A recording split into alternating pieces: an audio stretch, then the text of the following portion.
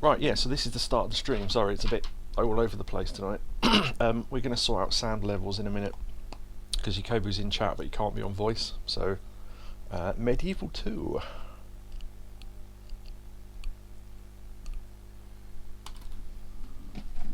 Oh shit, I just realised I haven't got headphones plugged in.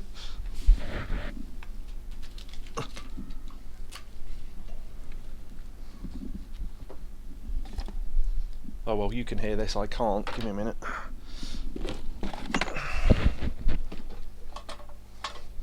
Great.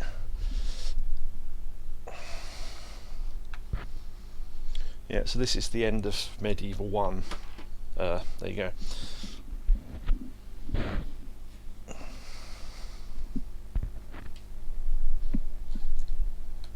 Oh, and it says America because this is the American version. Ah, there we go. Now I can hear it.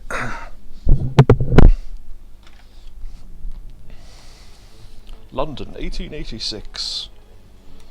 So MediEvil 1 was set in 1386, so 500 years ago.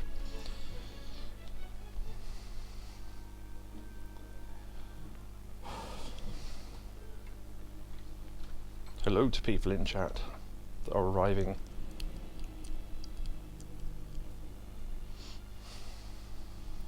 Victorian urchin boy.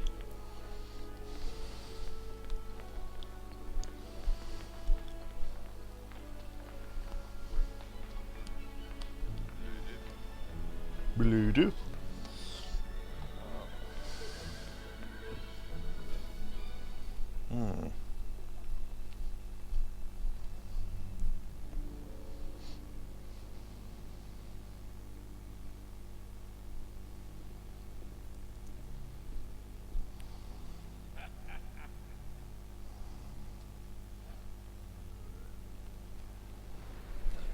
Just like Zarok casting the spell.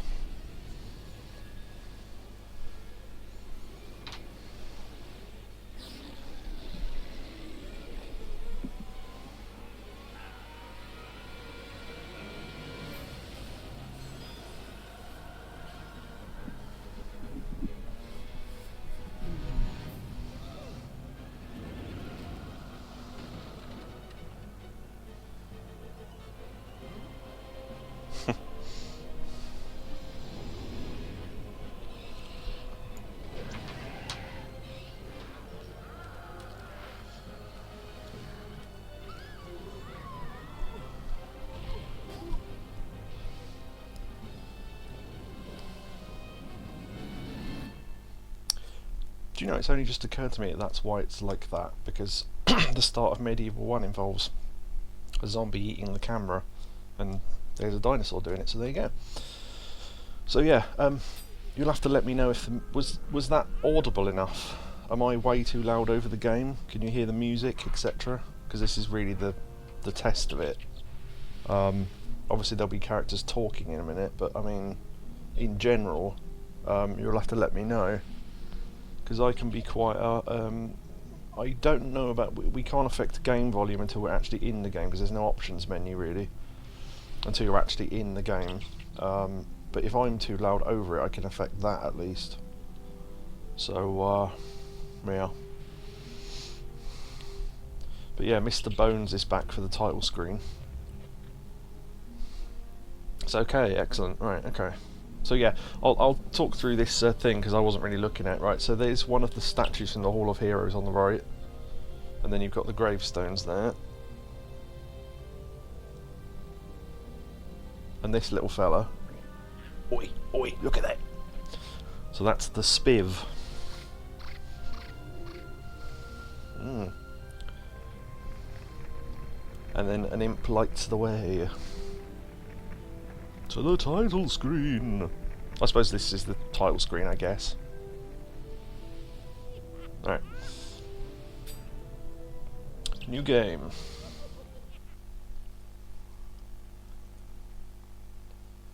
Yeah, honestly, if any of the volume needs to be changed, please let me know, because I don't want to record this game and then find out later on it's bad. So, let me know. Hey Neo, and Catatonia, and Yakobu.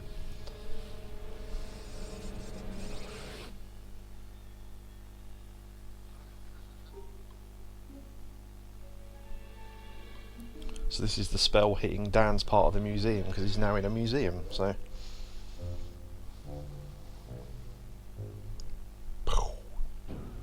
Sir Daniel Fortescue, back from the dead once again. The great hero of Gallowmere, reduced to a dusty relic at the back of the old museum. Well, things have changed since you've been away. It's a new world, but with the same old problems. So find yourself a weapon and get ready for a scrap. Oh, and if you see my spectral trail, stand in the light and press action to summon me. Alright, lad. Did I download this from PS Plus? No, I paid for it. I don't have PS Plus, so I was happy to buy this, because finally, 25 years later, I'm able to play this on a modern console. So, get ready for a script. Yeah, so if anyone wants to give feedback on sound or anything, Yakobu says it's alright. As long as you can... Oh, actually, now I can find the options menu, can't I? Let's see. So everything's at half volume, so everything can go up, down, my voice can, etc. So if anything's too loud or too quiet, let me know. The legendary Sir Daniel Fortescue, born 1250, scam! Born 1250, died 1286 at the Battle of Gallowmere. Now I think that should be the Battle of Gallowmere, but fucking hell, hold on. Turn adverts off. At the Battle of at the Battle of Gallowmere. Legend has it, after defeating the evil sorcerer Zarok at the Battle of Gallowmere, he rose from the dead a century later to destroy Zarok once and for all. It is said that in times of great need he will return again to free the land from evil. And here we are. So we can pull our arm off. And we can use it as a boomerang, and it always comes... Look at that. Whee!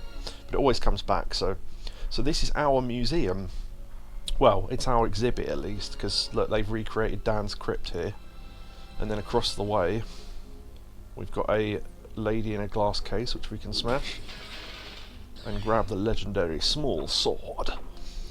25 years is about as long as 500. Yeah, I've been waiting long enough. Right, now we saw...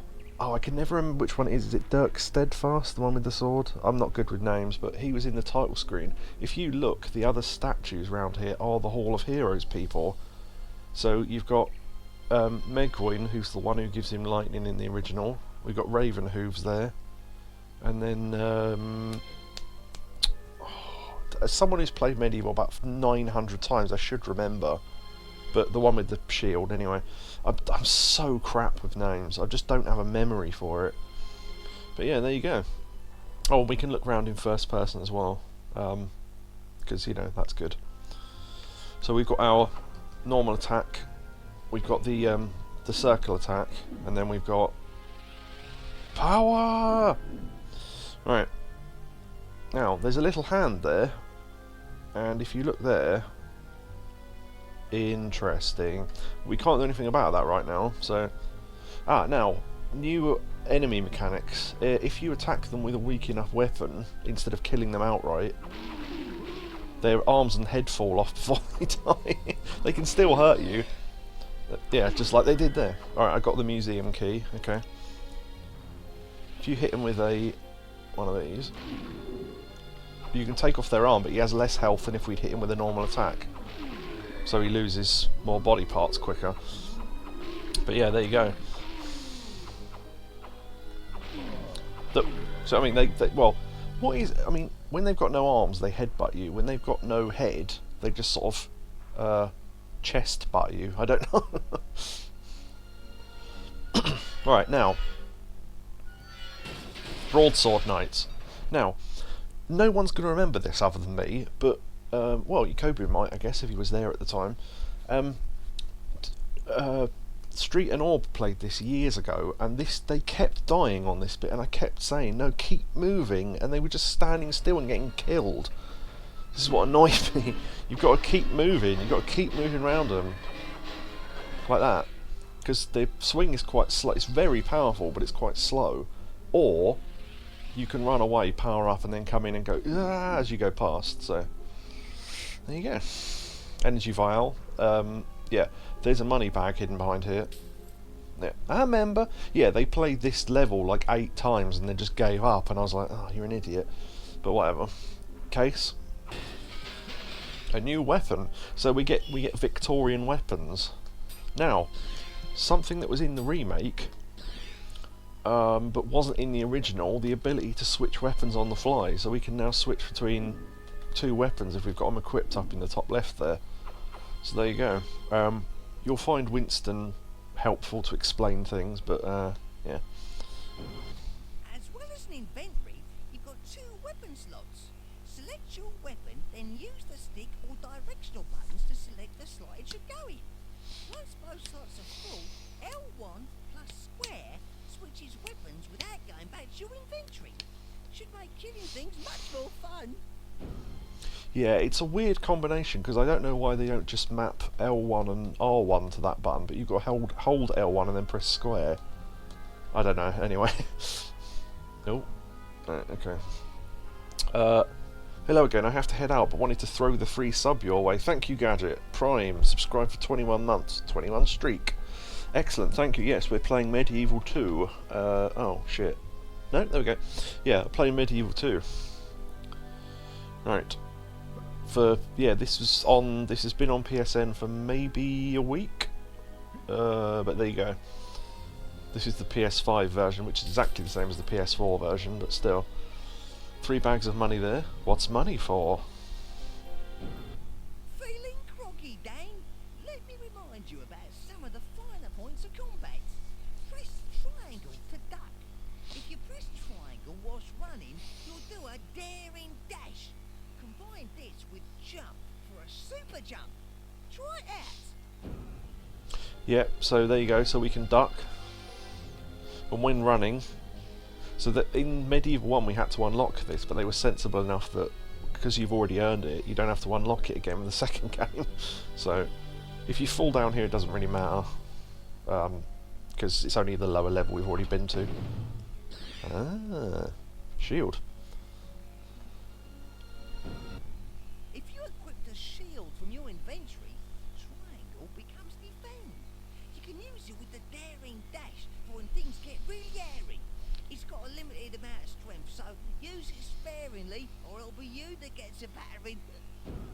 Does Winston get annoying? Yes, he does. Never mind.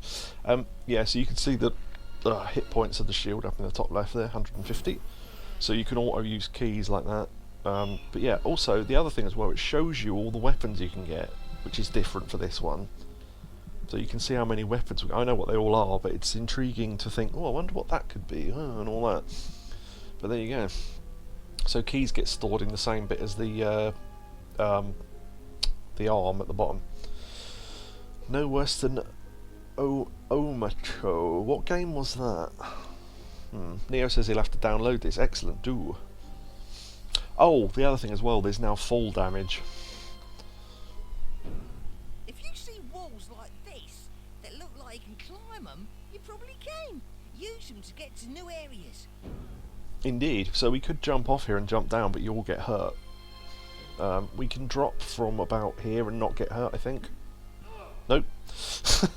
I was slightly too high, but I lost 10 HP there.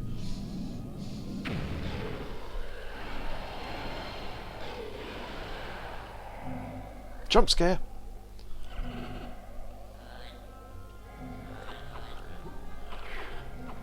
We can switch to our gun, actually, if you like. Just got to keep moving. You can take them out with the sword, but they're so short you normally can't hear that. You can't normally hit them. They do have another attack, which I'll see if I can get him to do. They don't seem to be doing much, but there you go. They have like a laser breath.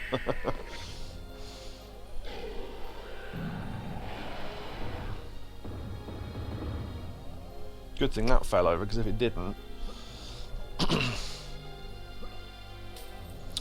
Right, the big thing that people complained about this game, health fountains. You know the old, oh, if you lose health in the original, keep playing the graveyard to reuse them. Once you've used one, that's it.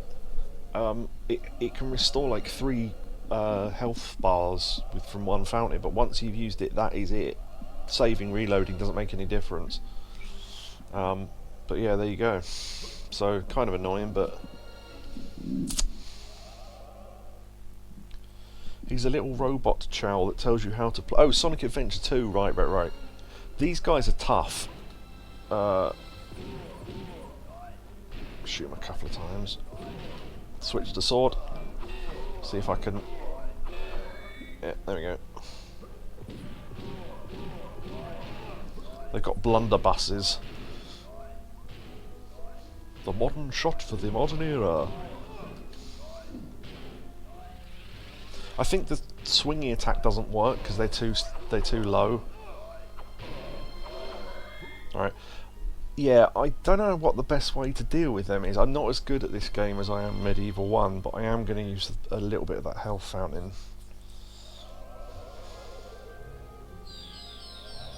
But look, it fills up health really fast now. So that's different.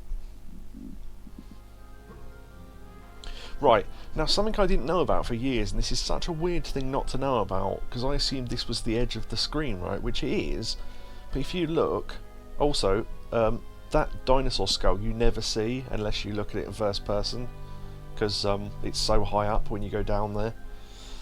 But yeah, there's a dinosaur skull you don't otherwise see.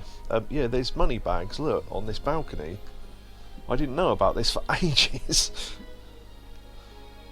So, yeah, I saw someone playing it and they jumped over this balcony and grabbed money, and I sort of went, what? So you can drop to a lower another bit of the level down there, but we're going there in a minute anyway, so it doesn't matter too much. Right. Ah, our first spiv. This crafty scoundrel is the Spiv. He'll provide you with nearly everything you'll ever need at a hefty price. Press action to select him. Never mind those enemies walking past. I'll kill them off first, actually.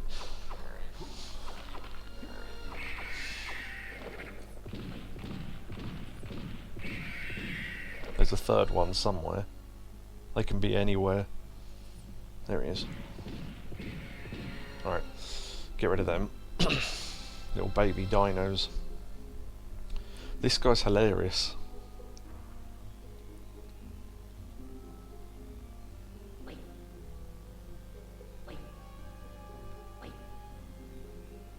I wonder if you could do it. Oi, oi, look at that! I just find that really funny. Yeah, so he's like the shop, basically. He's like the gargoyle you buy stuff from in the original. So let's buy some bullets. Yeah, he's brilliant. That is also why, if anyone's wondering why the, you know that bot that posts things in our Discord, the one for free games is called SpivBot? That is why. Because of the Spiv in MediEvil 2 selling you things. Oi, oi, look at it! Yeah, he's brilliant. Right, okay, so we need to go through myths and legends, but it's blocked. So we need to blow it up with a cannon, but the cannon has no ammo. So let's see what we can find in the other rooms. Display room. Now there's a blunderbuss knight over there. Now he'll try and blow the cases open, which he just did, because normally I can stop that from happening. But if you take these on one by one, oh, they're both out anyway. Yeah, collecting this makes the cases explode. The torch. But you can break those cases one by one and take them on one at a time if you want to. And I'll do the swing version. Oh, right. The other thing that's really annoying about this game, attacks can be interrupted now. So if you're amongst loads of enemies and you do that and one of them hits you, it will just reset you back to that. So yeah, attacks get reset. I don't know why they thought that was a good idea, but anyway. So we've got a torch, but we've still got no ammo, so through to the garden.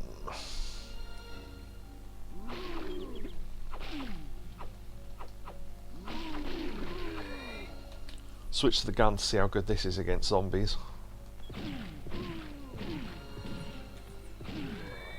See, so he dies, but you don't see any of the animation when they lose body parts, so there you go. On every level you'll find a chalice. It fills with the souls of the vanquished. Dispatch enough enemies to collect it. Indeed. So this is just introducing, this is like a tutorial level basically. So there's the chalice. Got to turn around. There's another health fountain there. I won't be using that, hopefully, because I want to save that for later on when we can revisit. What you want to do is save any health fountains that are in short, easy levels, because you can revisit them later when you've got less health. Oh, you can also rewind and pause this game as well, which I might do at some point, because there's a really dick bit later on that makes you have to do a load of stuff again. There you go, chalice collected. Well, we can collect it. Any hidden apples? No, they didn't do that until the remake. I don't think Mr. Apple even... There you go, cannonball. I don't think Mr. Apple even features in this one, sadly. He was just a thing for the original, and then they brought it back as like a nostalgia piece for the remake. Whee! Oh, there you go.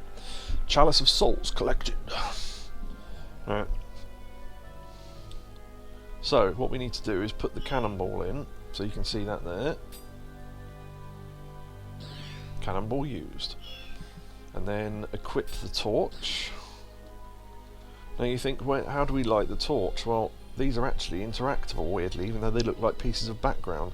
So you can either do that, or you can have, you've got this swipe attack that you can use to light it. You can light enemies on fire with this. I never really do, but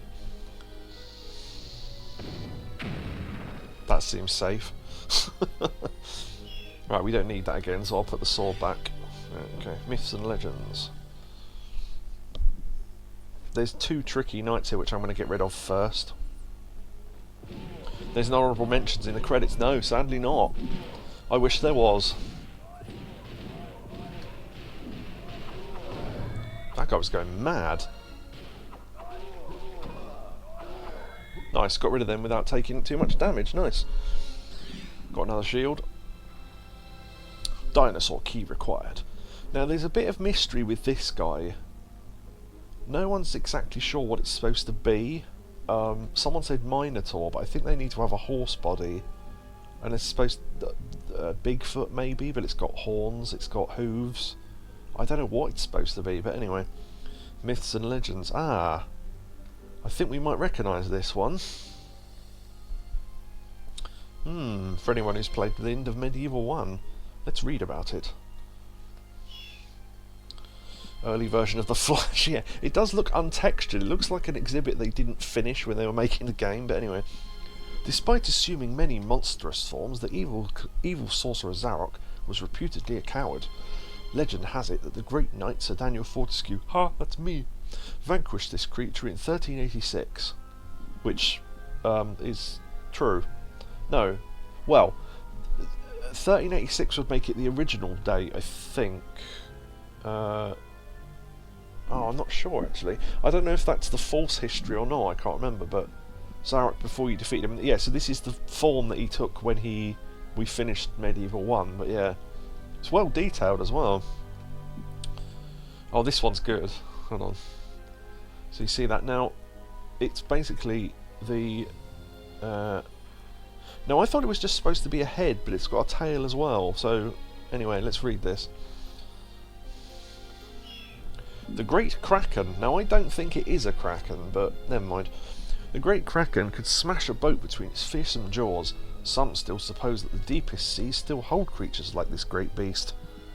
Alright, so you got great mystical beast off in the lands of, you know, no. Fisherman Phil McCavan caught this example off the coast of Bognor Regis in 1774. Yeah, so there you go. The humour in this is great. Oh dear. There's a ladder back here. Yeah, just the idea that someone would catch a kraken off Bognor Regis. So there's some money up here. There's the dinosaur key. Got to be careful not to fall off there. There's some more money bags on the way around, so we'll do a full circle. This is a good level for money if you ever need money later on, which you do. More so than the... Alright, so to climb down ladders, right, you can just fall, but it causes damage. So you have to tap near the ladder like that. Yeah, I thought the same thing. It looks more like the Loch Ness Monster. It looks like a small Loch Ness Monster than it does a Kraken. I think they put in the wrong name, but anyway. So now we can use the dinosaur key. Okay. Jump scare.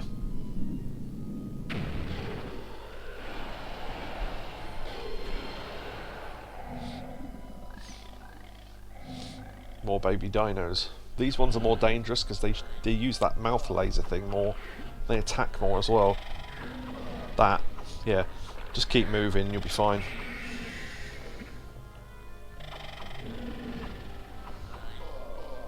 See what I mean? They eat the shit out of you if you don't give them a chance. Or you can try and keep them at bay with the gun. Oh, it's not hitting him. Stun them like that. Lost quite a lot of health there, actually. Right, so that door opens, but this hole that the dinosaur broke, we can go through here and get some money. This is somewhere we come back later. Hence the ladder and weirdly placed platforms and a hole. So yeah, we come back here later for something. Nope, camera's going a bit mad. Yeah, the camera's not great in this game, but I'll try and fiddle with it. So we've got a fish. We've got some exhibits. We're standing on... What are we standing on? Velociraptor by the looks of things. Yep, so that's pretty much that level. Fossilised Loch Ness Monster with a Kraken... Kraken in... Yes. Tyrannosaurus Rex. W-R-E-C-K-S. Nice. Alright, Dan, you've come a long way. I'd save if I was you. I'd save if I was you. I will then. Oh, yeah. Let me think. Shit, is that the right save? Oh, I can't remember now. I thought I'd prepared a save for the... Yeah, because there's... Not to spoil it, but there's two endings. I set one up for the other ending. But I don't know if I did that in the PS4 version or not. I'll save it on B. I'll have to check after the stream's over. Because I don't think we won't finish this in one night because it's quite long. You made it. Nice one, Dan. If you meet that monster, don't be too scared. Look for his weak points. Don't let things get on top of you. Get on top of them. Afterwards, I'll take you to meet me boss. Alright, so some hints for the upcoming boss there. There is something hidden behind one of the lion statues. I think. Yeah, some money there. I didn't know about that for years either. So there's more doors and stuff, but again, you come back here later. So I never looked at this statue. I don't think. Oh, it's just this is the Roman bit, I guess.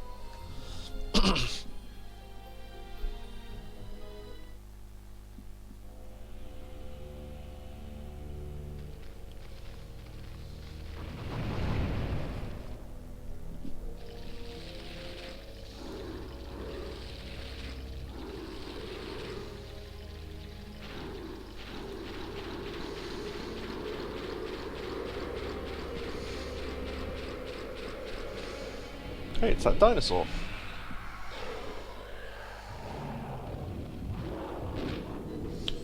Right, before we fight it, let's go through this door. Because there's a shield there. We don't need it, but I'll grab it anyway. Money. Spiv if you need more ammo. But there's a little helpful book here. Dinosaur display. Recent advances in technology have allowed us to accurately rebuild these giant beasts for the first time. Many of these giant creatures stood as tall as a house. Their brains were small and weak, and had to be protected by large bony bonce plates. So again, another hint. Winston said get on top of it if it gets, you know, and all that. So, hint. Now you can fight it from up here, but this stage is easy to fight it down here. So it will headbutt and cause a cave in, but you just have to avoid that. Also, it can breathe fire. I'm not sure why. There you go. Just have to avoid its attacks for a while. Right, when it does that roar...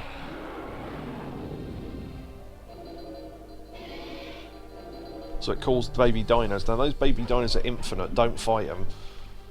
Hit its brain. Right. So that's taken off half its health. So you just basically need to do that again. Okay, that was unfair. The camera went weird. There's a health fountain up there, so if it gets really bad, we can deal with it that way. Right, it's roaring again. Now, you can climb its tail now, although the spines will hurt you if you touch them.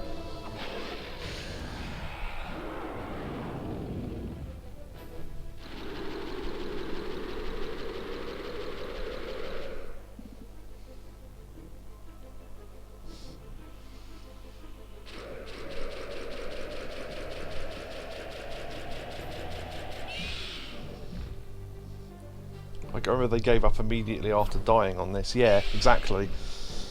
So, oh yeah, it will drop fire bombs. Now that is where the demo ends. Right, so just to give you an idea of how much you get of the game in the demo. Yeah, so when they played, yeah, this is where they gave up, essentially. Oh, well, I got hit by fire. Okay.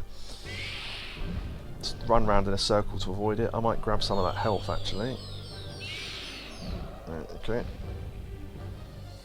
Oh, we need to switch to the gun on this bit. So it will do like 4 sweeps. And then it will fly out like that. It'll shoot its brain. And it's summoned little dinosaurs, but if you can hit it quick enough, yeah, you can damage it before they get to you. There's a trophy for defeating this with just the arm. It's really tricky because you have to stand the ledge nearest its head because the arm doesn't reach otherwise. Yeah, this is not a difficult boss. You can stand in one place and just dodge side to side. You don't have to keep running around in a circle. See the little dinosaurs, there you go.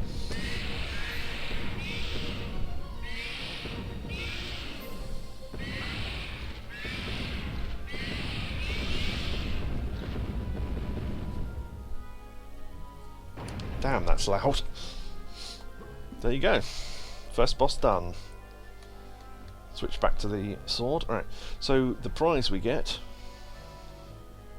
Collect it. Come on. There we go. Our first life bottle. Whee!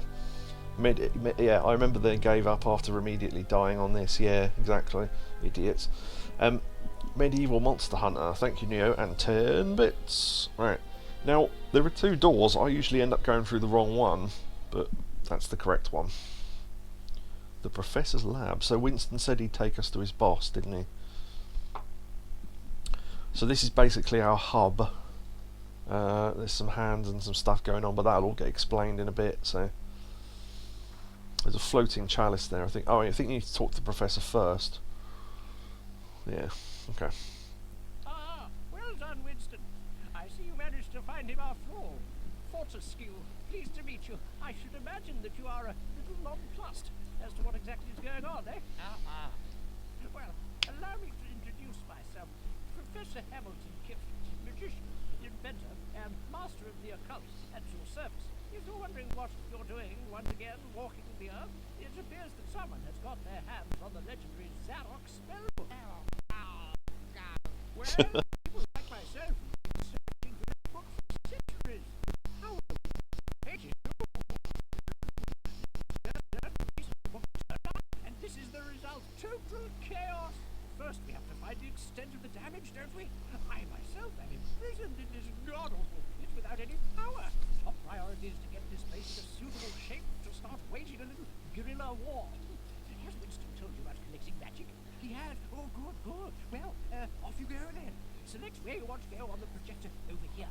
Also, if you collect the chalice, I should be able to reward you with a new weapon. You can collect this off me here. Yeah, so no Hall of Heroes. You're collecting when you kill zombies now. You're quote unquote collecting magic, and you collect the chalice, and then you can give it to him for a thing. Cane stick, sir? No modern knight should be seen without one. So this is a weirdly pretty cool weapon for early on. So let's equip that. Right. So we've got a little jab. Hip, hip, hip. We've got a little like that. And then, and this is the real power behind this, charge it. Vroom. So you can fire off 300, and those are powerful as well, particularly for quite early on in the game. So yeah, very cool. So from now on, what you do is when you come in, you'd change the chalice if you've got it. Hopefully you did. Talk to the professor, and then go to this. Oh, that's the other thing. If you look at that, it's actually a map of London, which is quite cool. So there's the Thames, and then that black bit's the Houses of Parliament, I think. So yeah, pretty cool. So so this is where you select the levels and stuff. So Museum, Tyrannosaurus Rex, Kensington. So for each mission you can get a mission briefing like this. From what I can work out, this is the epicenter of the blast. Look around, Fortescue, connect as much magic as possible, and see if you can work out who's behind this terrible state of affairs. Ah.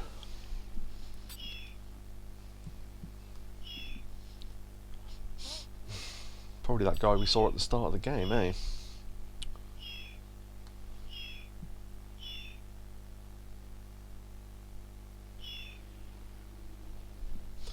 Yes. Kensington.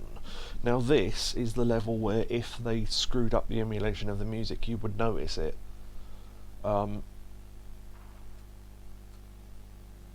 There you go, the music slowly kicks in because it's quite low to start with. Let me know if you can hear this music properly, by the way, because this is quite a quiet track actually.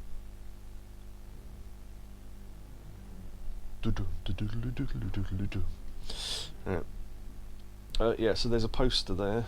Library now closed. There's some good posters in this level. Right, now what we talked about before when we played the original was a thing called the Cabinet of Dr. Caligari, which is a German expressionist film from like 1920 something, and all the windows and like the light, none of the buildings are straight and everything. This is the ultimate sort of example of it. So if you notice, none of the windows are in line with each other and stuff, and all the buildings are sort of bent and warped. It's a pretty cool effect though. It's a little quiet. Oh shit. Okay. Right. Settings. What about the speech and the sound effects? Are they too quiet as well?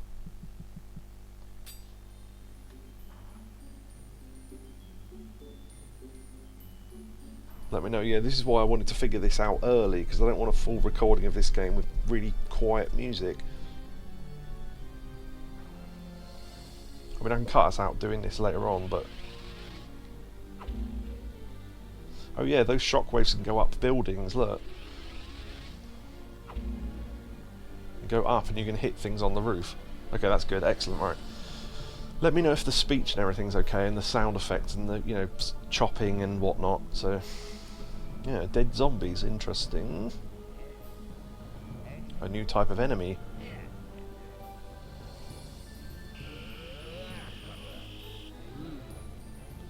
Yes, so the ringmaster controls the zombies. So that shockwave attack's oh shit. That shockwave attack's pretty good for them.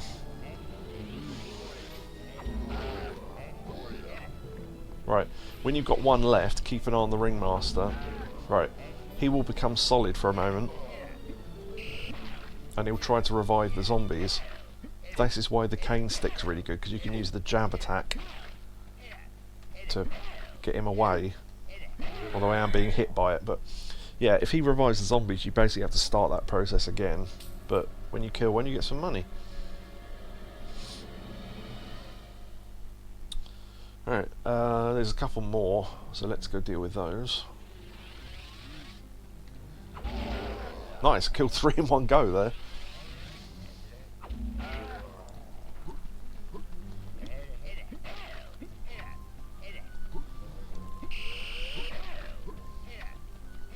That's what you want to do, get to where he wants to stand and jab him away.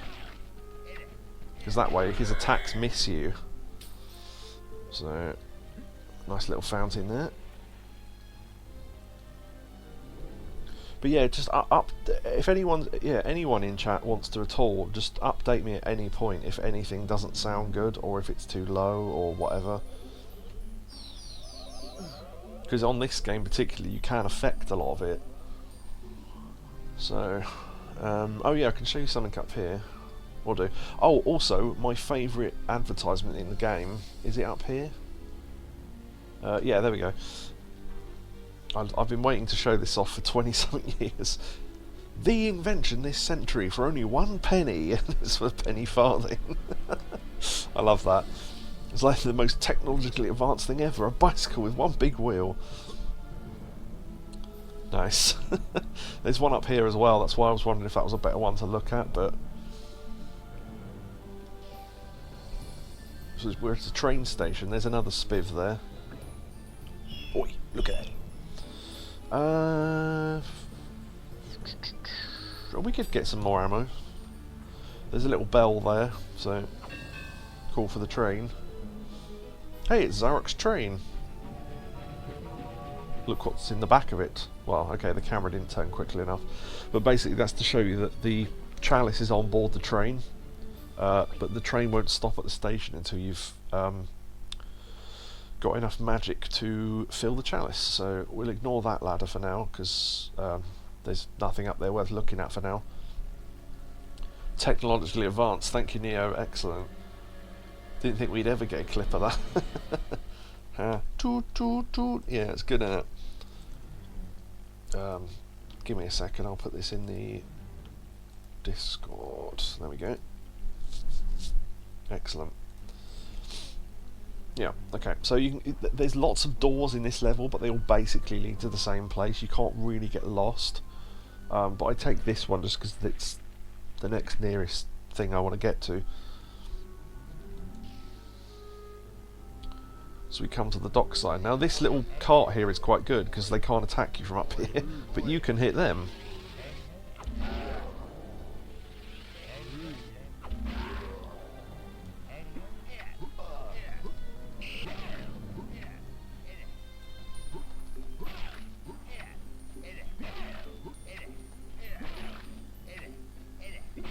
I've got the position right on this one, I think. There you go. Okay. McPepper and Sons, Quayside Mills. I don't know if that's a reference to anything. I've always wondered about that. There's a ship there. Well, the effect of a ship. I mean, it's just a square bit of wall. But, oh god, that was close. Almost fell in. Hit that lever. So yeah, we need... Oh, I didn't go to the door, but there's a door outside we need a key for, so... It's at the end of the passageway near the museum. So... Another new mechanic being introduced here. Certain objects can be pushed or pulled. Stand close and hold action to lock on. Use the directional buttons to move it about. Move it back! Another thing I didn't know about for ages as well, hidden money bag. They love hiding money in this game, they really do. Especially in places you don't need to go. Right, so yeah, you can grab onto stuff now. As opposed to that fucking thing in MediEvil 1 where you had to push that thing onto a button, and it's really weird because there's no push mechanic.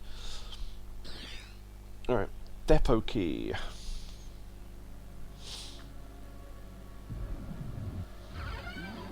Normal zombies.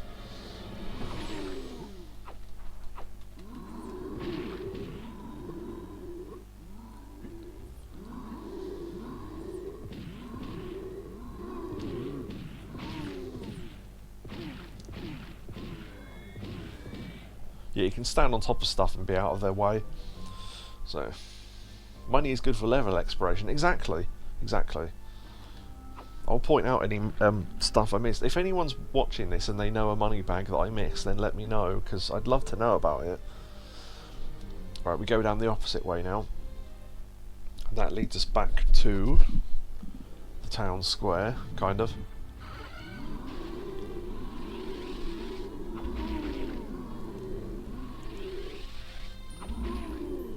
Yeah, it's a little bit weak against the normal zombies, that attack. It's great for the resurrected zombies, though.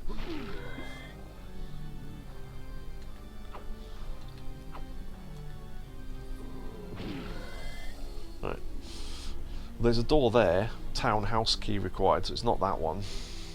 The door was down here. There are more, yeah. In fact, now that we've dispatched with those, I can use the normal sword again, probably.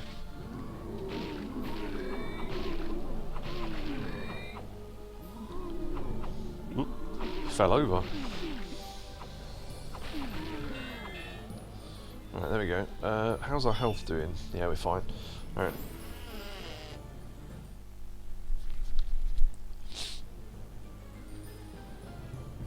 Resurrect those. Oh, our first blast chest. Watch this. Nice. And it doesn't hurt us, or I don't think it even pushes us that much like in the original, but anyway. Oh, the other thing as well, you can grab ladders in mid-air, which I'll try and demonstrate. Oh, that didn't work. Hold on. There you go, like that. So you can grab ladders in mid-air, which is nice. How's the emulation of this game, says Akari. Hello, Akari. Wow, I don't see you in often. Yeah, it's really good. It really is. The music works, everything. Crate. Yeah, so we need... This is another push mechanic thing. Not really a puzzle, but... Alright, let's put that up against the crates, because we need to get that key off the top. Yeah, I fully recommend this. I've played it at least twice already. So, townhouse key. Does it have those changed textures you point out? Yes, when we get to that I'll point out. There's some... We still don't know why. We think it might be a censoring issue. But there's a weird thing where they censor some textures later on and we have no idea why. Might could be a copyright thing, but... Now, I don't know what these are supposed to be, whether like Anubis dogs or whatever, but they're quite easy to avoid because they can't climb. So, you can just do that. Well, they can climb, but they can't climb very high. So you can either hit them with a bit of this, or... You can see him going mental down there.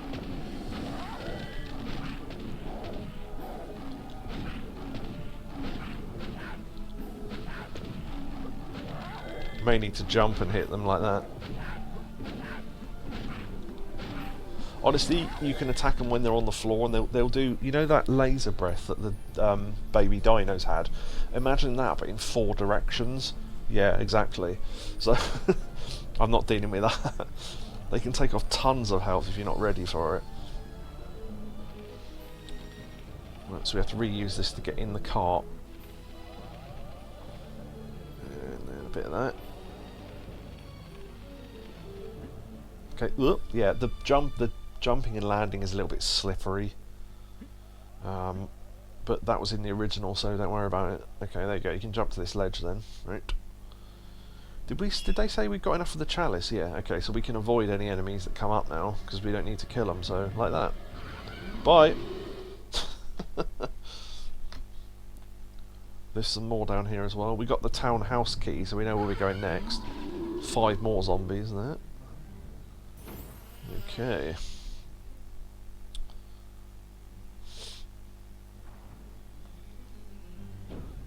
You made it! This is where the spell was cast. Look around for clues and then head over to the museum. Something seems to be going on over there. Yeah, they may have overplayed that accent slightly. What's going on over there? Interesting thing, there's a head and probably a chest plate and a picture of a giant machine. Interesting. That may come back later. Alright, upstairs. So this is where the, if you notice, this is the room from the cutscene at the start where that guy cast the spell, and that statue came to life, but it's not alive now, so I don't know what to do about that. Destructible items. Ah. Huh, a pocket watch.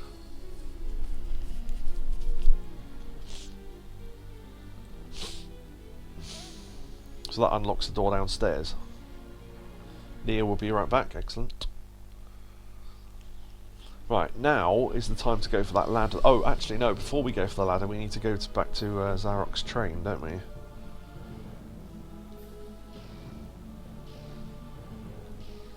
Right.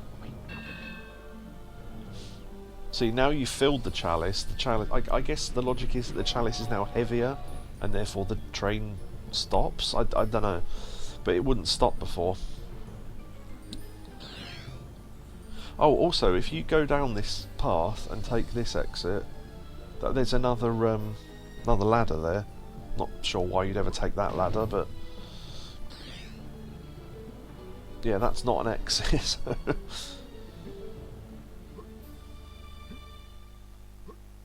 Oh. Right. I just want to see where this ladder is, because I never normally take this one, so I've got no idea. Oh, I didn't know that was where that led. Yeah, there's a ladder on that wall to get up there. Very strange. Again, I don't know why you'd ever take that ladder, but never mind. Oh, this is the key side. Yeah, I've got a bit lost now because I don't normally take that route. Okay, anyway. I suppose it's a shortcut, maybe? I don't know.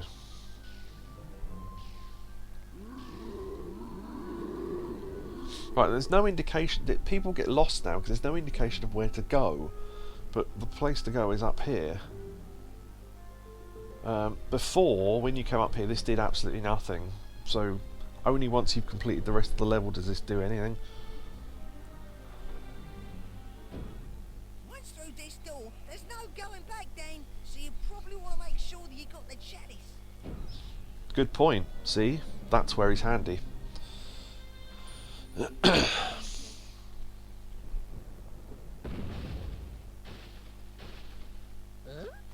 I like the little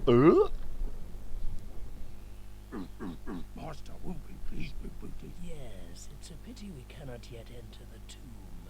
We will return. And spaceship, because why not?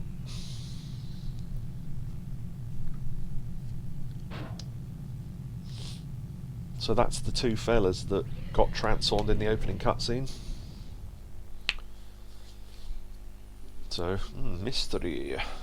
So that's unlocked this. Aliens? With Rimmer and Red Dwarf. It's aliens! You think everything's aliens. We ran out of toilet paper last week and you thought it was aliens. Kensington. The Tomb.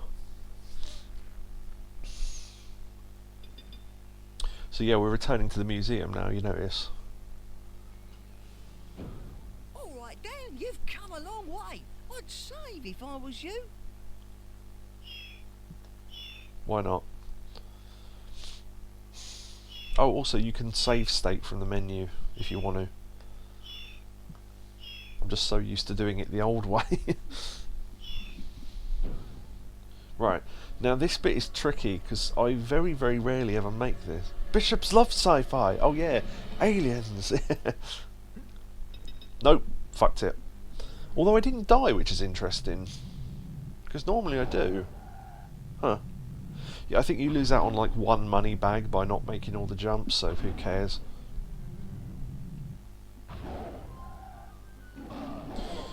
Right, these things can shred through health, so... Escape. And back. Hello. Yeah, so basically just the same thing as earlier.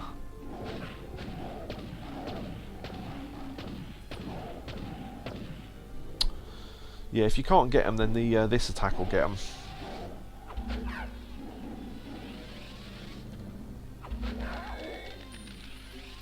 A couple of them will do. Yeah, okay. If they're far enough away, you can just shoot them like that. Yeah. We'll fight the other one properly, so you can see the attack it does. Look at that. That laser thing it does.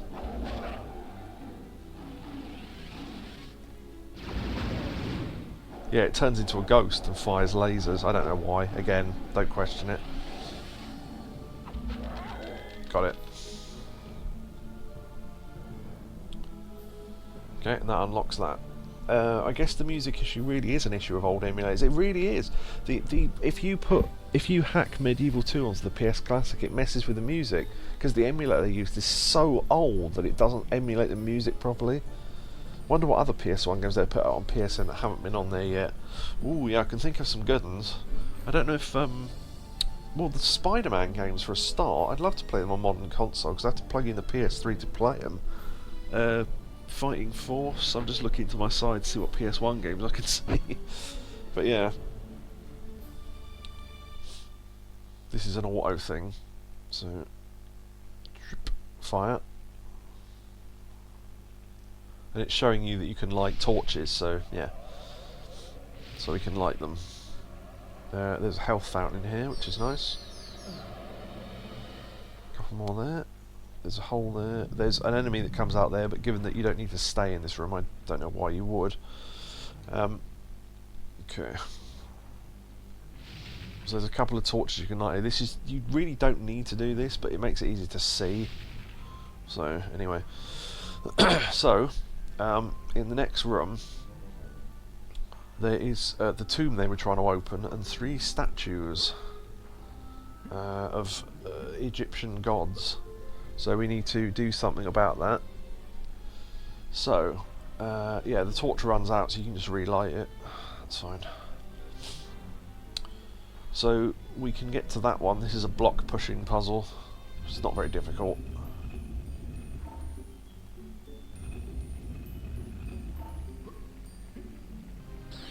Okay, Scroll of Sekhmet. Right, now we're going to go up that side. We're going to go up to those 3 blocks. So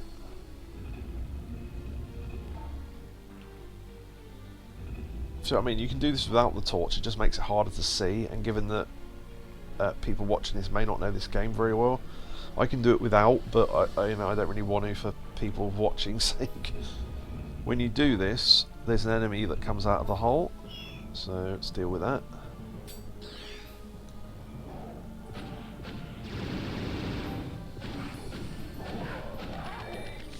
Okay.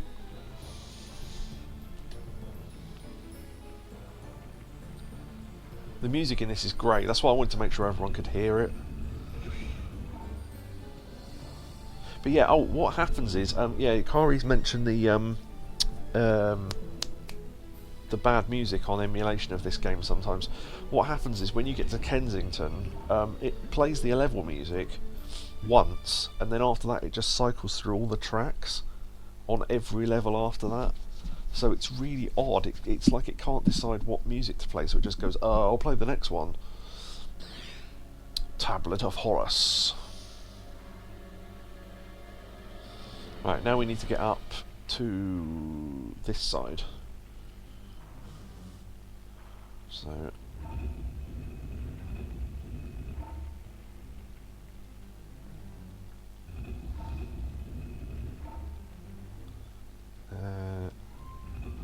right. Now another enemy will come out of that hole.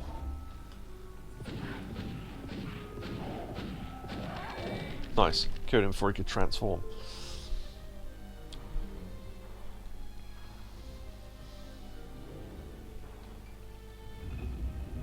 Okay. So we pushed that up. We could have done this side first, I guess, because the block of 3 was already there. But I do this bit last for another reason, which we'll see in a minute. They don't need to be straight.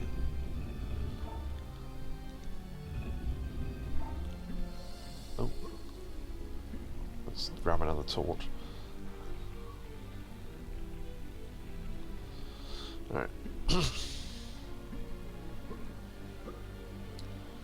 You grab the Staff of Anubis, another enemy comes out, but given that we've got all the items now, see ya. Yeah, if you do that second you have to fight him, but if you do it last you can just run away, so... Right, now there's no way of really knowing what, unless you know what the gods are supposed to look like. I mean, it is just process of elimination, let's face it, but I do know the order, so if you do it this anti-clockwise, you can do it in the order they are in the menu. So, oh, maybe not. Wait, oh, I'm not on the floor, that's why. Scroll of Sekhmet.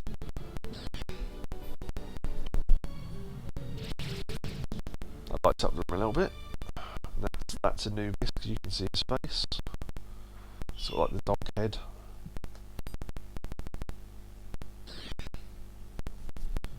Fighting Force is supposed to get an LRG remaster at some point. Really? I didn't know that. I don't really keep up with gaming news. Tablet of Horus. So you give the gods back their items.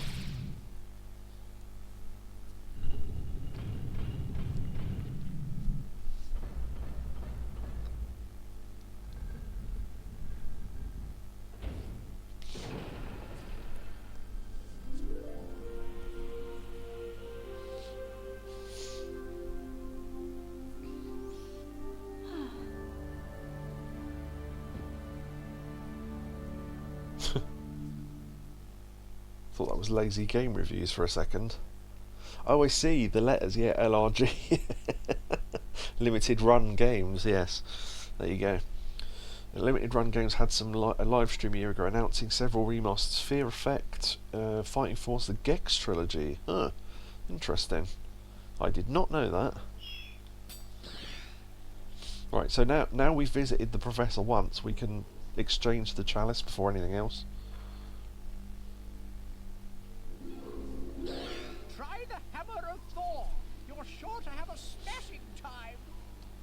So in the original, that was a lot later in the game, the hammer.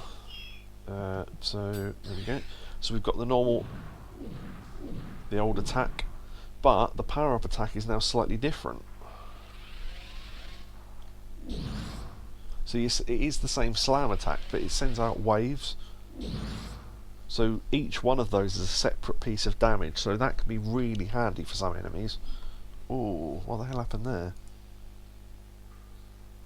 Oh, okay, I must have clicked something on the Steam Deck. I don't know what happened there.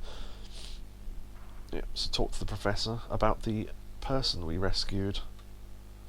Interesting. Fortescue, you made it! Excellent!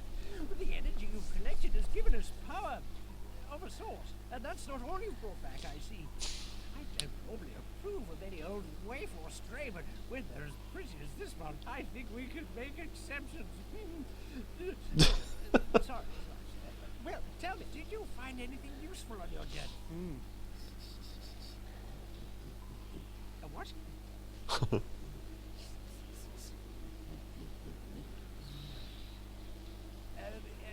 A snake? A dog? And a rocket? Close enough.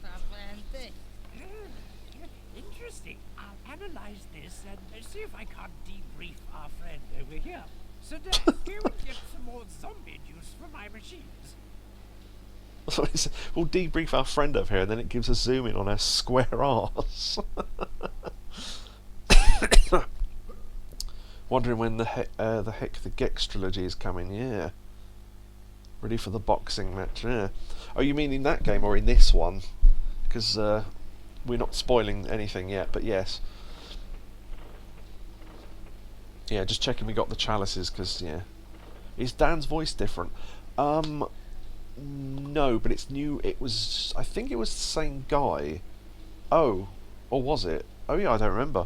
But yeah, I think it was a different guy, but it was, I think they still did the old bucket on the head thing. I'm not entirely sure, but...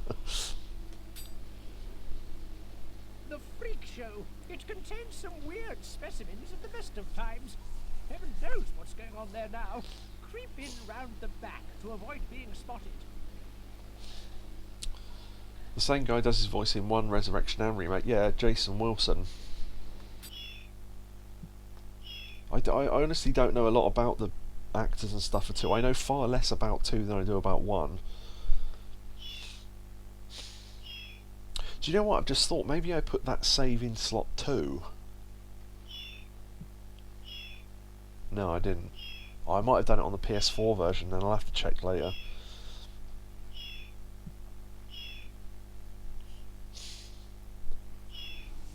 Going to the freak show. Nice Victorian outing to the freak show.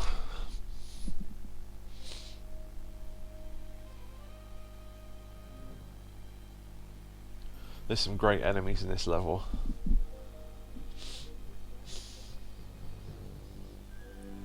I was sneaking around the back.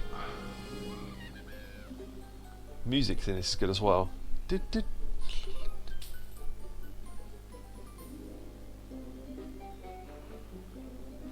well there's a health fountain, so let's use that. Alright. Dan, without a ringmaster, the imps are going crazy. They're up to something, but I don't know what. Thanks, insightful as always. Oh, whoa, bearded ladies. Oh, shit. Fuck, I knew that had happened.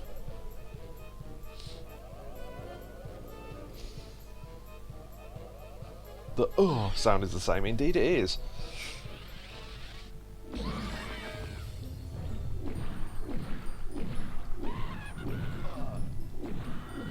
Bitch. Alright, okay. That was one enemy they thought they'd have to censor. Because, bearded ladies. I'm not going to go on about why, but... Oh, I got him. Nice. Yeah, the other thing as well, if you put on that, you can stun them with the pistol. Although it takes a while. So perhaps not the best way to do it, but...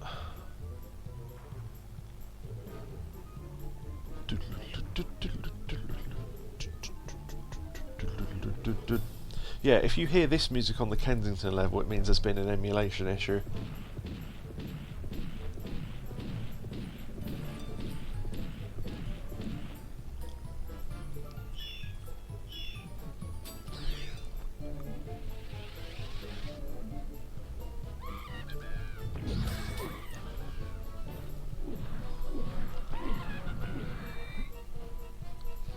Collect all the money. I love Ricky's take on that subject. I shall say no more. Yeah, quite. Not much point, is there? Not worth the argument.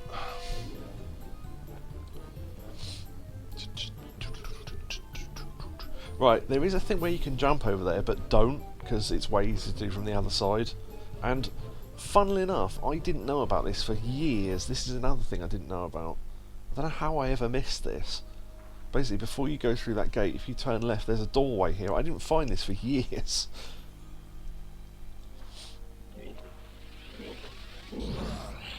Now, imps. Now, the shockwaves will kill the imps. So, pretty cool. Amazing I missed it, because there's a bag of money. There's a bloody life bottle here. And then that jumps to that treasure chest. Now, I don't know whether it's worth risking this. I'll try anyway. Nope.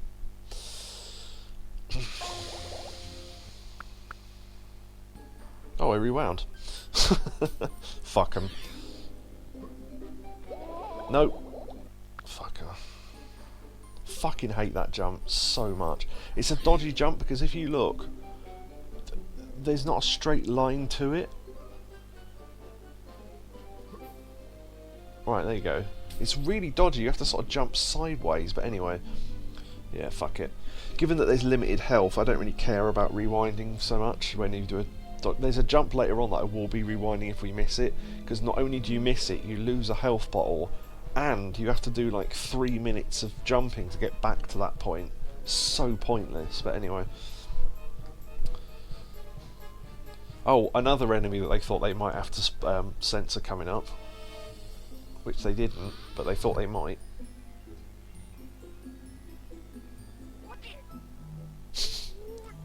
What? A little Chinese man with a long moustache and a dragon. So the magicians can't be hurt if they're not solid. So just stay out of the dragon's way.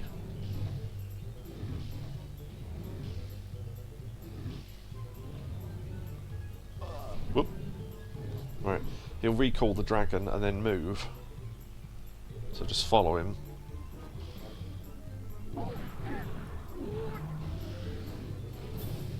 Must have missed him, because that should have killed him. One of the hammer shots must have missed him.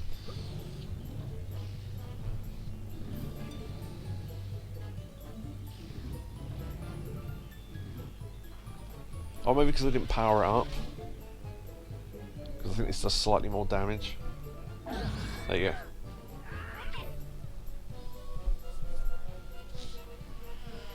Mouth door.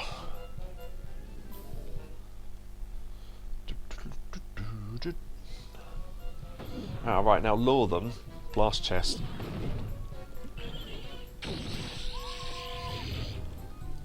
Okay. Oh, I should have lured that one down as well. Ah, screw it.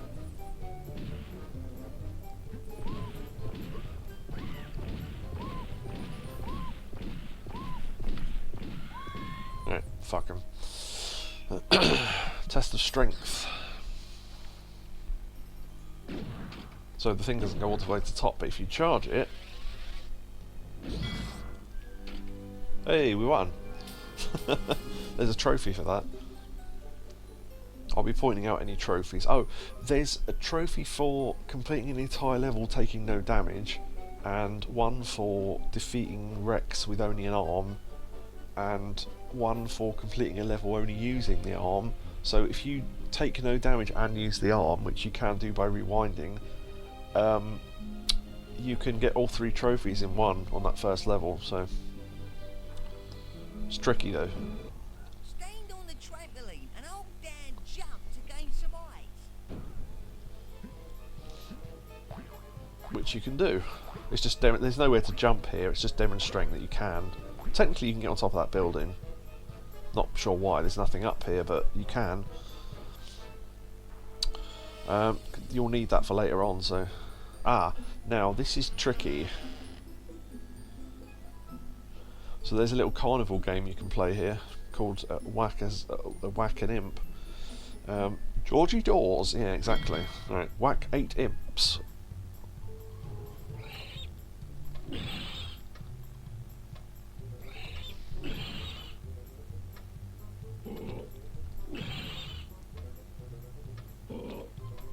Mark Silk voiced Dan in this one, that's it. Whoops. Shit, missed that one. No.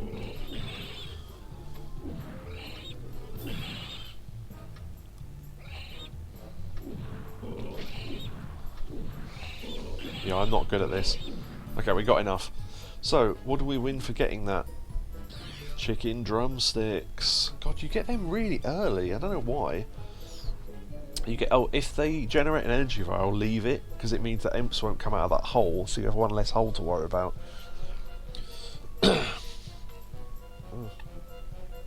He voices Winston, Palethorn and the Count, who we've not met yet. There's 3 rounds of this. Whack 10 imps. Fucking button presses won't come out.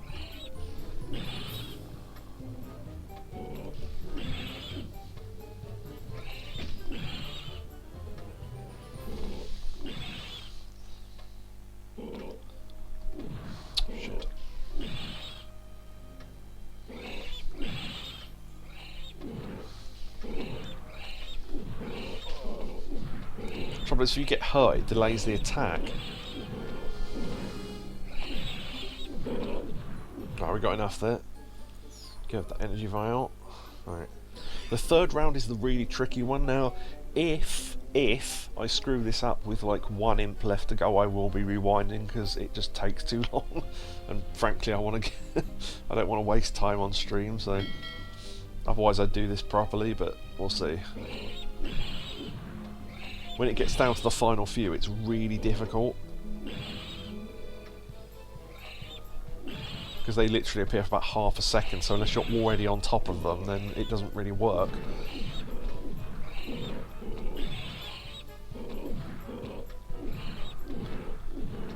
So I mean, it's already started.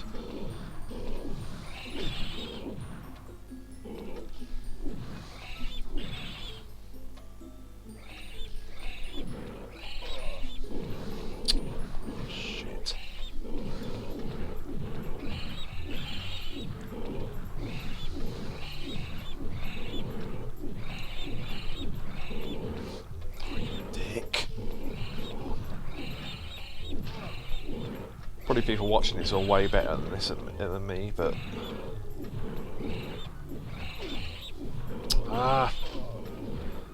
okay, we got one left. Hey, got it. Excellent. Energy vial, chicken drumsticks. Now that's your full 30. Now you do not get more of those unless you do this again, which I won't be. So thank you, Neil. So they can auto transform an enemy. So elephant key 1 required. Elephant key. Oh, hold on. Elephant key 2 required. Yeah, that won't come up unless the other message is already gone.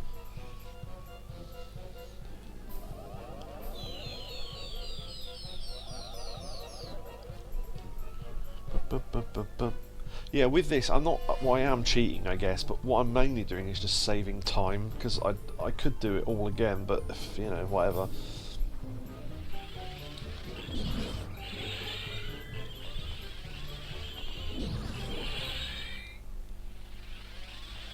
Should be some more. There we go. Right. Yeah, there's a little hole. Wait, the camera's stuck. There's a little hole there that they come out of. Also, pumpkin juice. Right. There's a thing right back here if you go behind. There's some money. Again, hidden money. Nice hidden money. So we need to get 2 elephant keys to open the main tent.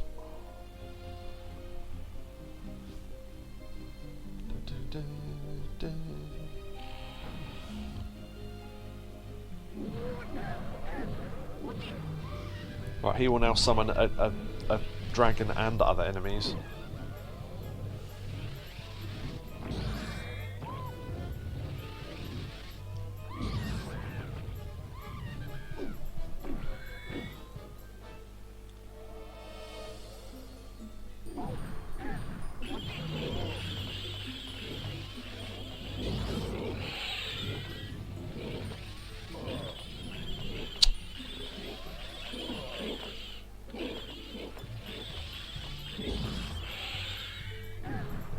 I was just in time, nice.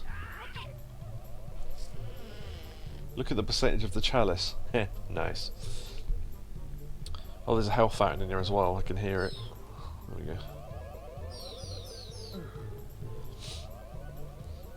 Okay, that's that tent cleared. Neo is off to bed. Thank you very much, Neo. Thank you for the clip earlier on. Thank you for sticking around. And good night and have a good one.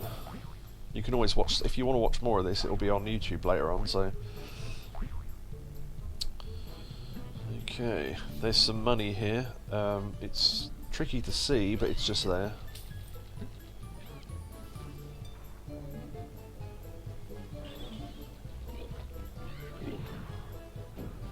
The imps are using the freak show to build an army of giant elephant bots. Trying to find where they're being constructed and destroy them. If we don't stop them, they'll storm the old city. Stomp the old city.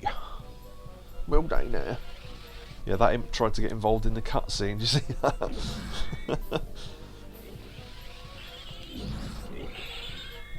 Right, let's ignore that for now. Switch to the pistol because the imps can follow you across these. These jumps are so annoying, but imp ancient. Yeah, there you go. See, we shot one. These little things. You know, remember the enemies in the corn in the first one? Basically that, but water. So yeah, got to line these jumps up properly, otherwise you don't make it. Also, for some reason, the directional buttons seem to work better for this than the thumbstick does, because this game wasn't designed with a thumbstick in mind. So.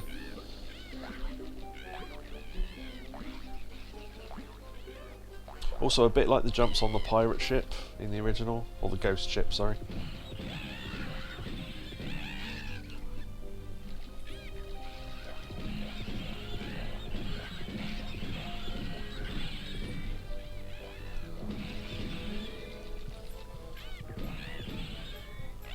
Let's check if there's any more.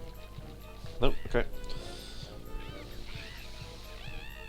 Now, if you fall down, you'll get reset right back to the beginning. But if you fall down here, you'll get reset to that ledge there.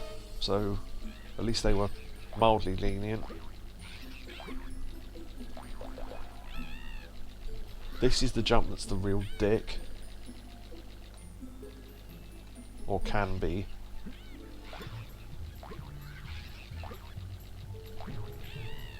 Fucker!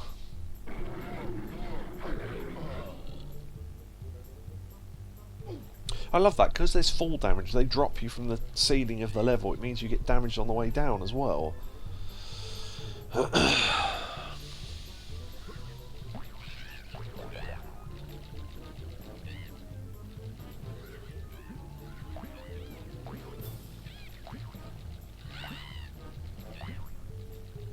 Fucker! I remember getting really stuck on this as a kid. It's really annoying. Some of the jumps in this game are awful. I think that's the thing that lets it down. It's a really good game otherwise. Right, there you go. See, I only just made it even then. Right, okay, whatever. Right. Now we're up here. Oh, I should have bought some more ammo. We'll have to buy some more ammo in a minute.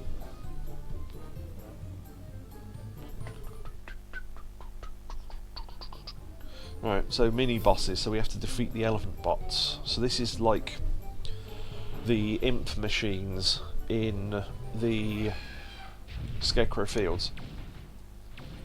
Avoid the shots, go behind it, through the legs. It will do a shockwave attack. And we can then shoot the imp that's on its back.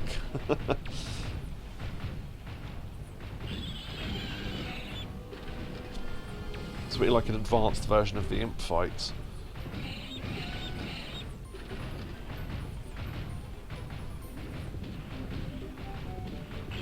For some reason, sometimes the shots don't work.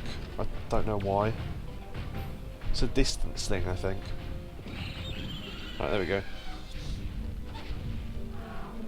Yeah, don't go near the elephant until it's fully collapsed, because it can still hurt you. Its legs activate and you can still hurt you, but yeah, grab the key and that's it. So, elephant key 1. I remember Freak Show level always being annoying, yeah. You remembered it right. It's a good level other than that jump. Right, we need to go in that door there in the House of Horrors, so let's just drop down and go straight in.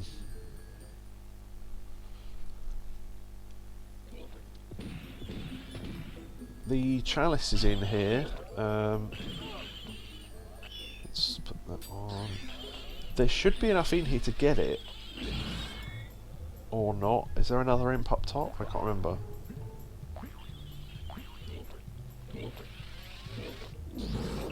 Oh, just enough. Nice. Oh, shit. Fell. Although we'll grab this while we're here. So this is where they're building the elephant bots by the looks of things. Look at that! Oh, let's buy a shitload more ammo, okay. Shield and chalice! Yay!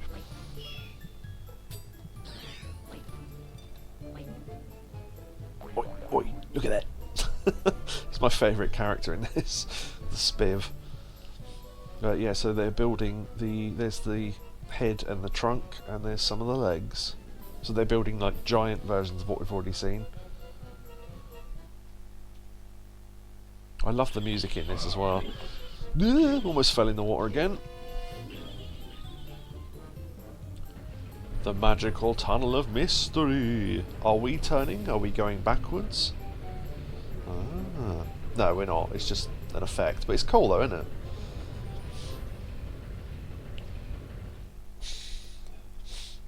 Oi, look at that. Right, so here's the other one. So we'll get the elephant key here that we need.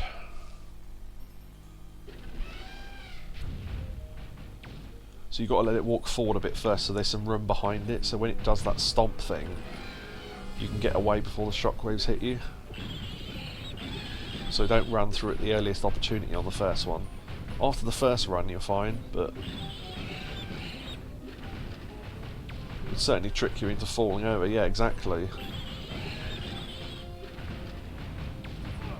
No, see, I lost a load of health there because I got caught on one of its feet.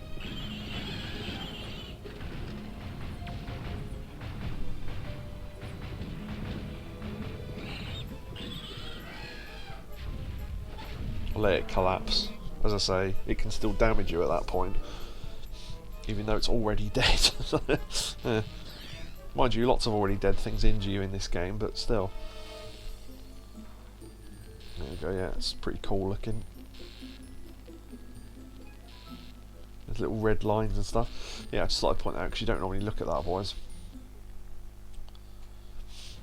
This is the weird one where if you run, it looks like you're running backwards. Hold on. Because of the effect of this hole. It's really weird.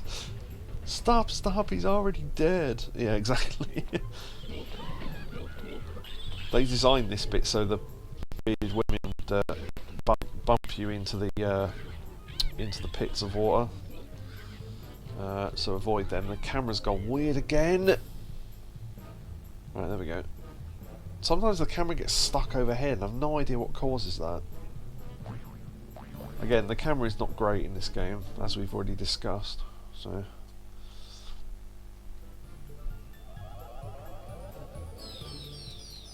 might as well use that, we're not coming back, so. Right. Use both elephant keys. Oh, also, there is a... Oh no, wait, we haven't unlocked that mechanic yet, I'll tell you later. There's a thing about finishing a level in a certain way. Right, this is in the big tent. Protected elephant bot. So this is where they're building the elephants. Right, switch to the sword just because it's easier. Basically wait for the elephant to come round. You can kind of guard, but you can also use the... like that, and then drop the elephant part on him and it'll injure him.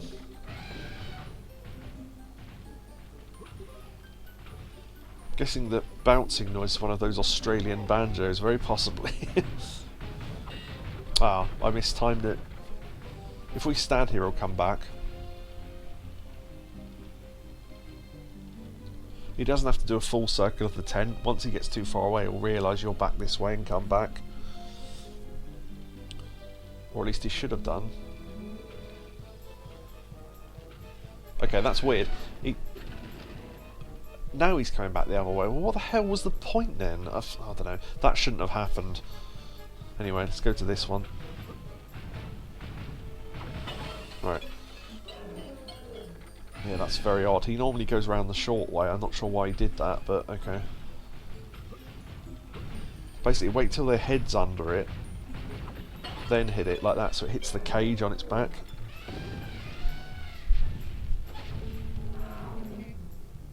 You basically knock out the imp, so there you go. So that's that.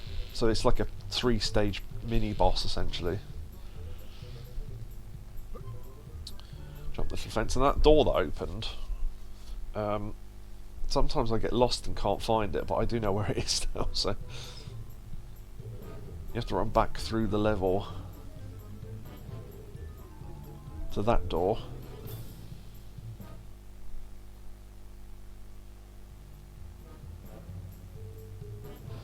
Now this is where we... Wait, let me get my bearings. Yeah, so this is where we came in when we first fought the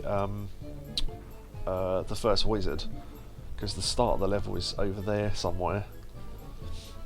But yeah, the door that it opened is that one, which was locked earlier on, so... Have we got the chalice? We've got the chalice, good. So that was the freak show. Yeah, quite a difficult early level. Especially with those jumps on the trampolines. Lovely, isn't she? The crossbow. Indeed she is. So this is weirdly one of the first weapon you get from the Hall of Heroes in the original, but in this it's quite late. But better than the pistol for some things, not everything, but you know. Oh no, that was wrong. What happened there? I always have my my projectile weapon on the second slot. I don't know why. I've always done it like that. Right, okay.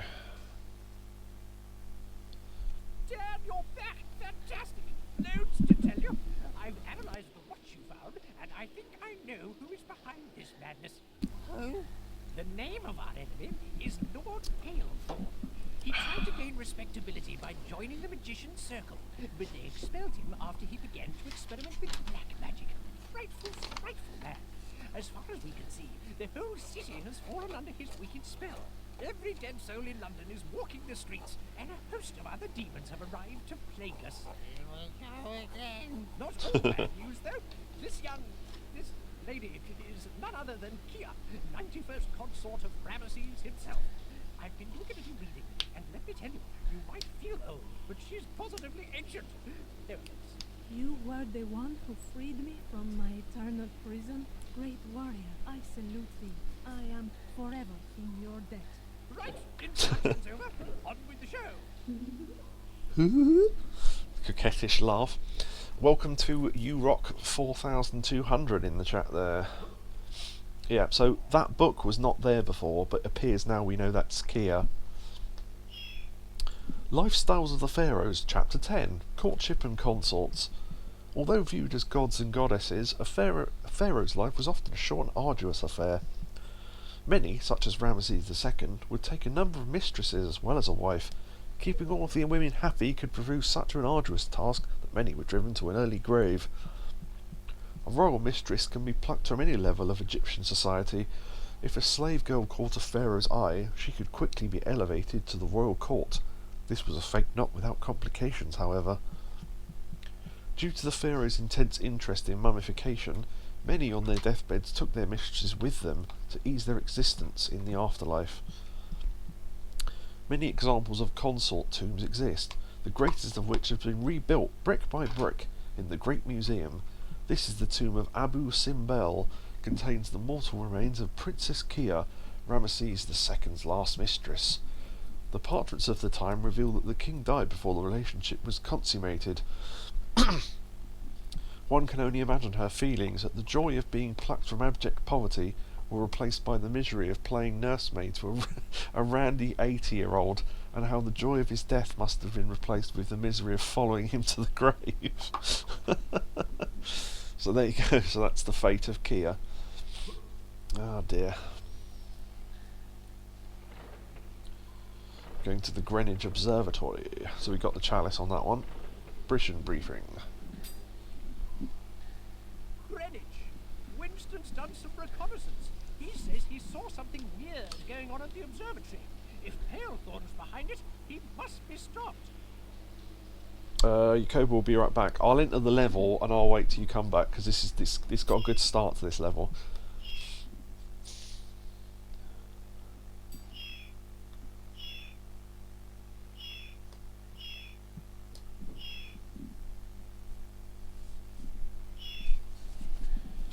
So yeah, we'll take a break while Yakobu is away. Okay.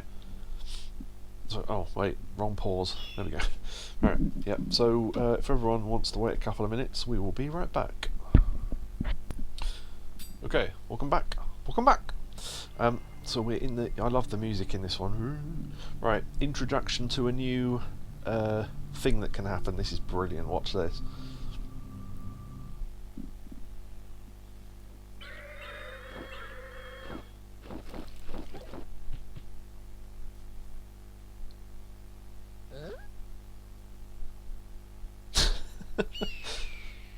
So yes, birds can steal your head.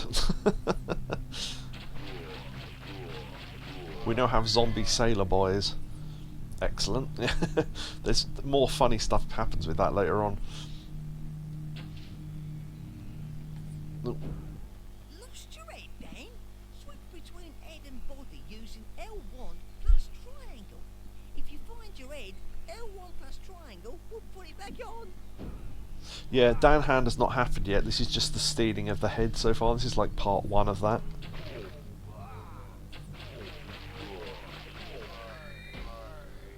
The crossbow is great for dealing with these. They deal so much damage. But 9 arrows will take care of them. 1, 2, 3, 4, 5, 6, 7, 8, 9. 1, 2, 3, 4, 5, 6, 7, 8, 9. Nope, no, that was 8. There you go. Yeah, so if you ever have your head, a bird, that bird up there for example, will steal it and take it back to its nest. 4, 5, 6, 7, 8, 9. The crossbow is enough to kill it on the way in, the pistol is not. So if you're using the pistol you have to get out of its way because otherwise it will dive bomb you and shit on you. Which it literally will.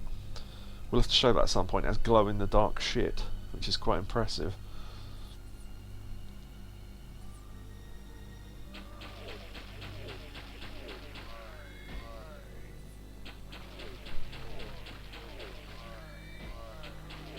Next time we see a spiff, we'll buy more of these. Money, money, money. Right, yeah, so... oh yeah, we can't look, can we? So if you go up here, you can go first person even though you're inside your own head. So there's a bird on top of us, so there you go. Yeah, we can't look while we're in this mode because we haven't got a head, so...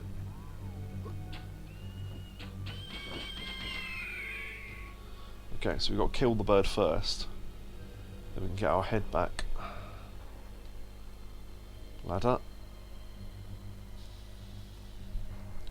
Stand over the head, wait till you get that blue thing, and then... There you go, got our head back. Now that can be stolen several times throughout this level, but we can stop it from happening if you kill the birds quickly enough. Dan, I've looked around. There's something going on in the observatory, but the entrance is barred. Perhaps you can find another way of getting in. Go and see what's across the river. Will do.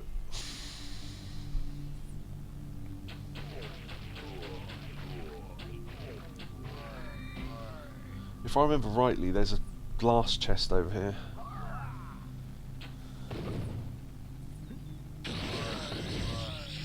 Yeah, so that can kill them for free. Grab the shield.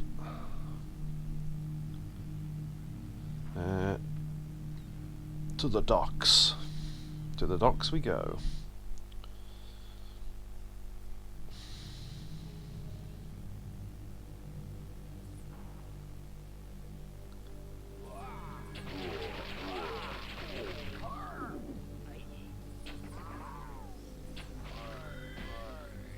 Always lost that. Ocean Seaside.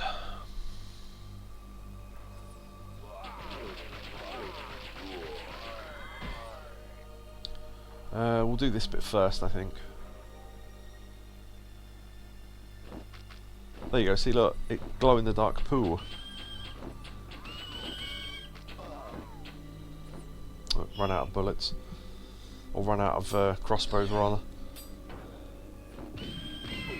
Right, got it. That bird can steal your head, and if it does, it will go to that nest there.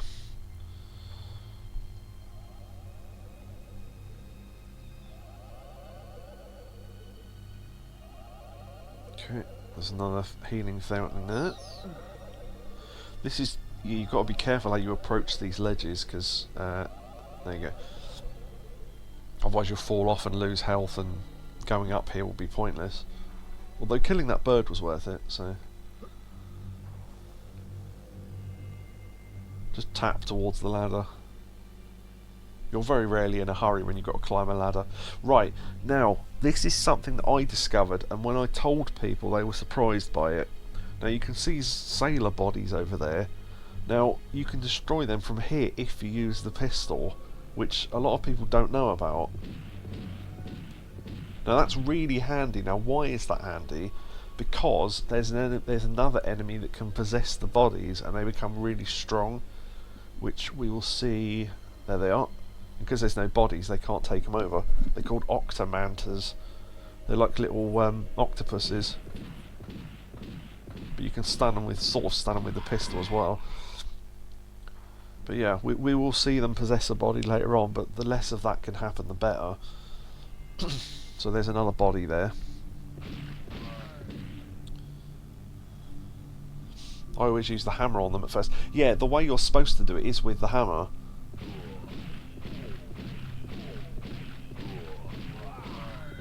So, 8 shots, but with... the pistol's better against them, I guess. Yeah, this is the way you're supposed to do it. As Akari said. Weirdly large amount of HP for a dead body, but anyway.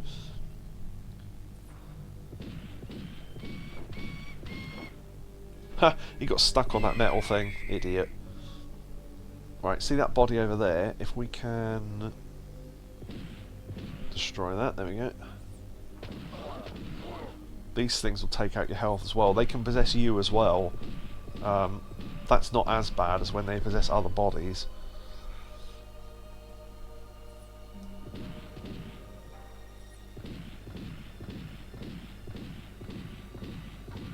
Right. There's a hidden spiff here. Look at that! Right, let's buy some more crossbow. And let's buy a bit more pistol as well. Okay. Now, walk slowly around here so we don't fall off. Because if we go around the back here, life bottle. Nice. There's your third life bottle. You don't get any life bottles from the Professor, like from the Hall of Heroes. They're all from levels, so you have to really look for them. Right. Oh, something I didn't point out earlier. There is a... well, I suppose we can go and have a look. I meant to point this out earlier, though. So there's a bridge there that's not down, and we need it to be down to get to that ship. So that's what this is for. Careful. Right. Now this is really cool if you've not seen this before. Them birds pesky, aren't they? See if you can use your head to solve this puzzle. It should work like any other item in your inventory. Yeah, so now you've had your head detached, you realise that you can live without it, so you can use it separately from yourself. So we need to adjust the 4 levels here. But to what? So what you do is you go to this hole, you can select it in your inventory like an item, or you can L1 and triangle it. It shuts your head in there. Now, if we switch to the head and then go into first person, how cool is that? You can see the solution to the puzzle inside this hole. So 4, 2, 1, 2. 4, 2, 1, 2. Right, okay. Nice. So yeah, that's it. So 4, 2, 1, 2.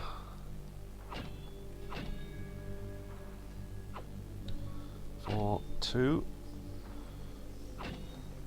1, and then 2. There you go.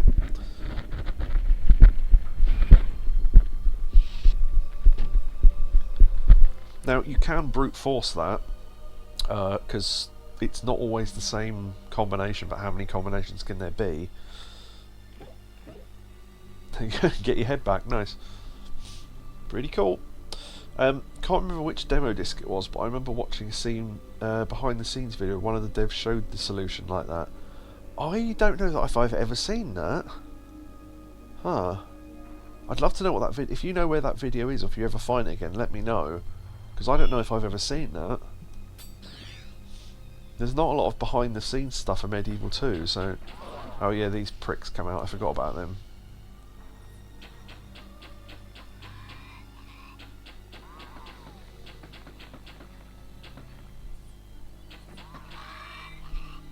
Alright, yeah, 2 more of those jump out. Those PlayStation Underground demo discs had scenes that... Oh, yeah, definitely. Right, there's a couple of enemies down there we can hit from up here. If we can find him. I can hear him. There he is.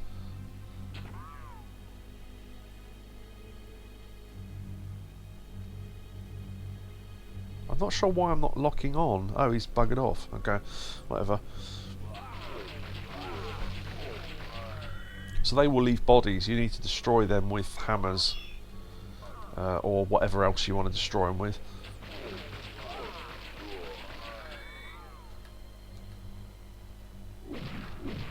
Because if Octomanters are nearby, they will take them over and become really powerful. As I said earlier. Because there are some down here. There's at least one somewhere. Yep, just heard him.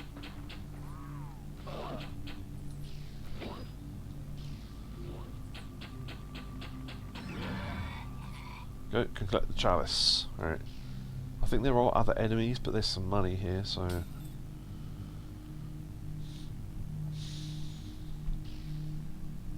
Oh, if I sound weird, it's because my nose is completely blocked, but I've run out of nasal spray, so can't really do much about it now. I'm having to wait for some more to arrive. Ugh. Where's the ladder? I'll see if I can find it at some point. Yeah, do, please. I'd love to see that. There it is. If you fall off any of the ships at any point, you have to come back here and do all this again.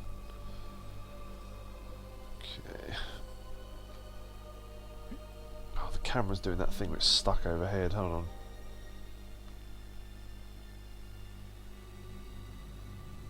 There we go, that's better. Right. Jump! And jump. Yep. Get that lever there. There we go. That raises up that for later on.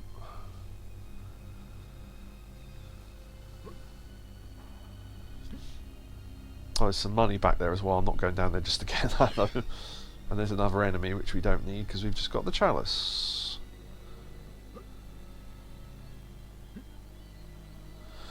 Right, this is a jump I will be rewinding if we fuck it up, because frankly, you have to go all the way back to the ladder and do all that again if we miss it. So it's this jump that's really tricky. You have to do like a dash jump. So let me line it up properly. No, got it. Nice. First time. Don't fall off here though. Right.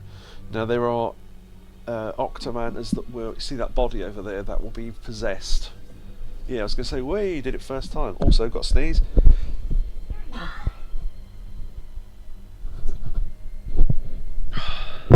Right, just about made that. Okay, there's a blast chest down there. But given that we've got the chalice, we don't need to do any of this. So, I'll let it get possessed to just show you what it looks like. They get possessed like that, and they become really resistant to damage. So I'd rather not fight them, so we'll just grab this money. See ya. Greenwich Naval Academy.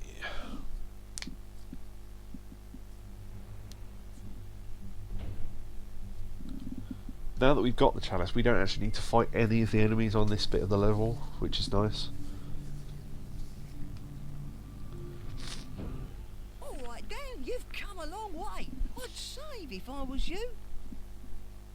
Yeah, get used to hearing that line.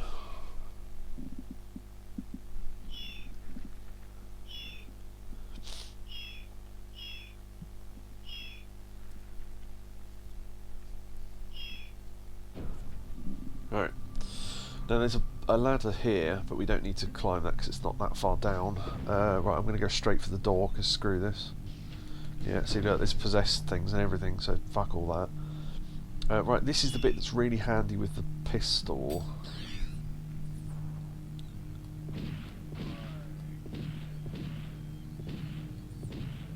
Now this is tricky because your pistol will try and lock onto those levers there. I normally can't get this far right one, but we'll see. Because if it targets the thing, I don't know, maybe you can get it from over here, I don't know. Oh, there you go. Right, so you can hit them all, okay. So when you drop down to this floor, Octomantas will come out of those holes and then possess all the bodies, so it's pretty dangerous, but we can deal with that. Where the belly buttons learn. Oh no, wait, that's the Naval Academy. Okay, there you go, so...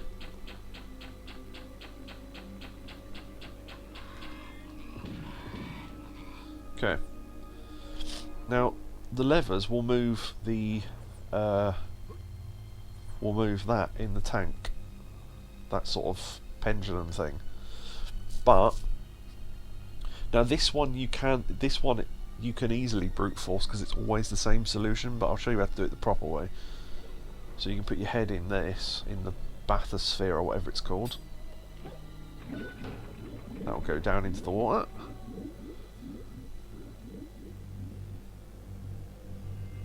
So I'll do most things the proper way if I can.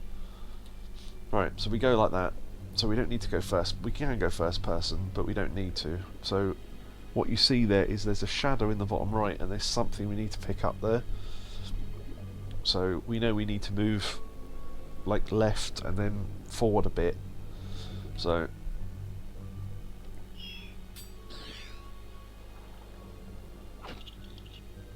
one, two left. So you can switch back at any time to see how you're doing. So we need to. So if we switch back now, so you can see the shadows moved, so you need to work out sort of where you are. So we just need to keep moving forwards at this point. I think it's another one. And then this plunges the thing.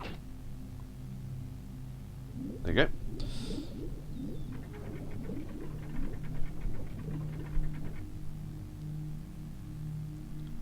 Now technically we don't know why we need this yet, but we'll need it in a minute, so. Bellows. Bellow, I'm Brian Batondo. Alright. So we can get our head back now. You can finish the level without your head, it doesn't matter, you will automatically get it back, but just thought I'd mention that. This pathway will go to... I love the fact you got that. This pathway will go to the middle bit of outside, and you can climb the ladders to the top, but there is a pathway just to go out to the top, so either way is fine.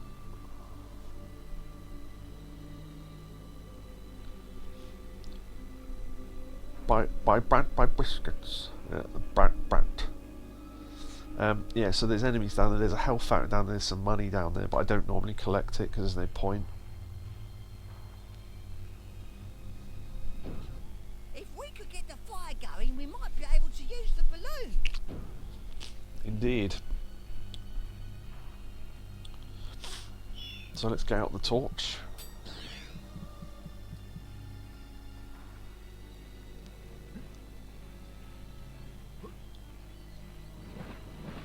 So the fire is quite small and weak, hence the bellows. I'm going to equip the hammer because I know we need that next. So basically just fan like in the blacksmith shop in MediEvil 1. Whoop, I've fallen off it. There we go.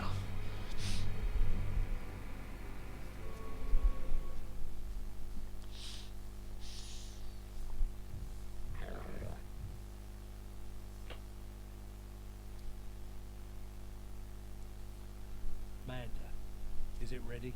Yes, Master. At the press of a button, the great scope will find all the pages of the spell. Good. Start the machine. Start the machine. Yes. Soon. Be mine. What the devil?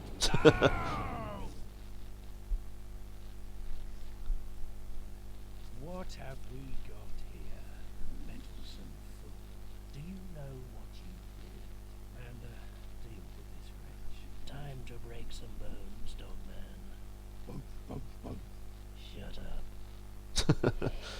Yep, so boss battle. Right, now there is a door here I didn't know about for ages. I think it's this one, yeah. So there's a little hidden room here with a spear and a health fountain. Look at it. Good to have some crossbows. But yeah. So Manda and Dogman. So this is probably the best way of doing this.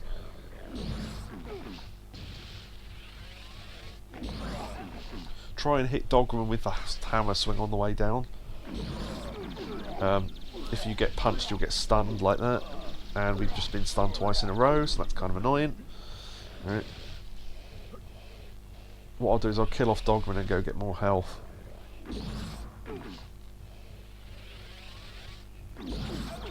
Right, okay, we've done that. Manda goes mental now, so let's go get the rest of that health. Go with something fast like the crossbow.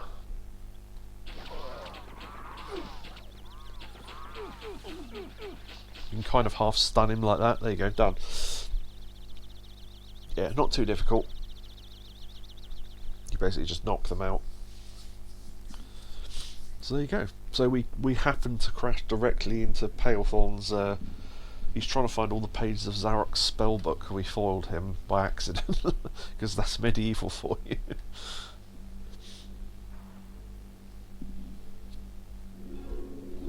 Take this weapon. It's better than it looks, I can tell you. My name is Bloodmana Skullcleaver. Yes. Look at that. Axe. Right. She thought for a slaughter as much as I.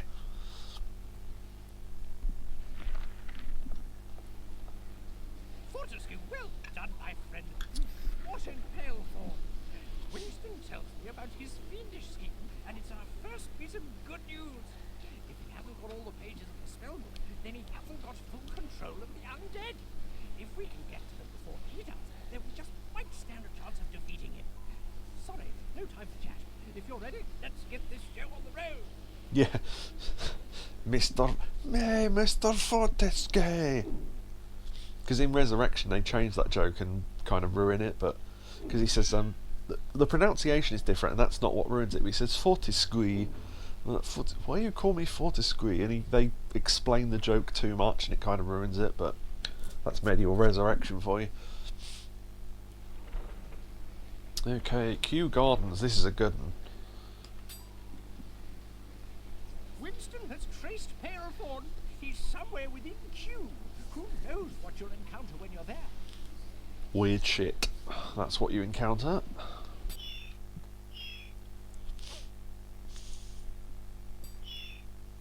I like the steampunkness of this game. A remake of this would look beautiful.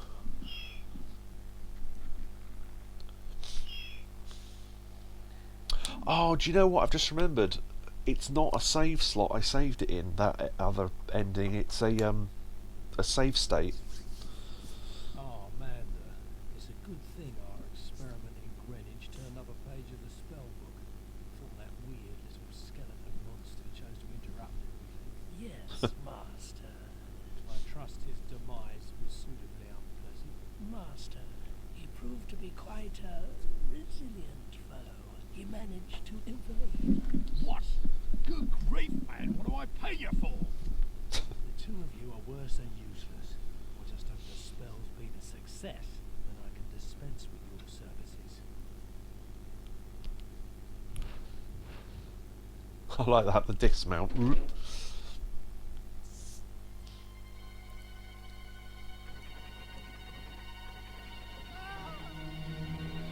Ah.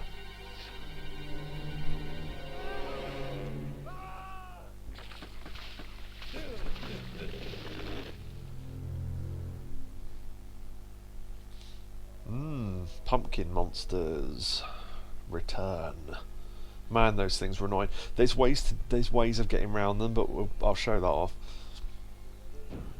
The whole area is overrun with mutated plant life. It's bound to be one of Palethorn's evil schemes. Whatever he's up to, you've got to stop him. Again, thanks for the insightful comments. You've got to defeat the enemies evil, and they've got to be defeated, otherwise they'll do evil. Yeah, thanks. Alright, now there's giant pumpkins in this. Look, they're throbbing pumpkins. If you get squashed under one, you will lose so much health, it's ridiculous. But there's if you know where they're going to roll, there's ways of avoiding them. So go close to this tree, and it will roll away. And you can see it go. They can climb fences. Look, there you go. Yeah, there you go. Pumpkins climb fences. You didn't know that, did you? Right. Potting shed key. Stay under this awning because there's another one. And stick close to the right hand side near the fence because there's another one. Okay. So, life bottle. Now, the pumpkins that come up, they can fall apart like... Oh, no, hello. They can fall apart like the zombies can. We probably won't see the animation because of the way I kill them. So, you use the throwing axe. Now, they block a lot, but they don't see the axe coming back. So when you throw it at them, you can hit them in the back with it, which is why the axe is the best weapon for this level. Because look, they block that. But it's if you can throw it from far enough away, it will swing back and hit him in the back. Or it can sometimes hit him from the front, like that. But yeah, I'll try and kill one by hacking it to bits.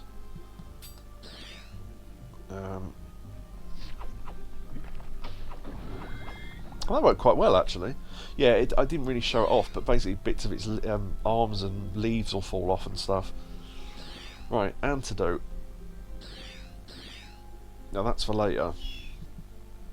We'll equip that in the second slot, and we'll equip the axe to the first slot. That's quite a good setup for this.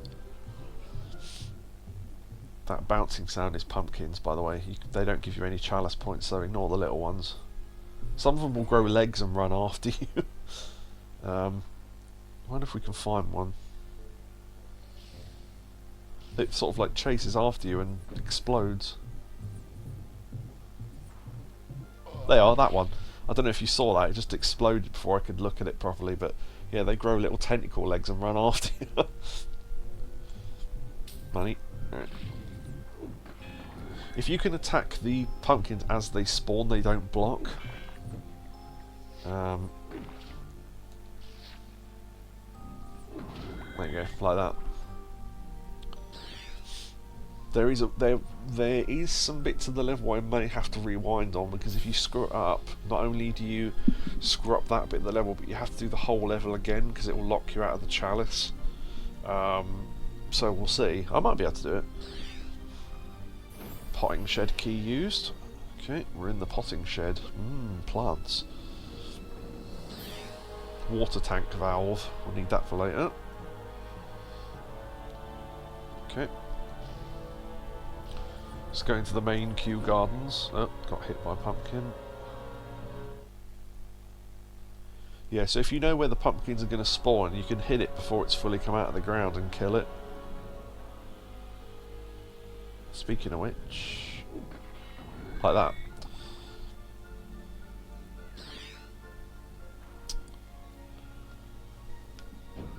You've got to stop the humans from turning into pumpkins. If they get infected, use the antidote before it's too late. I don't know exactly how many we can afford to lose. Yeah, this is the tricky bit. Now you have to do this 3 different times. This is not one of the more difficult ones. There is a really difficult one later on. But, much like the Sleeping Village, we can afford to lose 2 people. There is a trophy for rescuing them all. I've already got it. But that's even more tricky. But we'll see what we can do.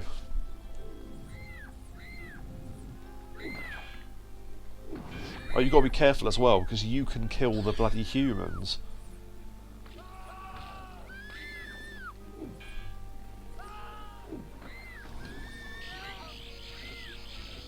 Saved them, nice. So yeah, you use the antidote like the good lightning, and then they all turn into Ric Flair. Listen.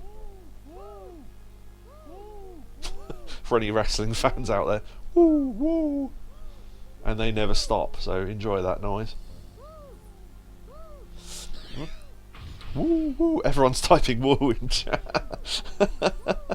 Woo woo! Yeah, excellent. Yeah, that was one of the easier ones because there's only a couple of pumpkins you've got to kill. If you're going to use the axe, I almost did it by accident. You can accidentally target the humans, which obviously is bad.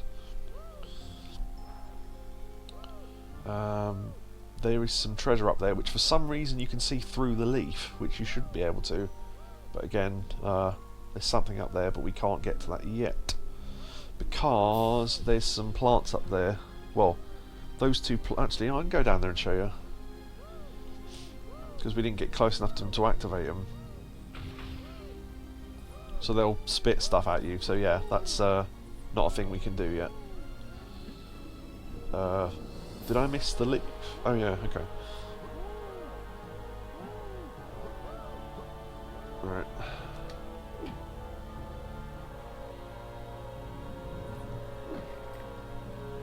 Oh, didn't quite get that one. There we go. Yeah, so when you use the antidote, it counts down the percentage, but every time you kill a pumpkin, you can get 25% of it back, so you're never really going to run out. If you do run out, it means you've screwed up.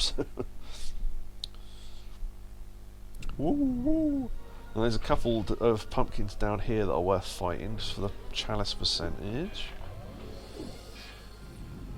Yeah, if you've got full percent of the antidote, then there's no point really collecting the rest, because you can leave it and collect it later. That is the main advice I would often give for this game, much more than the original. Don't stand still and attack enemies. That's the mistake people make. They assume it works like the original. It doesn't. You've got to keep moving. Climb the vines. Right. Okay, that's another spitty plant.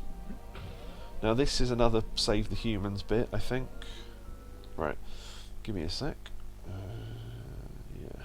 Okay. Yeah. So okay. So let's save slot 6. I don't know. Right. Nice, kill one already.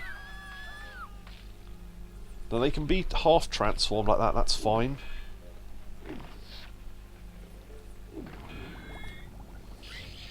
As long as you transform them back.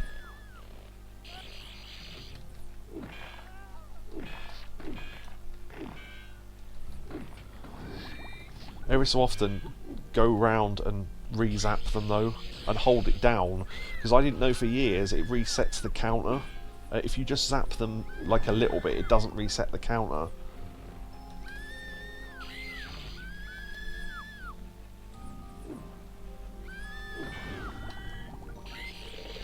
Ah! Oh, I heard him go. Yeah, we lost one. Might try that again, actually. Nope. That one. There we go.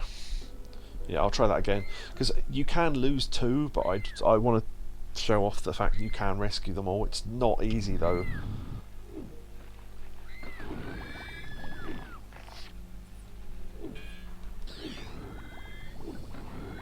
Oh, that was good.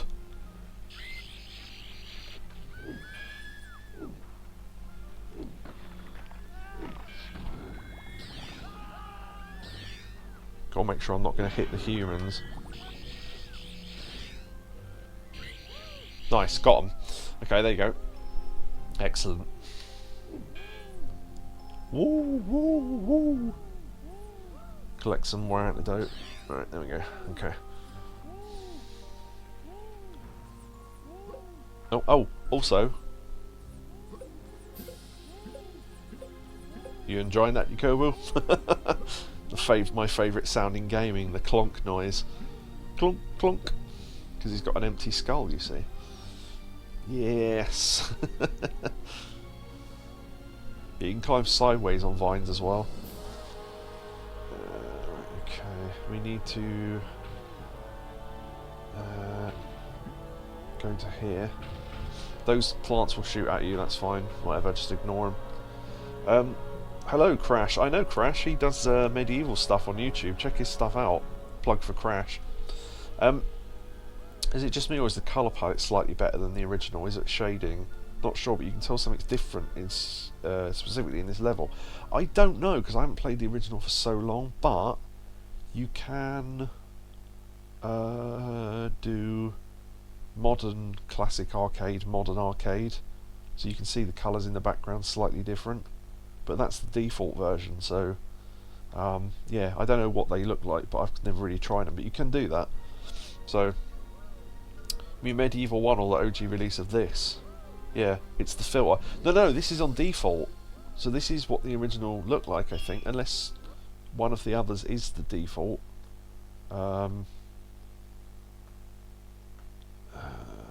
Let's see, modern. That's modern. Alright. So this is probably a good level to show this off, actually. So that's modern. Classic arcade.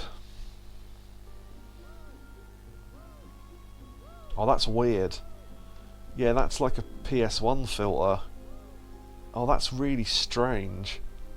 I don't think the PS1 version even looked that bad. That's really weird. But anyway, that's that one. And then, let's see, modern arcade. That's quite nice. This looks more like the original now, doesn't it? I think. Oh, also there's the chalice up there. But yeah,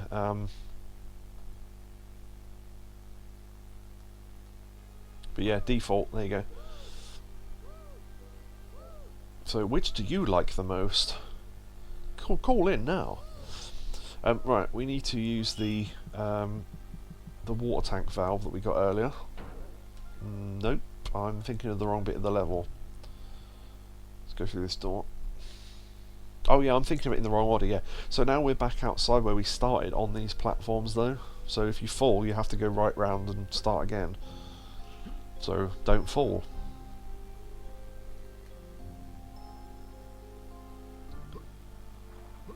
Yep. Alright. There's some money on the left here. And then there's a big pumpkin here, so we have to lure it out almost. Like Indiana Jones. Right, there we go. Go to the right to get out of the way. And there it goes. Whee! Right.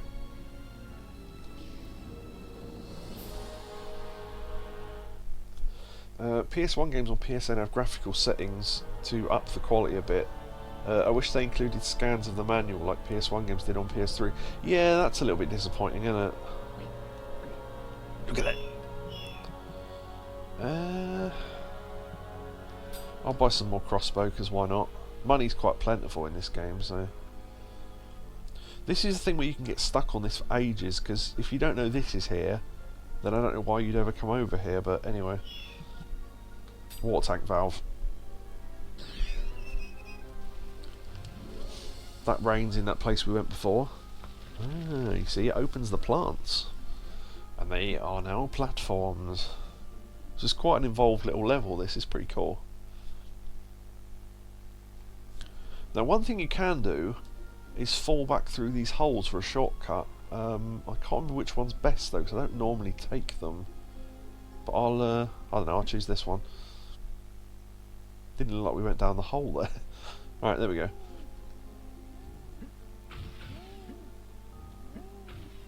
Okay. Don't know if that is a shortcut or not. It's a shortcut to here at least. No, that's back outside. Yeah, it's not a good shortcut then. Okay, forget it. It's a good shortcut to get to where the chalice is though. But obviously we can't collect it yet, so... Let's go back round, because it's this room we need to go to anyway, so there you go, you can tell by the fact that it's raining. Which I think makes more plants come out.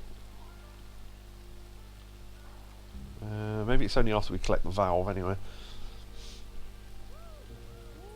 We're happy even though it's raining, which is nice. Well, it is London, to be fair. Right.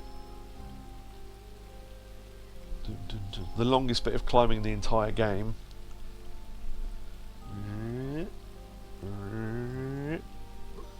Spider Dan. Oh, that'd be a great idea. There you go. Pond room valve.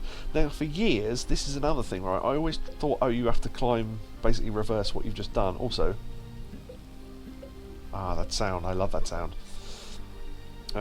Yeah, I thought you had to grab onto the thing there, and I would just go, oh, fuck it, I can't be arsed, and fall down, like, to the bottom. Obviously, I never thought to do first person when I was up here, because it would have made it obvious what I was supposed to do. But I always used to fall down there and lose a life bottle and think, whatever, not realising that you can just fall off over there. If you go to this side, and then you can see it's pretty obvious that you're just above the ground there, so there you go. But I always used to just drop down to there and lose a life bottle and think, oh, whatever, that's badly designed.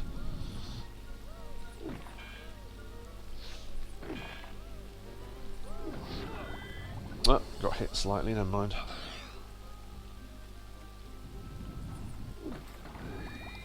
Nice. Yeah, if anyone preferred one of those filters that we showed earlier, then let me know and I'll switch to one. But I don't mind the modern filter, to be honest. Oh, this is the default filter, so I don't know what would be considered the classic one, but anyway.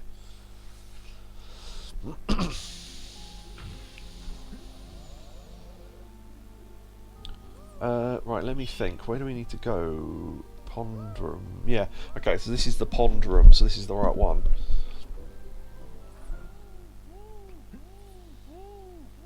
Whoa, whoa.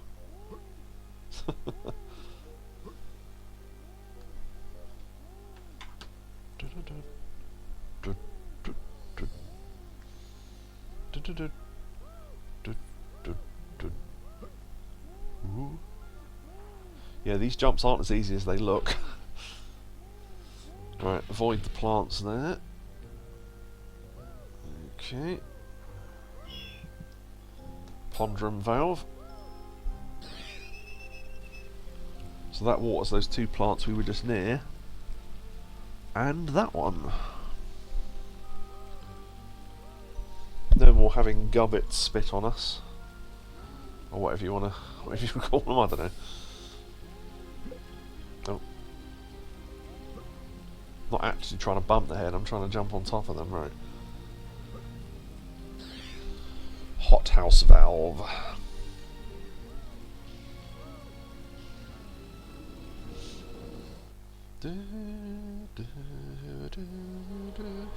Let me think. It was probably faster to drop down, but it's just risking falling to your death, so I just take the long way around. I say the long way around, it's only like 20 seconds longer.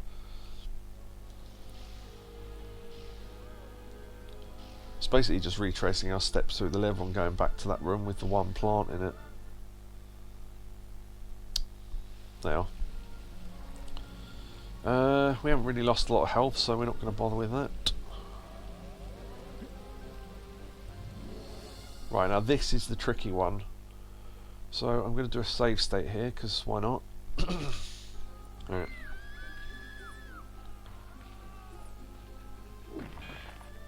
This is the one where it's really easy to kill the humans by accident.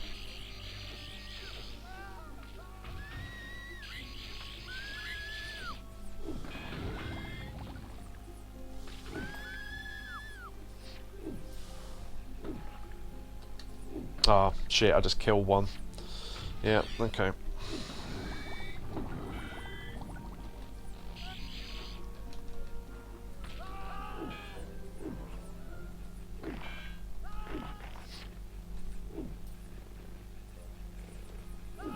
Shit. No, okay. Fucked it. That would have screwed me out the chalice right there. So, just saving time, because I'd have to redo the whole level otherwise.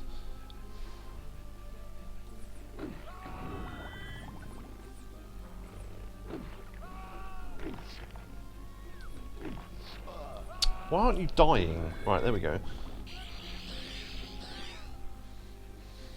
Gotta find the woman and heal her. Fuck her. See what I mean? The timing on this is so weird.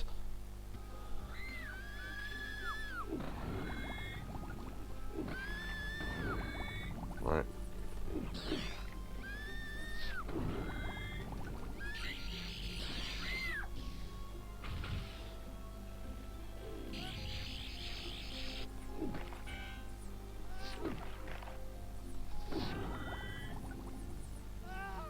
I don't know if he's transformed any of the others. Where is he? Right, there we go. Got them all. Nice. Yeah, that's really tricky, that room. So, basically, as I say, you can afford to lose 2 of them over all 3 sessions. So, what have we got? We've got 3 humans in the first lot. I think 3 in the second lot and 2 in the third lot. So 6, 7, 8. So there's 8 to save, and you can afford to lose 2 over all 3 sessions. So we'll use the hothouse valve. But yeah, there's a trophy for getting them all, so that's how you do that. Abusing save states, fuck it. We're not playing this as a professional, so one more shot and they will open. Oh, there's some money there. Almost missed that. Okay. Oh, before we go, because I always forget this, where's the door? Right, that's the door we came in. This is another door I didn't know about for years as well. I don't know why I didn't think, but this is the room that we saw in the opening cutscene when the guy gets transformed into a pumpkin beast. Again, another place where there's a life bottle. So I must have completed this game missing like 4 life bottles or something, because most of the doors I didn't know about had life bottles behind them. So that is one of them. So there you go. Right, now we got the plants. I don't think we need the antidote anymore. So let's put on, I don't know, crossbow.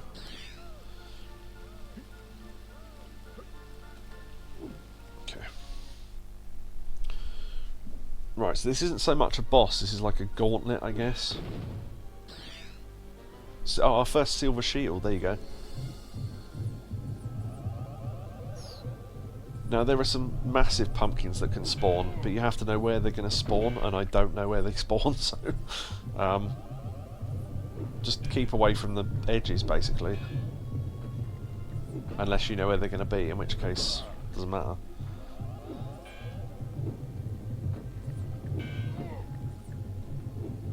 Maybe using the hammer shockwaves would be good here, but I don't know.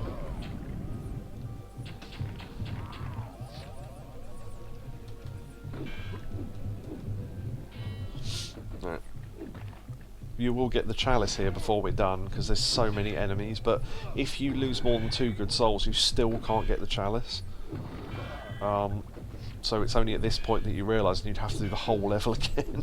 So that's pretty annoying. Right, there you go, chalice. Right, I can hear giant pumpkins roll in. They'll take out like a whole health bar on their own.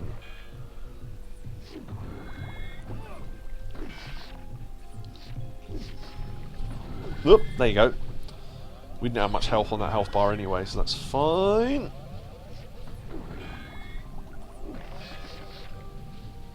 Yep. I don't know the pattern for this bit. Ooh, that was close. Oh, there we go, and then you get a cutscene where it does that. We just got run over in a cutscene, but that didn't count, so let's get out of here quickly. Yeah, that lock, this door locks, by the way, during that gauntlet thing.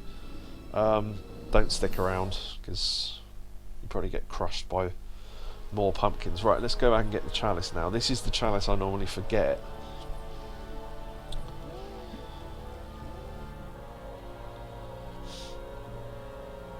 Let's grab that health fountain, actually.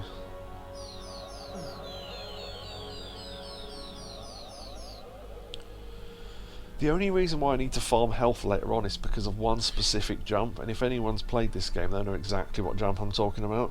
But because you can save state, I don't need to worry about it. Right, which way do I go? I think this way, yeah.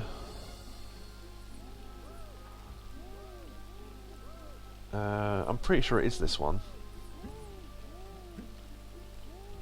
It's one of the trees anyway, because it's the chalice is right at the top.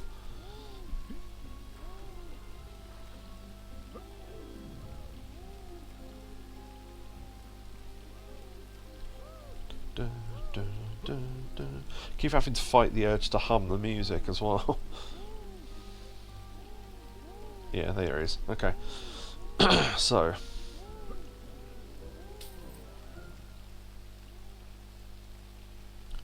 No! Fuck off. Oh, actually, did I fall all the way? No, I didn't, weirdly. Okay. Oh, I was right at the top as well.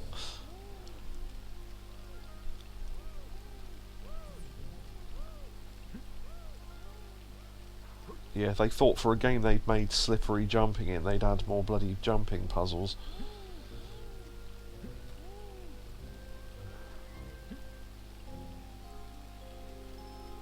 Right, there we go, that's where we fell off. Right, okay. Chalice!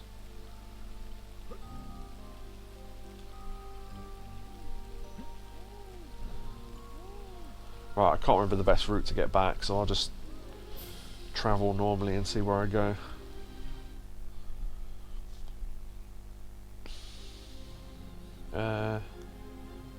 Yeah, so I think if you go up there and fall through one of those holes I showed you earlier, you can land on that tree with the chalice on it and start higher up. But I don't normally bother because I can't remember which hole's the best one to jump through anyway.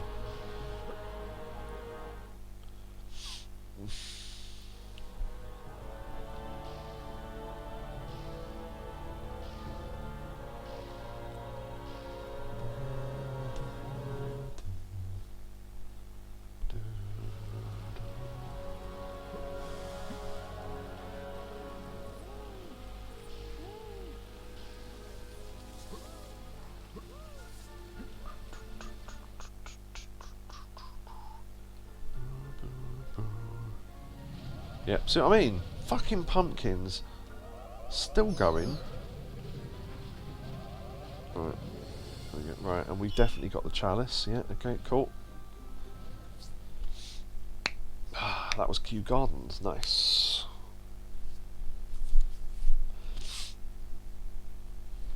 Oh!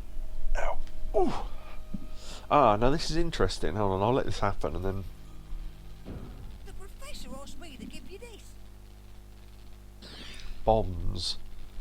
Alright, Dan, you've come a long way. I'd save if I was you. Well, I'll explain what I thought was interesting about that in a minute.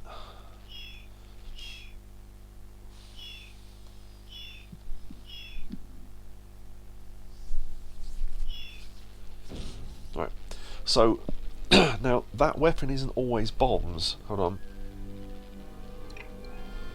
It's whatever you need next for the next chalice.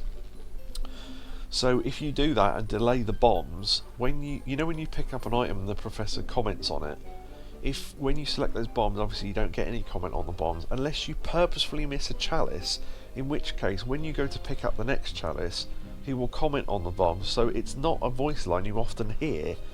It's nothing great, it's just like, oh, you know, I can't even remember what he says, but something about explosions or something. But it's interesting to note there's another weapon later on that happens with as well. So you have to miss out 2 chalices on purpose to no, actually no, you only have to miss 1, don't you? Because it puts you 1 chalice behind. So yeah, you get different weapons on the times when Winston just pops up and happens to give you a weapon. But those bombs are really handy for what's coming up. So let's equip those. They're a bit they're very inaccurate. They're not great, but they are good for what's coming up. So yeah, he's in a different room. What other weapon do we want? Axe, probably. No. Dan! Dan! Not a moment too soon! Palethorn is launching an all-out attack. Kier says he's made some giant monster that will crush us all. Our only hope is to make our own, and using Kier's embalming knowledge, I think we can. In fact, I already have the head, but I need limbs. Limbs, Dan? I don't care what you've got to do to get them. We must get limbs. No time to be squeamish, Fortescue. Just bring me the limbs one at a time. Place them on the slab, and we'll build a monster of our own. This level is not easy, it's timed. It's not too tightly timed though, but anyway, it pauses when you read stuff, so... Professor Hamilton gives research notes. Dates 12th of the 3rd, 1885. My experiments have been a partial success. So far I have managed to reanimate a number of body parts. Unfortunately, they tend to mutate into ghastly creatures that are quite beyond my control. I am forced to release them to forever roam searching for food in the bowels of the London Underground. I am afraid to say that at this point my research has reached a dead end. Date 23rd of the 5th, 1886. Since her arrival, Kia has been helping me with my experiments. Her knowledge of Egyptian embalming techniques has led me to believe that great progress can be made. Whilst Fortescue is out saving the world, I have been making the final touches to a machine that I am convinced will be able to create a fully formed human specimen. So there you go. So Kia's helped him out. So we need to collect body parts for him from the creatures that he's basically fucked up throughout his career. Hopefully, yeah. If they stay there, excellent. Right. So what you need to do is collect a body part. We only need one, right leg. So we need to go back. So see the timer in the bottom right. That's how many seconds you've got to get back to the slab. Alright, so that's what you basically got to do. So the timing on these, you've got to know when to get enemies and when not to. It's tricky.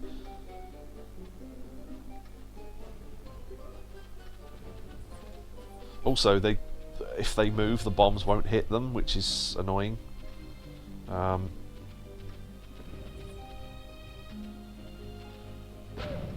Oh, they also block every attack, but they will get hit by the first hit of it, which is why the bombs are good, because even though they only explode once, they will hit them for a huge amount of damage. Nice, okay. Yeah, so each different monster corresponds to a different body part.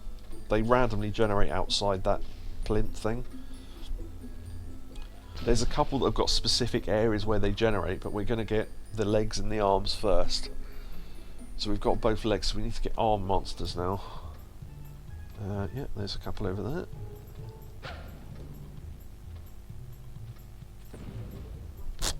If we run out of bombs, then this gets tougher.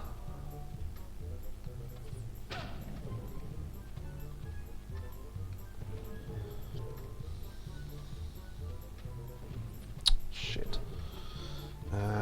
Okay. Nice. Give me that arm. Give me it. Right, there we go. Left arm.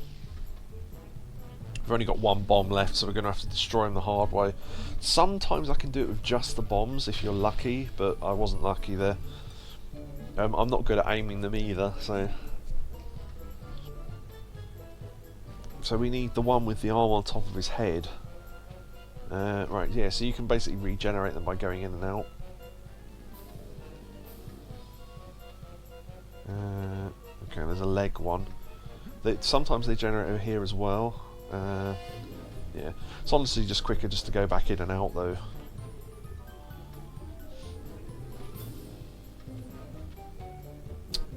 I don't think it's gonna work.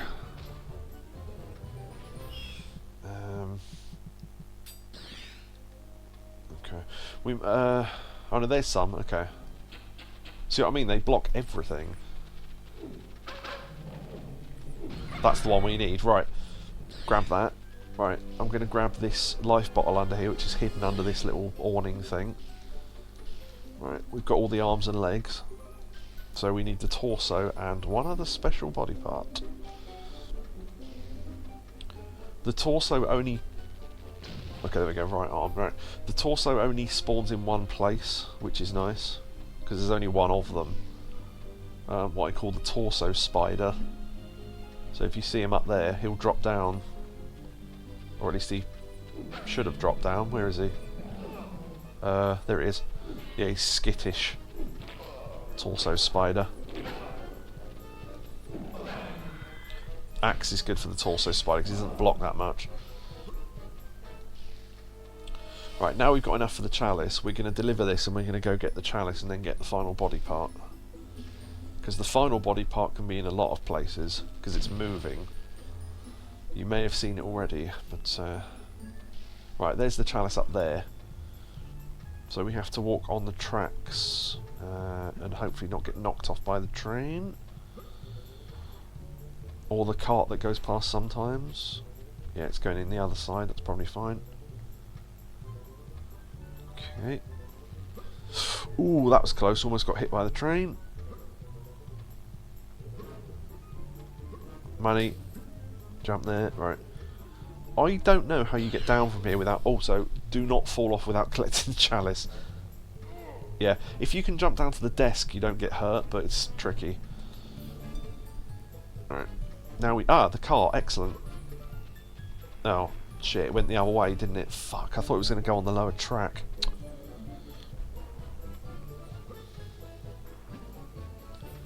Right, we have to try and work out where it is.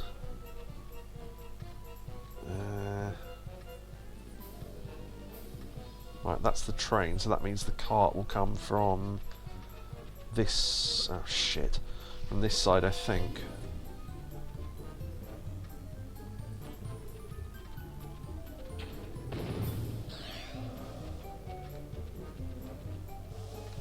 There it is. It's a bum! It's a bum with wings using the power of farts to move the... Ooh, that can happen. Right, we've knocked it off the trolley, that's fine, because now it will stay still. Yes. Lots of nice childish humour. There we go, look, it's a... Fucking hell! Fallen off again! Right. Found bum! Right. That's our final body part. With 2.5 minutes left, so we're doing alright. How strange. Yes, a bum fart-powered thing. So all we need now is the head, which we've already got in the jar. Here we are. Now, Or not. we're doomed. Unless... Unless... If only there was another person whose head could be removed at will.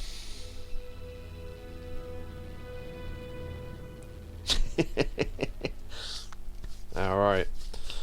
Now this is the level people don't like. Iron Slugger. It's funny though. But Ladies and gentlemen, welcome to Fight. Powerful promotions in association with the forces of darkness brings you a match to the death between, in the white corner, weighing at 280 pounds with a record of no fights and no wins, Daniel Starr.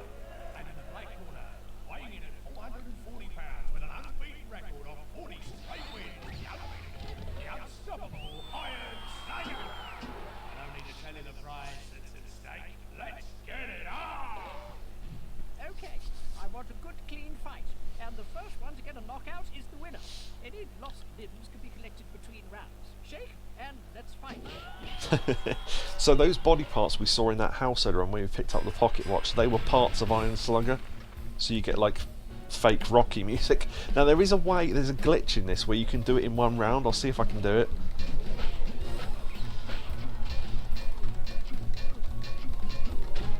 No, I've timed it badly. Okay. We'll just fight him normally then.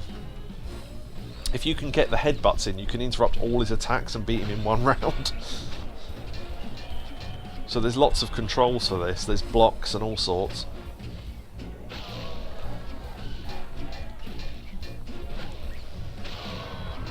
Okay, so we don't want to lose more than 2 body parts, really. We're just avoiding him now. So in between, we have the crossbow equipped because we want to kill imps that are carrying body parts. Even if they're not carrying body parts, because the ones that are can throw them to the ones there like that. Right, so we get 2 body parts back between rounds. And then Kia's the ring girl. So basically, as long as you only lose 2 body parts, you can fully restore your health. But he doesn't restore health. Also, there's a book outside, I should read that between the rounds.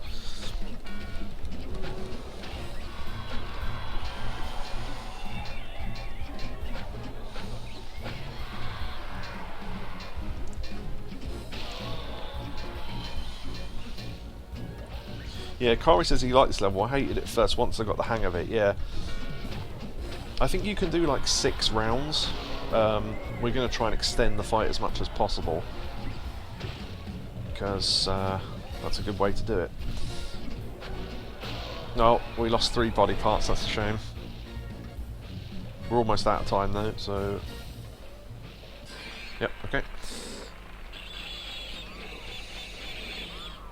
You can get unlucky and one of the imps can get stuck in a corner, which I think has just happened. Oh no, there it is. The noble art of pugilism, as refined by the Marquis of Queensberry, high and low knuckle bruising jab using square or X, high and low gut busting, hook, triangle or circle. A block can be broken with a jaw buster uppercut. See, I don't know most of these controls. Normally I just brute force it. An overhead chop. We should probably be doing those. Frowned upon is the headbutt. That's really good. For those of a cowardly nature, blocks R1, R2. Press L1 to cycle through a selection of camera views. Again, I don't normally do most of this, but... I didn't get the second body part back. Shit. Yeah. I might lose here then.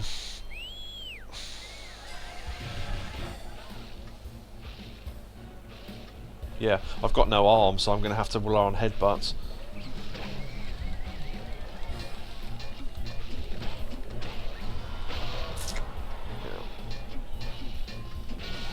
No, no.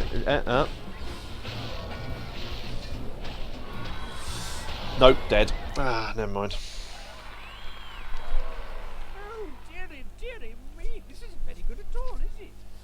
Au contraire, Professor. It's very good. As once again, I defeat the good guy and get the girl.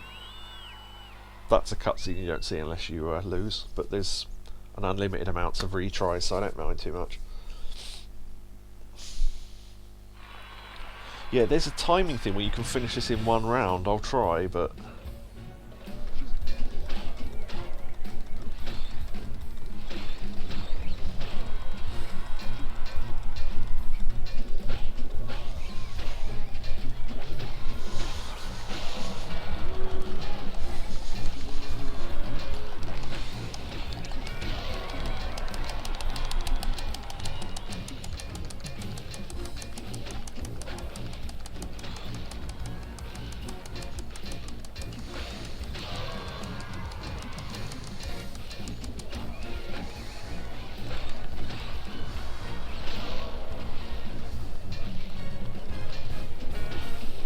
Ah, almost.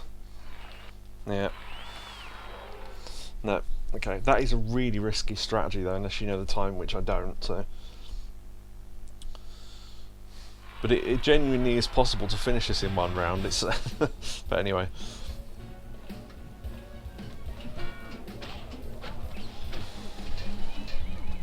Yeah, you can do that thing, and...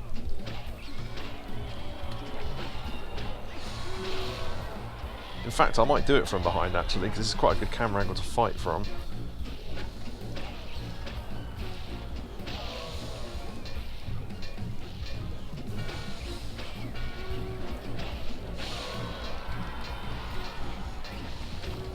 Yeah, I might have fucked this now.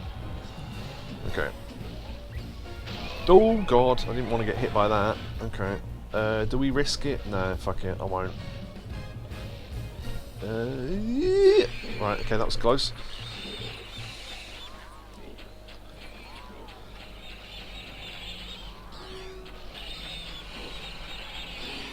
Got him. Right, okay. Yeah, not great, but okay. Yeah, so this is a level a lot of people don't like, because it's not really gameplay like the rest of the game, and it's kind of tricky. Okay, we've only got headbutt now, so...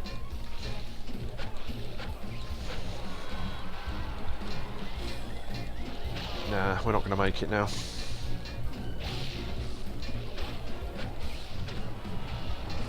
Nah, dead. Okay.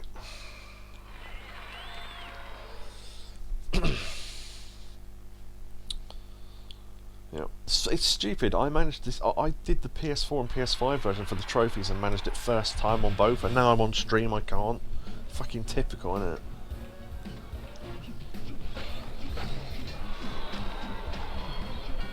I'll use my other strategy I thought of. Because he doesn't normally block from the right, so if you can...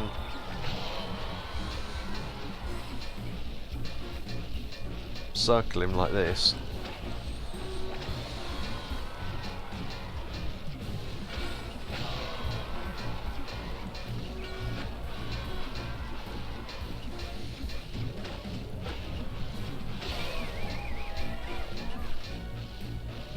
Okay, that, yeah, alright, alright.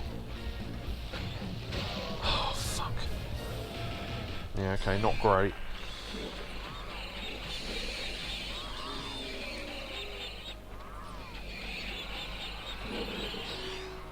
Right.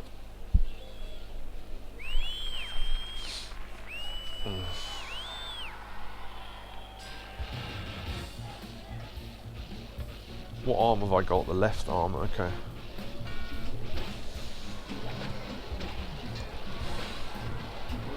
You can't really block once you've got one arm, so...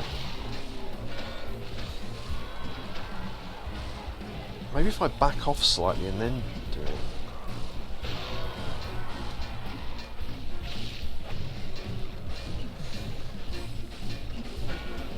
Come on, come on. Oh, you bitch! Fuck. Ah. Yeah, if he'd done an overhead swing, I could have avoided it.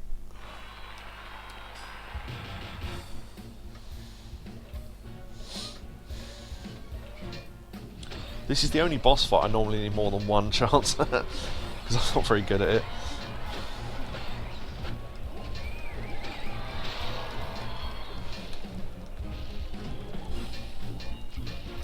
The thing is, if you knew, yeah. So you can block, but I always... People go, why aren't you blocking? Because normally I don't have to. Normally it just works.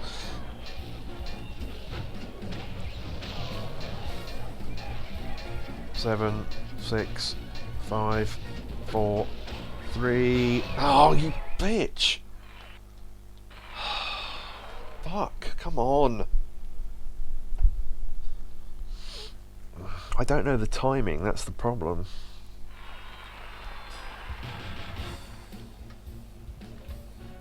Yeah, you're supposed to be able to block like this high and low, but I never know what his punches are going to be.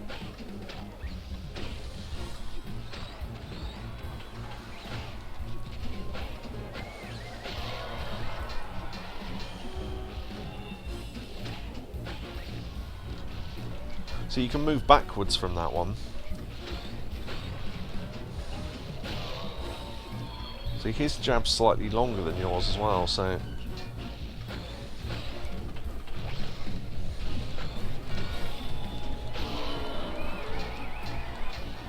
Alright, let's back off now. Let's back off now! Right. Thank you.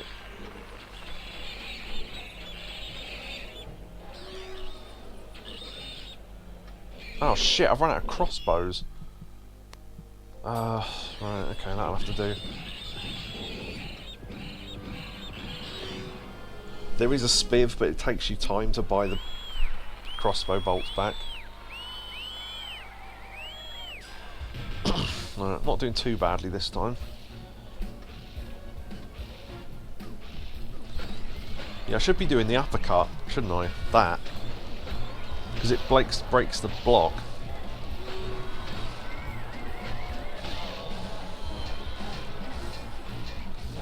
Trouble is, once you're stuck with headbutts, don't break the block.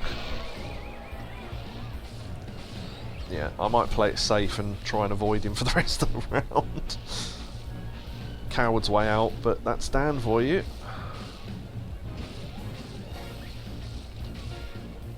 Seven, 6, 5, 4, 3, 2, 1. I genuinely would love to watch someone play this who knows exactly what to do in this fight.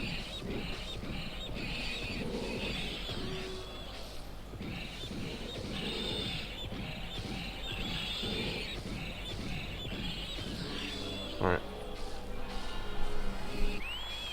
For the first time, I've got more health than he has. He's missing an arm and a leg, and so am I. So...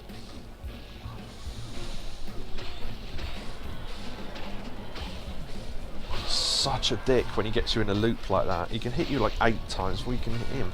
Right, here we go, here we go, here we go. Don't you fucking... oh, you prick!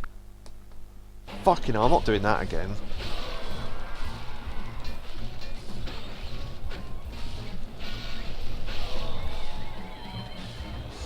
I'll back off slightly to reset the timing, I think. Fucker. I always have to do the whole fight each... Jesus, do you see that? He did a triple fucking headbutt.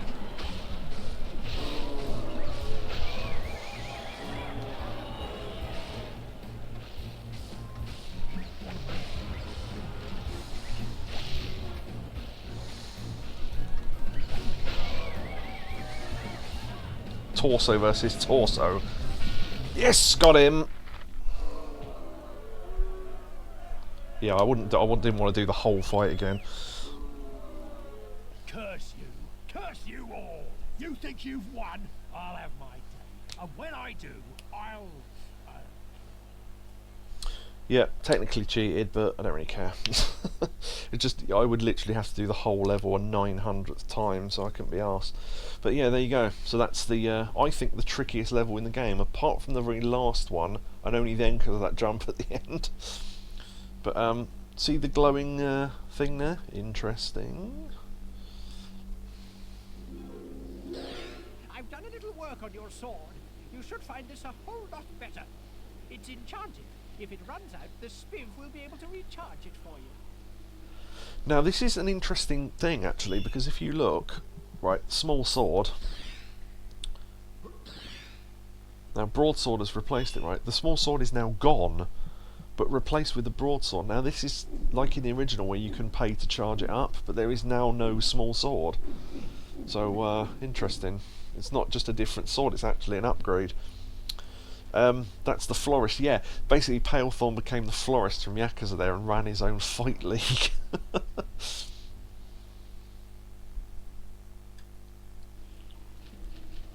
Well, we won that round quite literally, didn't we? But we're not out of the woods just yet. In fact, at this very moment, I'm picking up 2 areas of extreme psychic disturbance. One in Whitechapel, the other, it's like nothing I've ever seen. It's a pity you can't be in 2 places at once, Dan. Professor, let me go. No, it's too dangerous. Well, if she's careful and comes back at the first sign of trouble. Wait. Sir Fortis. Dan, you freed me from my tomb. Do not imprison me in another. I wish to see the world, to help in the fight, and I will be careful. Okay, Kier, you go to Whitechapel. Dan, you check out the other disturbance. Yeah, I don't know what's up with her voice actor, whether that was supposed to sound like that or not, but it sounded like those people in early point-and-click games where English was clearly their second language. I am here, please allow me to help.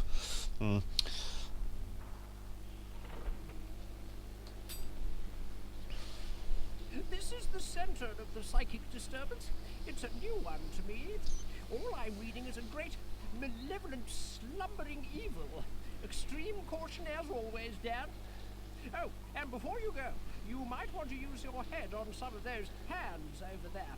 Stand over a hand and use your head to see what happens. Interesting. New mechanic alert. Wait for it. Wait for it. This is why the cover of the game has this on it. Diddly-dee-dee-dee. And listen to his voice as well. You know when we jump, it's normally huh, huh.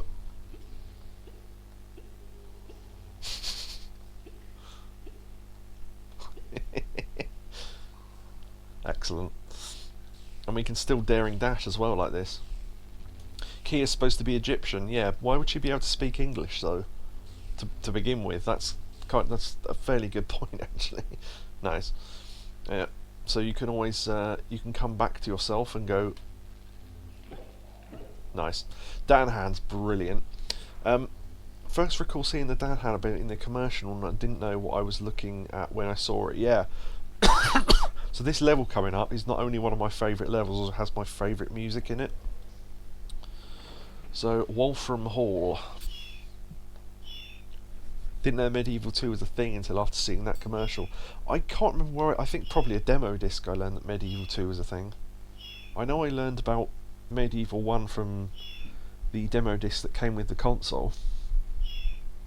But yeah, I think MediEvil 2 was probably learned from, well, maybe magazines or something at the time, I don't know. But, cutscene first. Try the second compressor, Dogman. What a strange adversary Fortescue is. He's persistent, I'll give him that. And he certainly has the beating of you two. He also defeated Iron Slugger, Master. He also defeated Iron Slugger. You don't! I've had enough of you slimy, whiny. Get it! No matter. I'll call on my allies earlier than expected.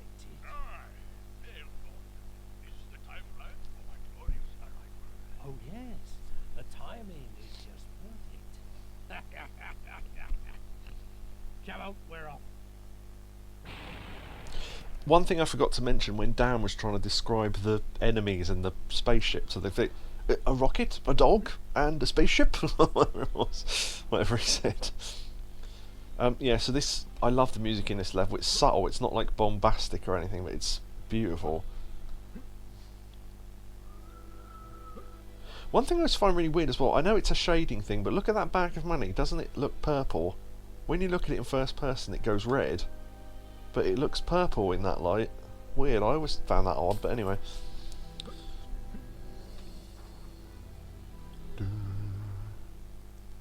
Front door key required. Maybe we can just knock.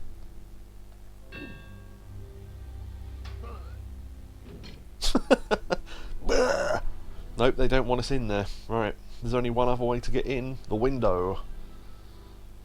New mechanic alert. Did we talk to Winston already? I can't remember.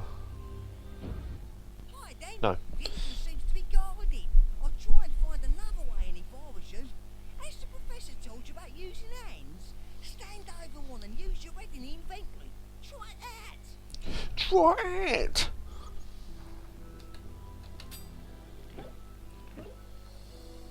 I suspect the reason why he died is because of that accent. But anyway, alright, let's go in the window. Now, the names of these enemies are not in the game, so I'll just have to tell you.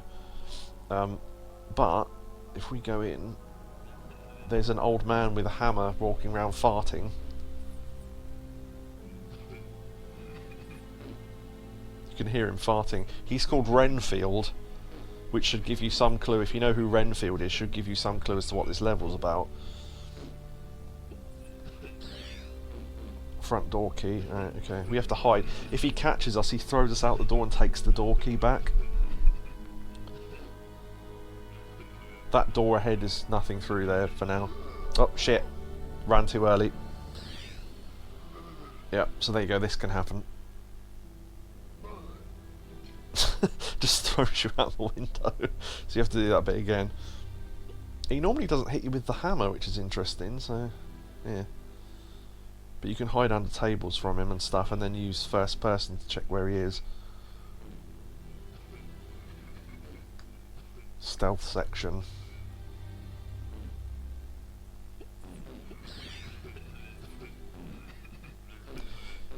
Farts.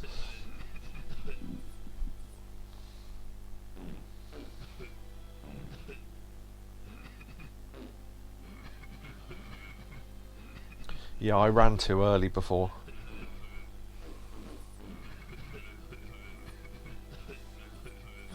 Shit! Oh, fucking hell, I ran the wrong way.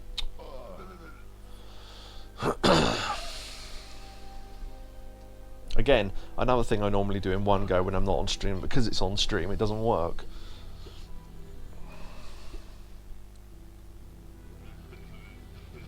Try and do the speed run version. Nope. Nope. That was close.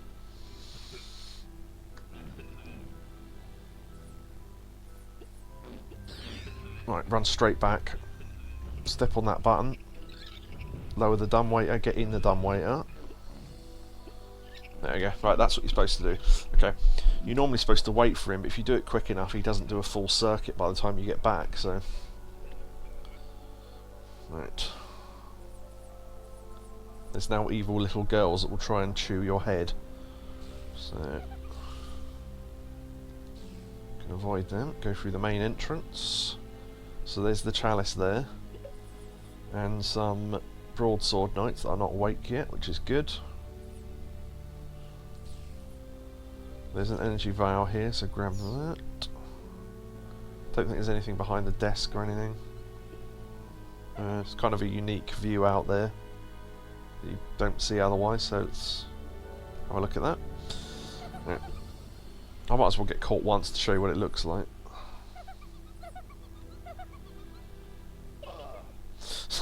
She just throws you about. Right.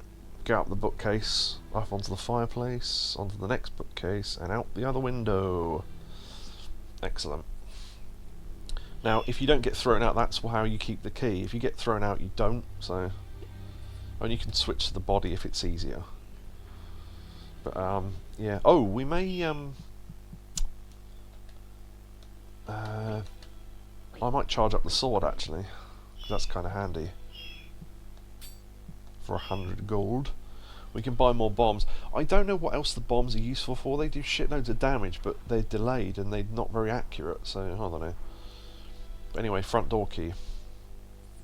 Oh, no, I need to get the head back, don't I? Because the head's got the key. Right, okay, there we go. You can bind your inventories and then you can go in. Alright.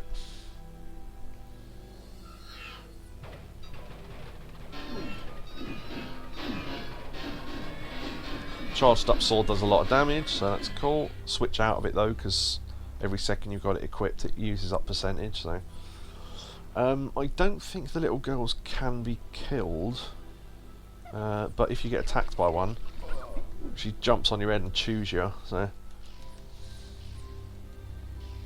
just avoid them anyway. Through that way is the... oh, it is actually worth doing this, because we can kill that Renfield from earlier. I think.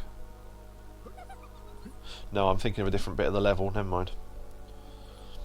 Right, so this is a bit where I got stuck for a little while when I first played this, I think, but you can destroy that bit of wood there and open another bit of the level. Cool. Right, okay. Energy vial. You choose me, yes. Oh, the stairs. Go down the left-hand side and there's a door. Because that's easy to miss. Right, this is a bit I missed for ages as well. So this is where we were earlier with Dan Hand. So this is where an energy vial was, and this was through that door. So we can now kill that Renfield that's a dickhead. There we go, got him. Right. Free chalice percentage. Now, if we come through here as Dan Hand, that jump is too high. Because Dan Hand can only jump so high, which stops you getting to the rest of the level. So you would have to go out the way we went out and come back for your body or whatever.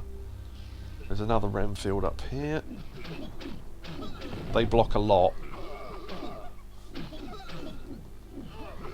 which is why it's worth doing the old throwing axe. Same as the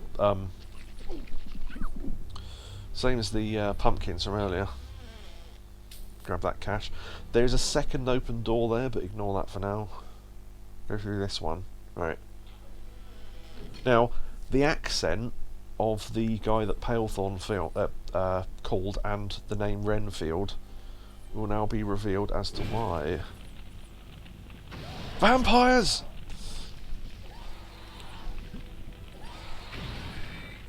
So you have to use... none of your weapons will work on them and they're asleep, which is quite funny. But basically these are a series of little puzzle rooms where you have to push the vampires into the light and then just avoid them until they explode, really.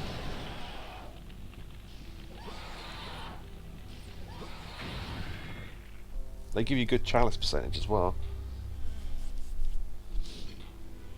So let's open the door near the chest, which is the other corner, I think. Oh, yeah. Should have talked to him first, really. I've scouted around. The place is infested with vampires. They're immune to all weapons. You'll have to find another way of killing them. I'll explore the top floors while you deal with this one. In other words, expose them to sunlight, which is what we do. So, right, let's go through this one. Okay. Ah, now, something Kari mentioned earlier. Has this got censored textures in it? Yes. Let me just move this. Right. In the original, the thing I'm standing on now is a Medusa head, and for some reason they've replaced it with bricks. And these two here, so this one and this one, but not this one, weirdly. And then the same thing the other side, it's mirrored, so the two outside ones. In the original, they've got images on them.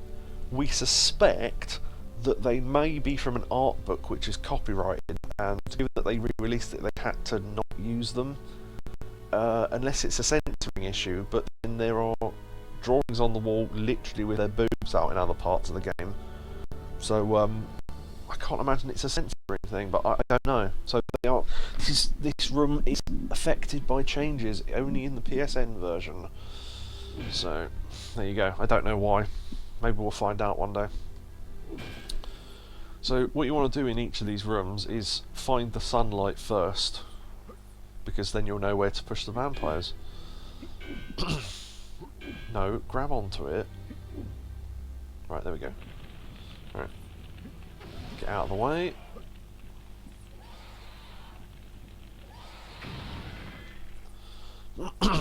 Okay. Now, the reason why this lift exists is because if you accidentally push the coffin down here, there's no way of getting it back up. So it's like a reset thing that they must have put in during testing to help you out. But I don't know why you would accidentally push it down there. You might, I suppose. But yeah, push this onto the crate, then move the crate. Because you can push it off the crate onto the floor, and then you're kind of stuck.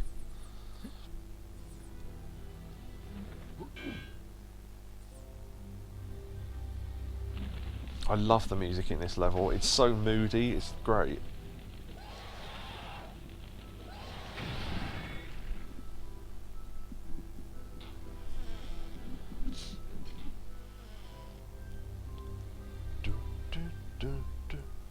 I had this music as the only music track on my PS3 at one point, so it kept playing in the background. Hello. Right, we need to go through the door, but the camera's not playing ball. Hold on. There we go. Right, whatever. Right, okay. Get out the way. Right, go through that door. Now, this is a weird one, because you would assume these puzzles get more difficult, but this one isn't as difficult, and I'm not sure why. It seems to me like there's a proper way of doing, you know, like there's a proper way and then you work out a slightly glitchy way of doing it. I do it what I think is the glitchy way, but I'm genuinely not sure what the proper way is. But anyway, you'll see what I mean in a minute.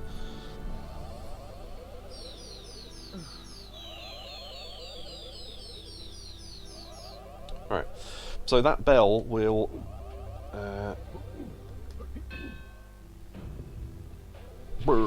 wake up all the vampires, which obviously you don't want, but it's just to show you that can happen.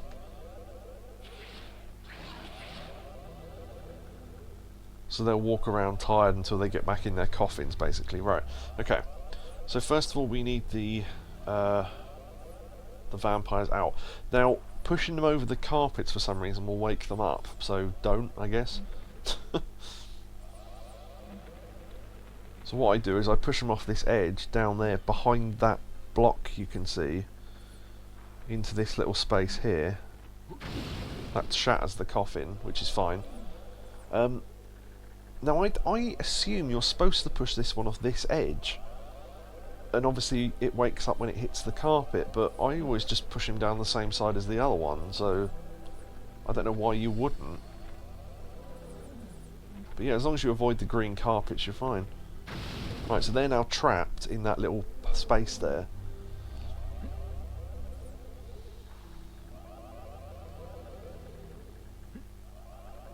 Ooh, this can be a tricky jump as well. Like that.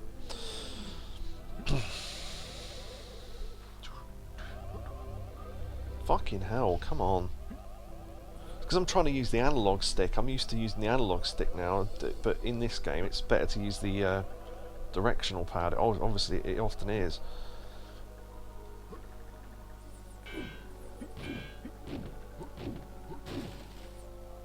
Now that sometimes can burn the vampires straight away, depending on where they're standing.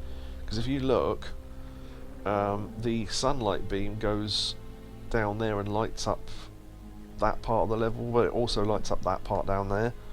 So if you now go down here and then push this block, you push them both into the sunlight, and that's it.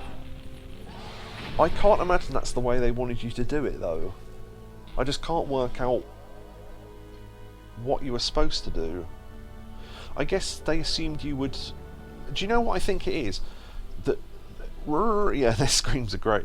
You're not supposed to push them down into this bit. They expect you to push them down into this bit, right? Because there's loads of room, and then what you're supposed to do is then push them like that, trap them there, and then from this side push this one, because here is another place where they can burn, but I don't know how you get them down there. But yeah, push this one, and then they're trapped in that corner, and then they burn in that corner. But I don't know why you do that if you could just drop them both here and burn them here. So anyway, very strange. Get off! Right. We need to go to the door that was open earlier, I think. Yeah, this door was always open, but there was no point in coming down here before. So there's a little corridor. Life bolt! Excellent. So there's another Renfield up here, you can hear him farting away.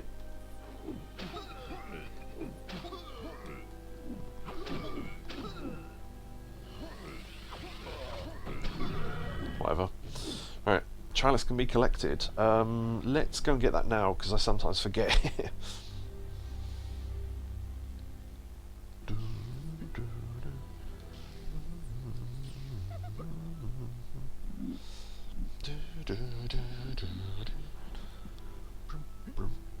Okay, back to the grind. Yeah, this is one I forget sometimes.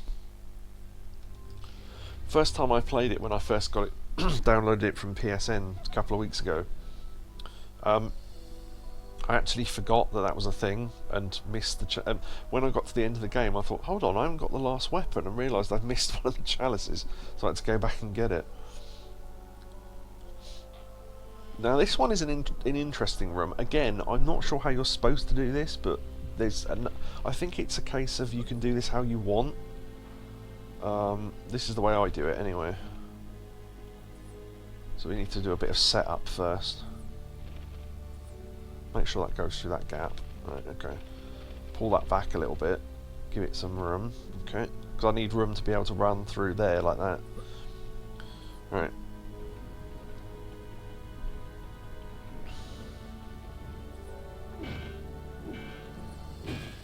Okay, sunlight's out. Now the sunlight is only up here, which means you need to get the vampires up here.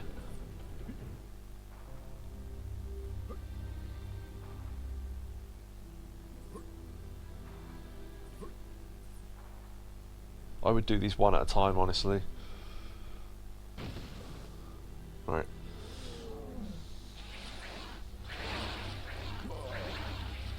Almost did it in one go. Got to get him to chase you through here, hopefully. Come on. That'll do. Hopefully you get him trapped. Right, okay. Now, we need him to go through there. That was nice of him. Alright. Then, again, there are probably better ways of doing this, but push this a little bit. Not enough to get him through, though. Because if you do, you'll have to reset everything. Push it a little bit at a time. Right, now that that's fully... Oh shit, I've pushed it too far now. Right, push that there, then he's trapped in there. And then we push into that. I'll stand on here, because if he falls, then he can burn us. There we go. Okay. Then we just basically need to reset and do it again. Again, probably better ways of doing this, but... you know.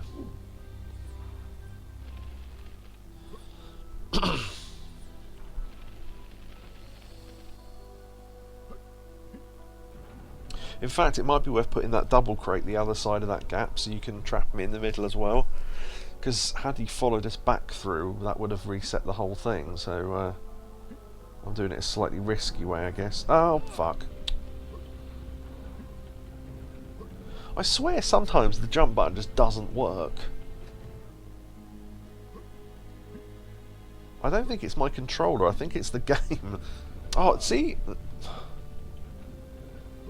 You just didn't press it in time. I did, I literally pressed it in time and it still didn't work. Unless I get stuck on the wall or something, then, you know, whatever, but...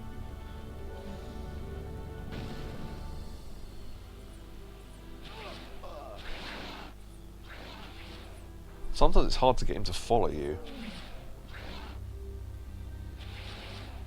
Like this. I've not left enough of a gap, I think.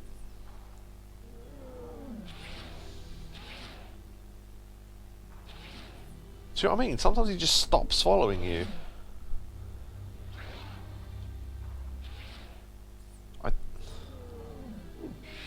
Oi.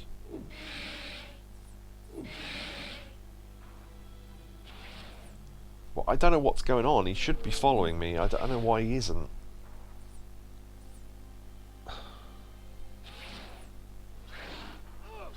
Right, there we go. Right. I better make sure that's plugged, that gap, so he doesn't come back through. Right.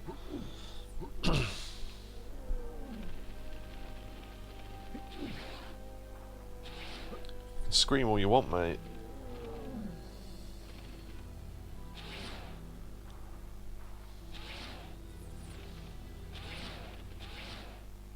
No, not enough.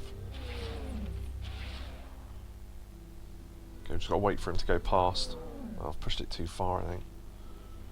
There we go. You gotta wait for him to be in the top half near the lift, otherwise you're trapped in the wrong side.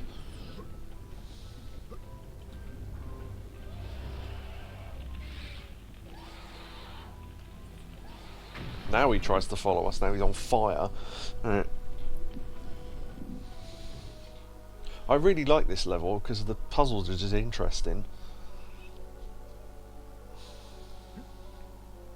Oh yeah, don't jump fully over the balcony there because you can get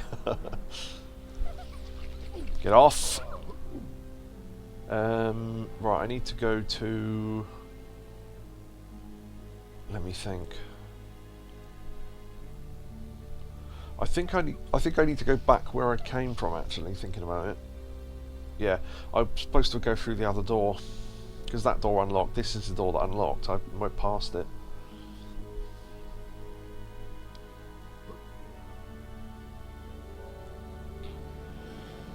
Right. Okay.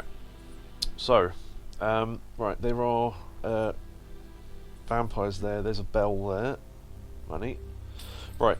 So some of these tiles are activated and we'll wake them up if you move them over them.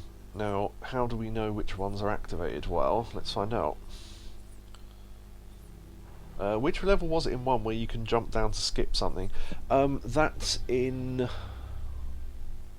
I know what you're thinking of, and you're avoiding the developer's way of doing it. You can do it in the remake as well. It's where I think you're talking about where you build the bridge in Return to the Graveyard. I think so, anyway. Right, there's this door halfway up. But yeah, I think that's what you're talking about. Right, if you look now, there's a thing on the wall. So I didn't see this when I first played it years ago. But yeah, it shows you which tiles you shouldn't run over. So yeah, let me draw a quick diagram of this. I used to have a diagram of this in the box of the original game. I probably still have. But I can never remember it, so I just draw it out. 1, 2, 3, 4, 5, 6. 1, 2, 3, 4, 5, 6. And then... 1, 2, 3, 4, 5. Right, it's 5 up, so 1, 2, 3, 4, 5. Right, so the bottom one in the corner is a dead zone. 1 over 3. Oh shit, I've just closed the chat. No, I didn't. Right, over from that, them two. And then 3 at the top, and then a gap, and then another one. Okay. The diagram I've drawn is too small, really, but hopefully that was enough. Alright, let's find the light source. So we go up here. Alright, that shines down there. There's a door there, that doesn't open until after we've done this. If you fall from there, you get damaged, so... Alright. Now we need to try and avoid... Now, I assume you're supposed to do these one at a time, but just to save time, I do them all at once. So, we need to push him up one, and then pull him to the right-hand side of this, and then up, not hitting the one next to it. There we go. I'll pull one over a wrong tile just to show you what it does, but one's the easiest one to demonstrate that with? That one, probably. Yeah. So basically what you're supposed to do is push this one up, then go right, and then go up. But I'll just go up to show you what happens.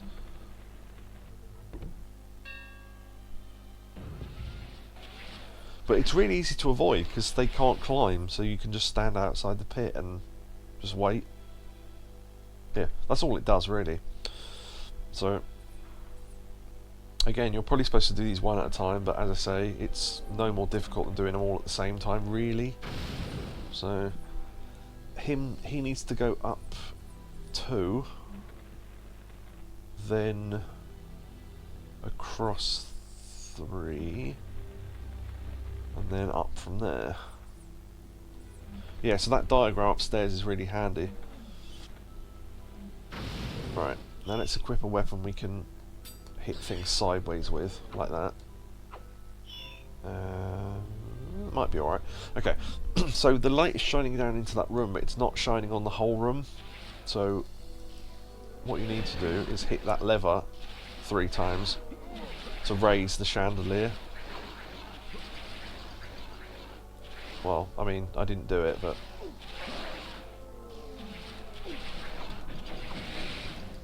Right, I was pressing the wrong button, that's why. So, there you go. Right, so it shines light into the room and burns any vampires that are there. If I can jump out, there we go. So I did all 3 of them at once. Like that room where I burned the 2 at the same time. Otherwise you'd have to blow one up like that, come back round, then push him, then go down, then light him up, and then do it again, so...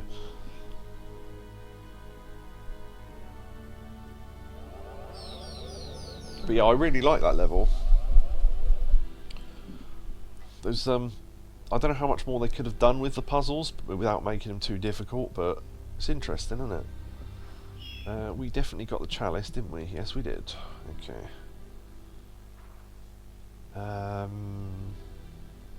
Yeah, okay. Just having a think. The count. Right. Alright, Dan, you've come a long way. I'd save if I was you.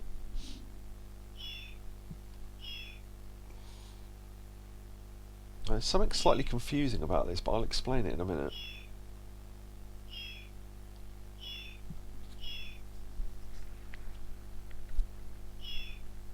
Whatever's through this door is a lot worse than the stuff you've already encountered. Use your wits, not just your weapons. Reflect on what I've said. Yeah, I don't know why he wouldn't just tell you what to do if he's going to hint that heavily of what you've got to do, but anyway. Money. Now there's a spiv here. I don't know why this spiv's here, because this boss fight doesn't involve you having to use any weapons. So, I don't know, I guess to make you think you might. I honestly don't know why it's there, but anyway. Because you can't buy health or anything. I'll just use the cane stick because it's got a swing on it. Like that. You can use the sword, but by using it, you're using up the percentage, so I don't know. Anyway. It's worth looking around this because you don't get a look at this later on. So there's some tombs there. Or some sarcophagus. Is it sarcophagi?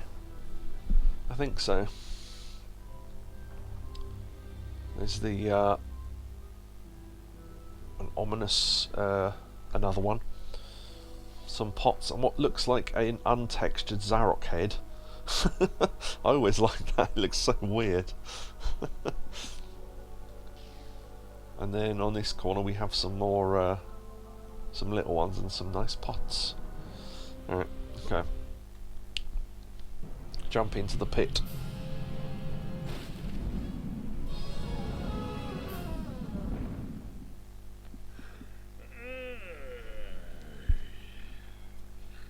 What manner of creature are you to disturb the count's sleep? Why, before me I see nothing more than a reanimated bag of armor and bone. You have done well to get this far, but the Count has walked this earth for 1,000 years, defeating hundreds stronger than you, and for 1,000 more I should... Get on with it! You interrupt me! For your insolence, you shall suffer beyond all imagining, my ugly little friend. So yes, reflect on what I've said. Bring me your best vampire tombs and get all sarcophagi, yes. So basically you need to have the mirror reflect one of his shots like that. Then he'll start doing dash attacks, which if you dodge at the right moment you can sometimes catch on your shield, but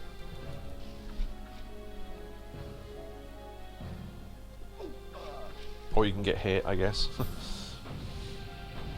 So you need to move the mirrors. Right, now he'll start shooting fire bats. And the trajectory of his shots will change because he'll fly. So it means you need to angle the mirrors up slightly. Some of them already are, luckily. So, bunk. And he'll do that attack and it resets all the mirrors.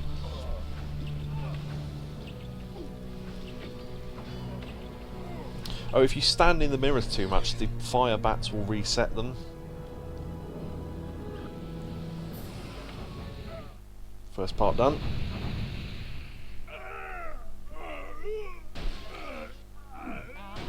That was convenient. You have fought well, my bony friend, but all resistance is futile. You cannot defeat the Count.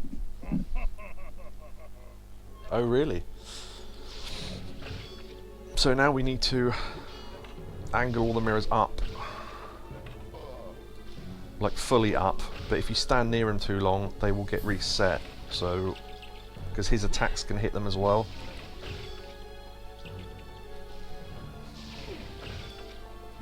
Like that. But he's about to reset them, so you normally can't get him on the first run, so don't worry about it. The reason why I have this weapon is so I can sideswipe the mirrors, although I'd missed it, but...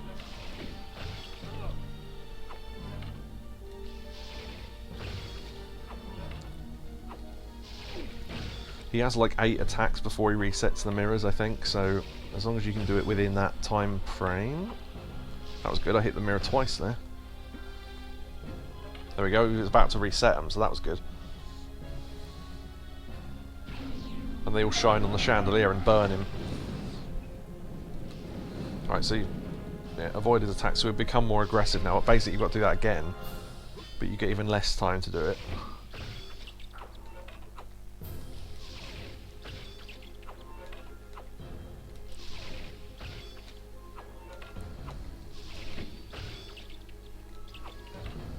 Shit!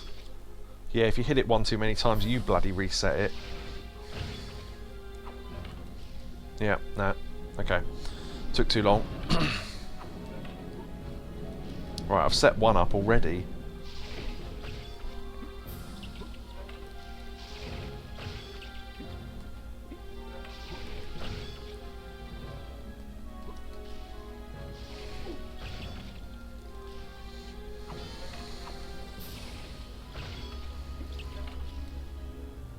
Almost.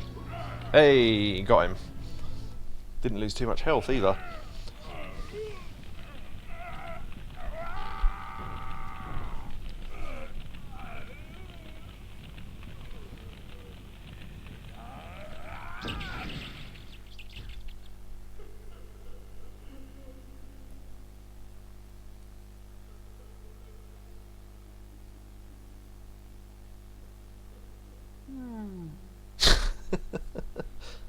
eh. Just get whatever. Yeah, I like the vamp that Count flies away and you can hear some great sound effects in this game as well. Not just clonk, clonk, clonk.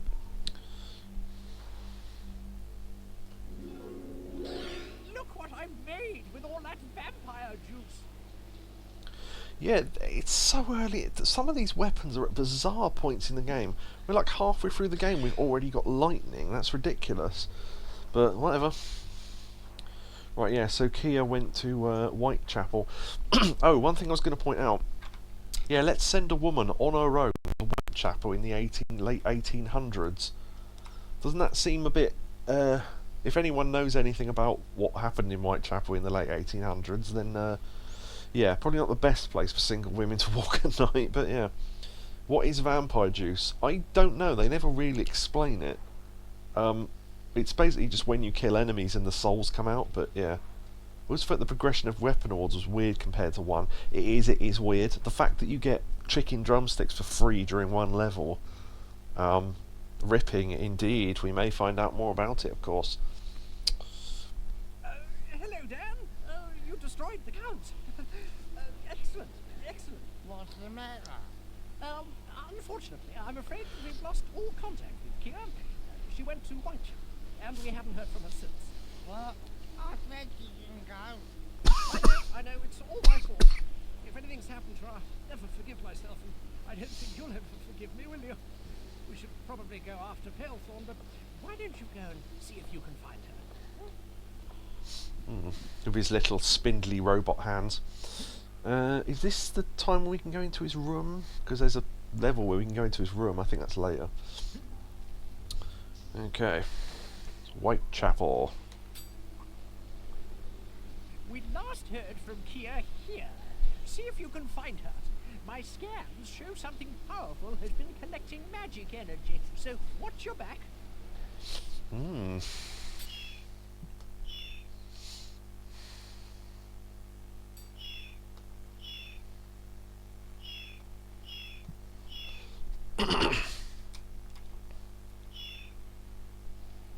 This I like this level as well quite a lot. There's some voice lines you can easily miss in this, but I'll try and get them all. The music in this is great as well, because it's a rework of the Galamir Waltz from the first game.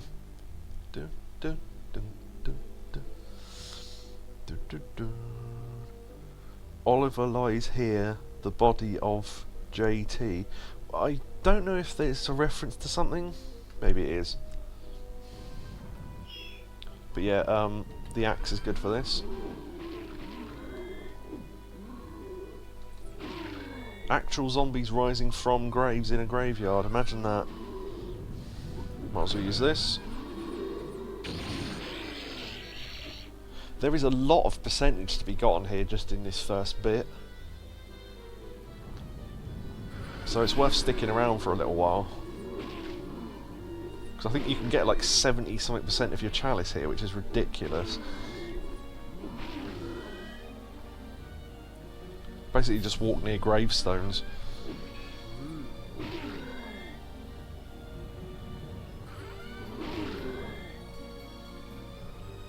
%66%. Sometimes you miss some, so it's worth going around again.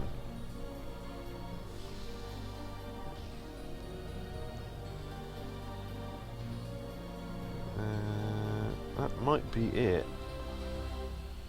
Maybe some more spawn later, I can't remember. But anyway, oh no, there's one. Okay, there you go.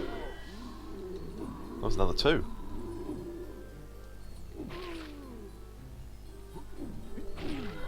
Yeah, 77%, and we're in the starting area of the level still. And there's another one. 83%. I think that's about the maximum you can get. But yeah, it's mad, isn't it? If you notice the camera angle changes when we go near this building, suspicious.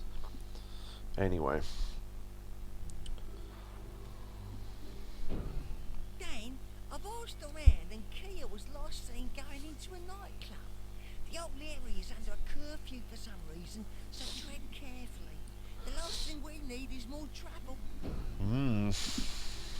Okay, a nightclub, eh? Well, there's a nightclub there, so...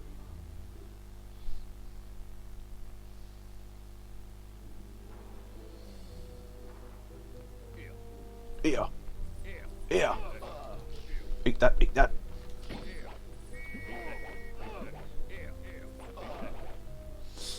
Let's go into the club. Hold it, please, sir. I need to see your membership card. So we need a membership card. You can't... Oh, they're called peelers, by the way, because of... it was an old school term for policemen, because it was to do with Robert Peel, who started the police force, or something. So I think that's the reason why. But yeah, you can knock them out, but they can't die, I don't think.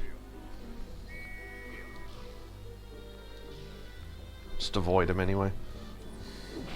The zombies are the chalice percent anyway.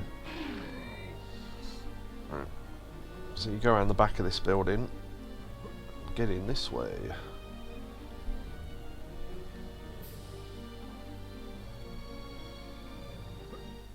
Going through the open window.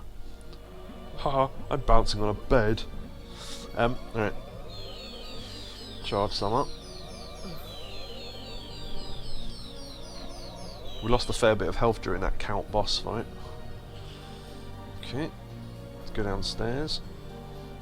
Door. Library key required. Okay. There's nothing else here. Although if you stand here and do this, you can see there's clearly an item behind that bookcase. But anyway, go downstairs again. Right. The key was in one of the crates. Money, money, boop. If there are hands nearby, that's usually a good sign that you need them for something. And there's a little hole there, so...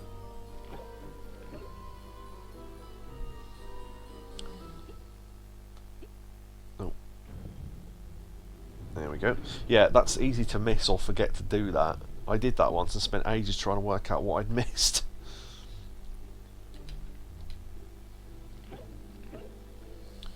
So we've got the key and we've unlocked that. So that is a griffin shield, which was the shape of one of the holes on that building in the starting area. So there's a clue.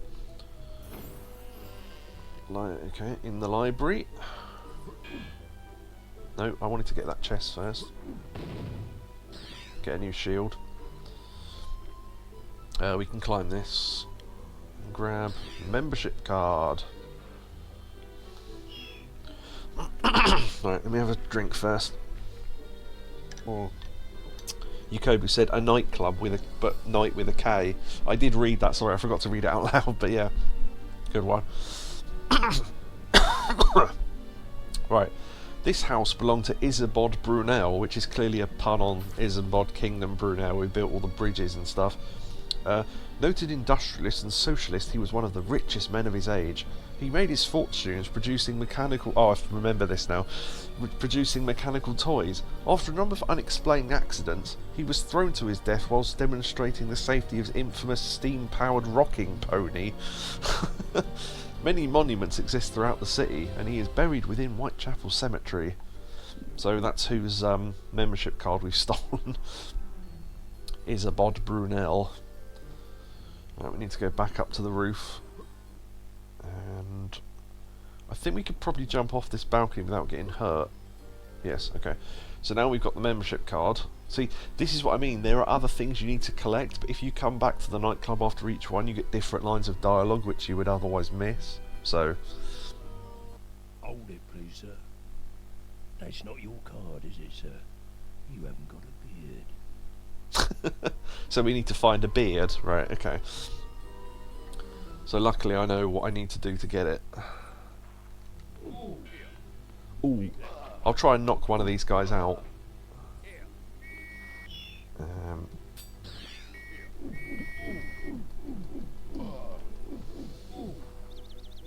Yeah, that happens and they get stunned for a little while. Not for very long though. I forget what this is. Oh, this is another health fountain. Yeah, okay. Spiv. Do I need to buy anything? Could rechant the sword, but probably not worth it with 62% left. There's some rats you can squish there for a coin each. Don't know why you would, but you can. chalice collected. Right. This is another chalice that's tricky to find. There's a door there, but I'm not going through there yet because that's for something else. Right. I need to remember where the chalice is. I'll go find this first anyway. Am I going the right way? No, I'm going the wrong way. Okay.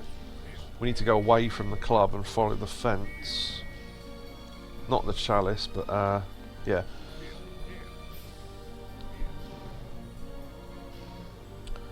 There's a mysterious big door there. It's worth remembering that.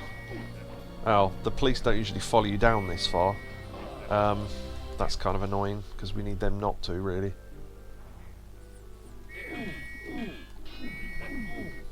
Need to stun him here so he doesn't follow us. You can get him trapped in a bit, right? Now, you know how Akari was saying there's weird progression of weapons and stuff in this game? That's all I'm going to say before we open this chest.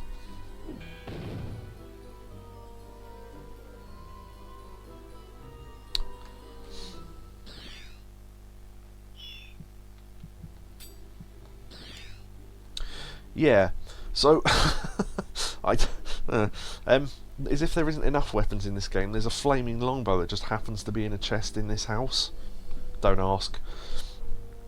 It's really good, so I don't know why it's in there, but we just got lightning and a flaming crossbow. Whatever. No. Oh, speaking of which...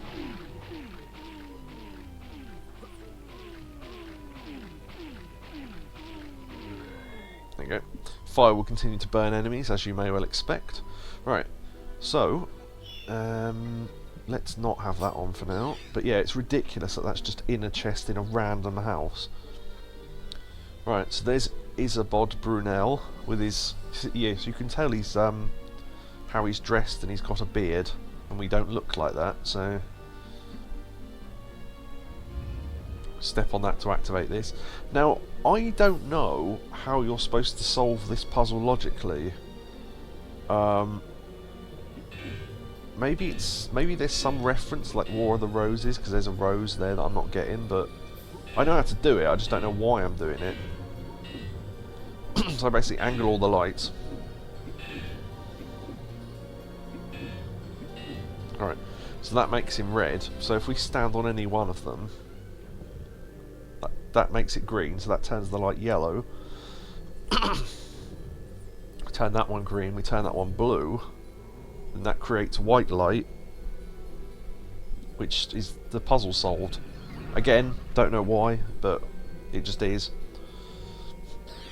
So unicorn shield, so we've got both shields to unlock that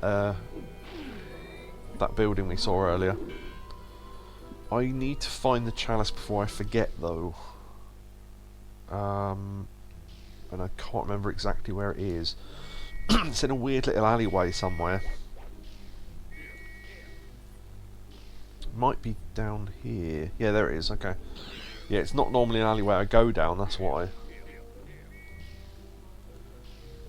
Alright, so let's basically go back to the start.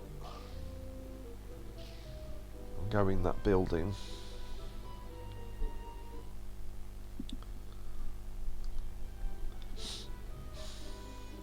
So you see the two outlines there. So that's what we needed these for. So Griffin Shield. This is a very exploratory level. I don't know. I remember getting stuck on this for ages, just not knowing what to do next. So Unicorn Shield. That opens the door. Okay.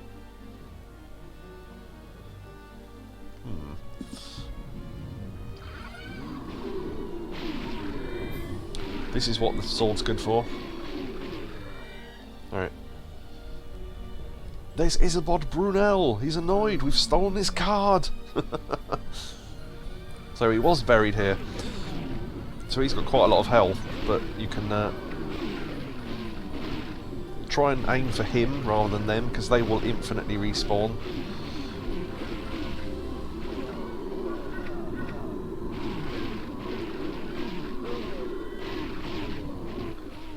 Right, we killed him, so...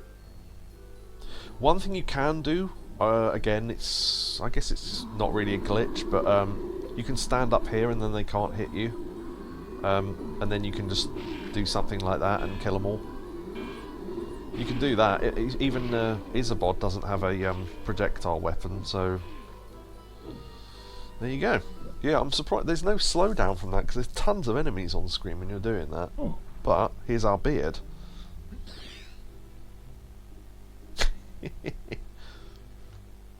Wonder if we can get a close-up of that. Not really, but you can see he's got... Oh, actually, no, I know a way to get close-up. Hold on.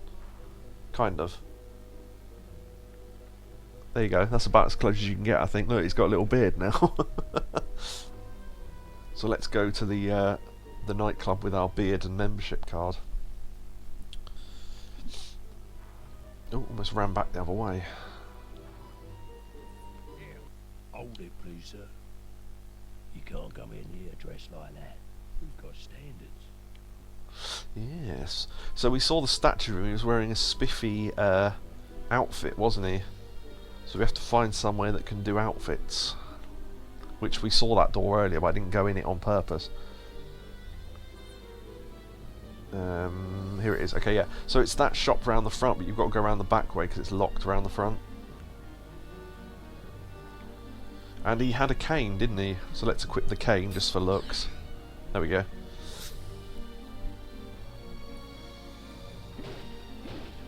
You don't need to equip the cane, I just like it. Because it fits the look we're going for. So there's a storeroom. So luckily that storeroom, to whatever that building was, has broken the wall through, so we're now under the clothes shop. I like the clearly flat sort of things that are supposed to be around the shop. PS1, I love it. Look at that. Right, get ready for this.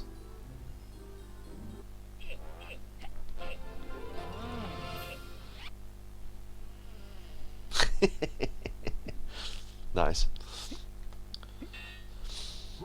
Oh, I forgot. What's the Oh, there's a really funny thing you can do, but I don't know what the cheat is. Medieval 2 cheat.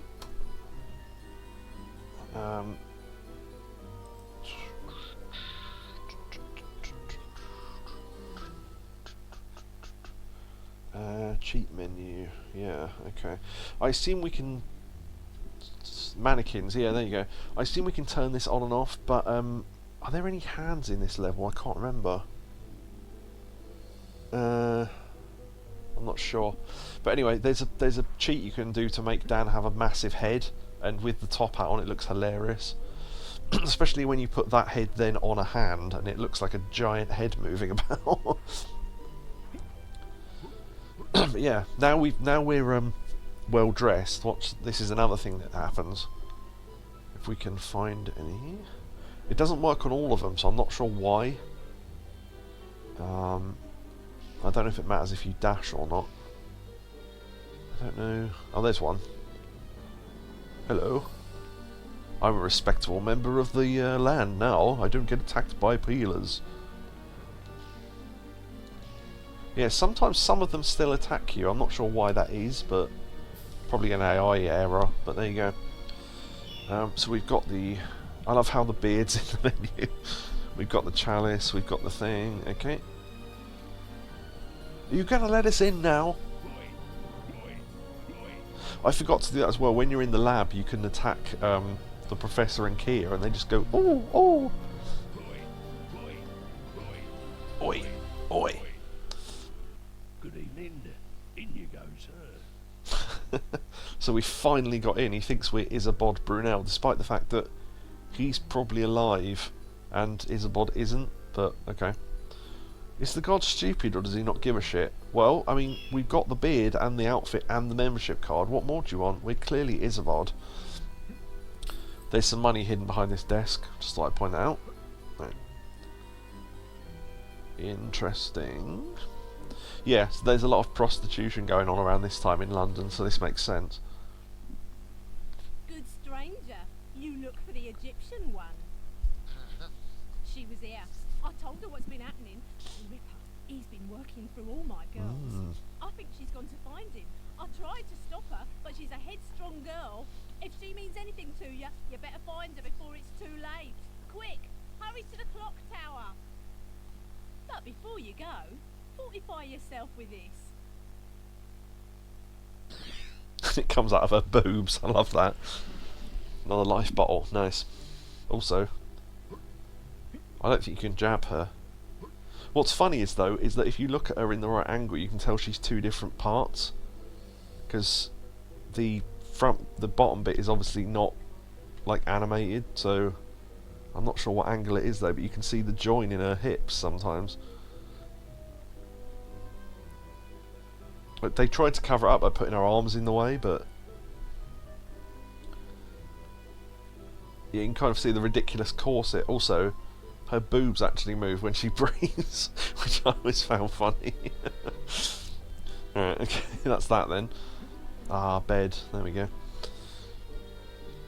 Right, yeah. So we know she's Kia's gone to look for the Ripper for some God knows why. It's now raining, which is never a good sign, because whenever it rains in Yakuza, it means something bad's about to happen. So the clock tower is probably not this way. Nope, I've gone the wrong way.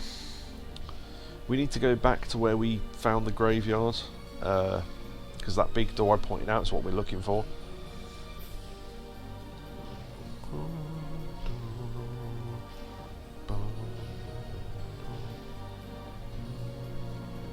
There you go. See how the lights loaded in one by one and then lit him up in white? I like that. Is that a funny poster? I can't remember. Oh no, it's just a wanted poster. It doesn't look like the Ripper, so I don't know who that's supposed to be, but anyway. Yeah, so those are the doors they unlocked, so rescue Kia. The clock tower, that's the Scissor Man game. Oh yeah, there is a game called the Clock Tower, isn't there? I think that's a horror game on PS1. It's like a Resident Evil type thing.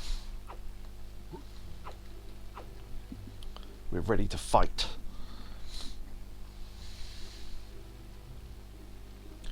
If you can move along here, you can... Oh, no. Okay, I moved too far. You can actually see them before this starts.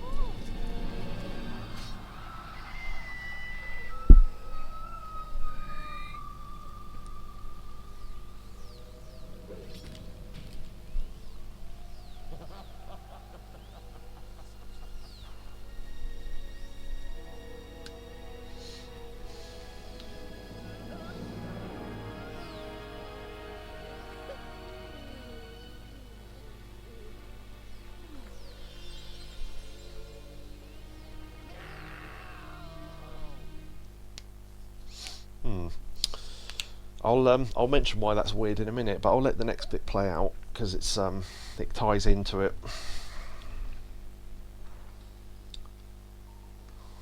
Okay. Yeah, we can't get the chalice yet, even though we've collected the chalice, because we're too busy needing to work out what's going on. So. Well, did you find her? And? Oh no! Oh no, she's dead and it's all my fault. I'll never be able to forgive myself. Anyway, I'm picking up some bizarre signals from the cathedral. We must investigate. No, not me. Go on. I'll quit. No, Dan, that's just what he wants. If we give up now, all of London will be his, and with London, the rest of the Empire will follow. He can have it. I don't care. Dan! I like that. I'll never forgive myself. Anyway, it's like a Jeremy Clarkson thing. Oh no. Anyway, yeah. So we're now in the sewers. Now, one of the criticisms of this game is that it felt like the story was rushed because he's so. Yeah, his voice is too clear. Yeah, they've tried to pronounce too many words with Dan. His whole thing was that he didn't talk much. They tried to make it seem like he's really upset over the fact that Kia's died, but he's known her on screen for all of about a minute at this point, so I don't know why. He's just upset that someone who was helping him has perished, I suppose, but anyway. The professor asked me to give you this. Blunderbuss! Alright, I'd save if I was you. Alright. That weapon is another weapon you don't hear the voice line for unless you miss out a chalice. That's the other one. The bombs and the blunderbuss. So you have to purposefully miss a chalice to be able to hear those bits of text. It's weird.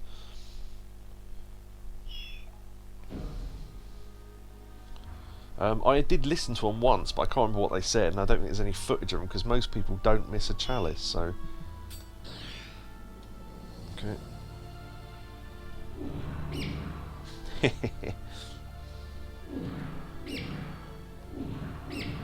What I like is, look, you've squashed that one, it's still moving slightly, and then it just stops because you've crushed its head. Alright. Yeah, I'm not sure why that's there, because you can never go through there, but anyway, yeah, there's no way to get across there, so... Hup! Fall down. Ah, a little turtle man. He's waving to us to go this way. An Octoman has attacked that. I assume it's supposed to be a bison? But anyway. Ah, yeah, we need to equip the sword in the other slot. I forgot about that.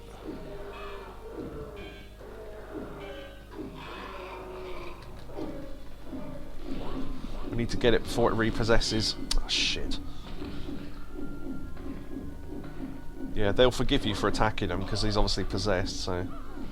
But you need to kill it before it jumps on anything else.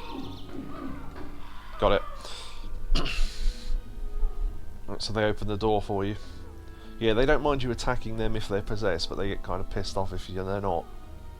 Mind you, at this point, I don't think they attack back, do they? Yeah, I don't know. The bisons will attack you though, because they don't give a shit.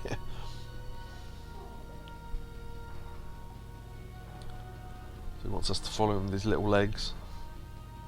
There was this turtle, right?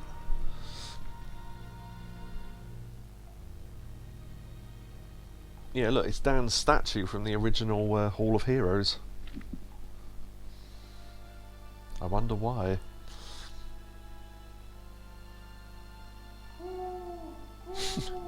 Is it true the Great One Eye has come to save us?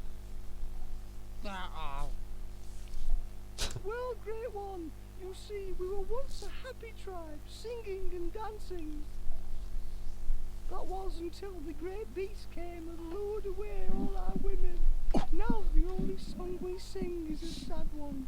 We have lost the taste for battle and the will to live. Great God, can you restore our women to us?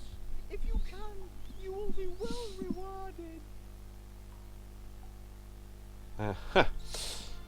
I am Mr. Hoppy. Yeah, he's got the same voice as Mr. Hoppy from Monkey Dust, which is a reference that almost no one will get because I don't know how many people even watch that show. But a very weird comedy sketch show from the... would that have been from the 2000s? I suppose it would have been. But only Series 1 ever came out on DVD, so... Oh, speaking of things that shouldn't come from chests but do... Gold Shield. Again, I don't know why. Right, what's the best weapon to have here? Maybe the blunderbuss, actually. I don't normally use it on this level, but why not? Right, okay. Yeah, they'll just reflect attacks, so... Right, so yeah, we've got to rescue all their women. So, I don't think it matters which one you do first. There is an optimum order to do this in, but I don't remember what it is, so... Fuck it. Yeah, I think if we do this bit last, it's better. Because that's the way the chalice is. So, if we do that one last... one of these we don't need to go down, but again, I can't remember which one it is, because... Right, that's the start, okay. I have no sense of direction, as you can tell, so... There's the side with the health fountain. Okay. I think this is one we do need to go down. Yeah, it is, okay.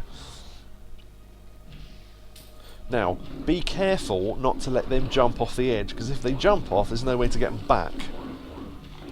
And I think you fall short of the chalice slightly, so I'm not sure. Yeah, don't let them get too near that edge.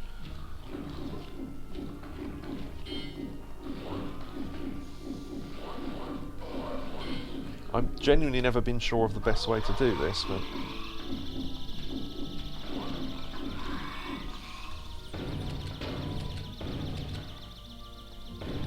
The boom on that fucking blunderbuss is great.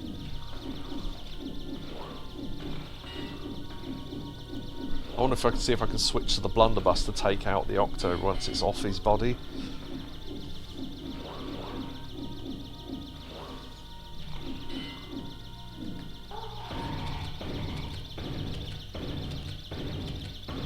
That works quite well, actually.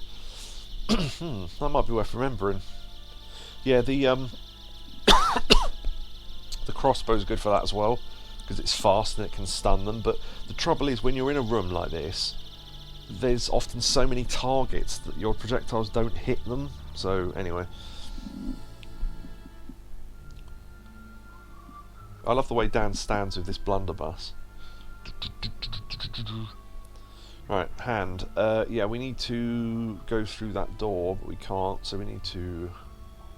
Yeah, this is a thing. So you switch to the hand like this. They jump out, quickly run away slightly, and switch back. On switch back. Right. Right, that blunderbuss is great against them. I'll have to remember that. Yeah, because if you're stuck as the hand, you can't really defend yourself. And if you try and reattach the body, it will take too long.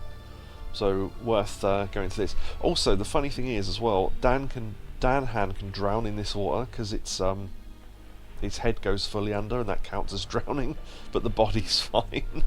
So funny stuff. Right, go through that little hole. Now we need to find some way of opening that door. So hip. Go, I made that jump. I don't normally make that. Right, got to jump on the pancake button. Right. Now we can go back as the hand, but it's honestly easy just to switch to the body and go to the hand yourself, because you don't have to make all the jumps then.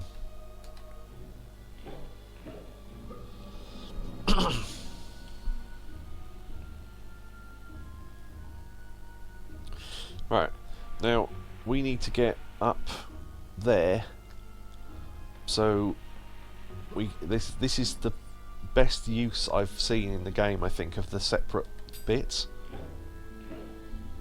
So we switch to the head, jump up there, right. So now we're up near the pipes. So we get in the pipe, then switch to the body. We've got to go through to that next room. So there's a lever here. So each time the pipes connect, switch to the head and walk into the next bit like that. You basically just got to get Dan Hand over to this bit here. Like that. But obviously we're in the second bit of the pipe still, so...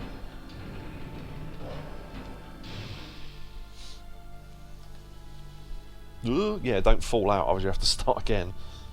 Walk to the end bit, just to be safe, so you know you're in the next bit, because sometimes if you think you're in the next bit standing there, you're sometimes still in the first bit, because it's the join is not obvious where it is.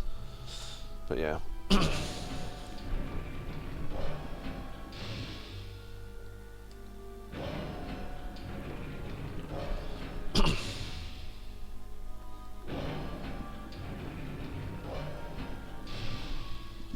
I don't think there's any faster way to do that, but I'll have to watch some speedruns of MediEvil 2. There's a guy called, I can't think what his name is, another plug for someone else, Noob Killer, who's a weird name, but he does world record speedruns of the MediEvil games and stuff on Twitch and things, and he puts them on YouTube. So I'll have to watch his one for 2, because that'd be interesting.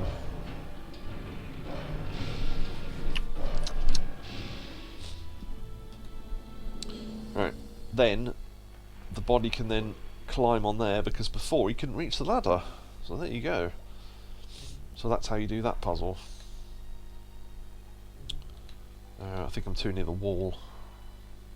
Right, there we go.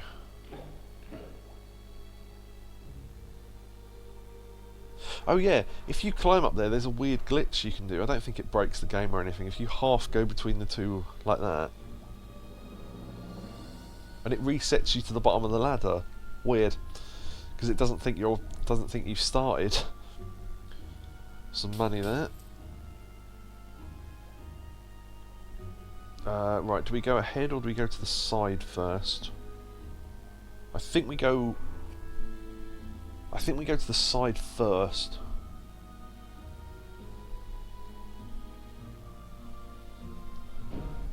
Oh, I've been looking for you. It may be time to see what the Spiv's got for you. You might find it extremely interesting. Extremely interesting. Really? Poster. So there's a poster with something on it there. Oh, interesting. Maybe the professor can tell us about that. Look at it. Alright, I'm going to enchant the sword, because why not? That screaming will be solved in a moment.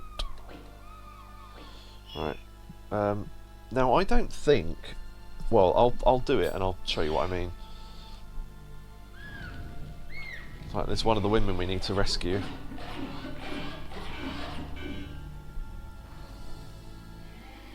I don't know if there's a pattern to which doors, holes he comes out of, but... Okay, 1, 3, 4 remaining. Woo, woo! And then she runs off. Right.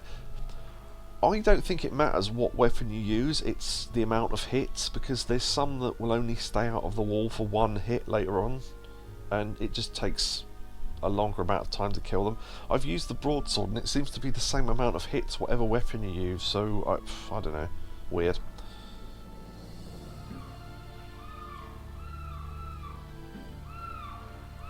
This one only has 1 hole. Weapon's not long enough really, I'll use the hammer.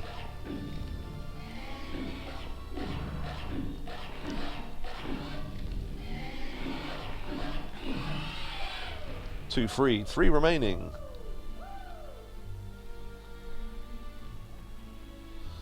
I followed them once and they got stuck on a wall and she kept running forever into the wall. But she was, she'd been rescued by the time we went back, so... Right, now we need to... possibly from that pipe...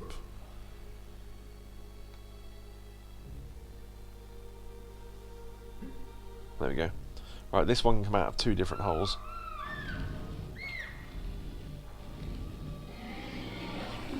Yeah, this is the annoying one. Because you can only hit him once on each lunge. And he's pretty quick anyway. But as I say, I don't think other weapons do more damage. But anyway, 3 free, 2 remaining. Right, now there is a ladder on one of these pipes. I normally fall and die. But let's see, it's over there, okay. Don't think I've ever really managed this without falling off at least once. There are some Octomantas down here, so... Oh, I should let one possess us to show you what it looks like.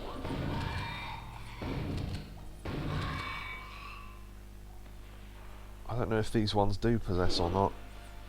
These seem like attacking ones. Those ones earlier that attacked us in the pool near Danhand, I think, they basically jump on your body and control you. So you have no... You just walk around in a random pattern while they damage you, and you have to hammer the action button to get off. There's a fun little surprise behind this desk here. Do we need them? Well, we need a couple. Oh no, we can do with all 3. There we go. Alright, we don't have to climb back up the ladder. Oh, also, we've got enough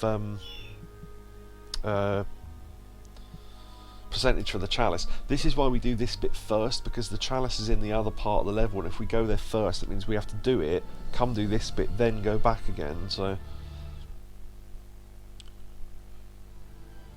Okay, so we fall out here. I think we need to do that route again for one of the parts. There is a...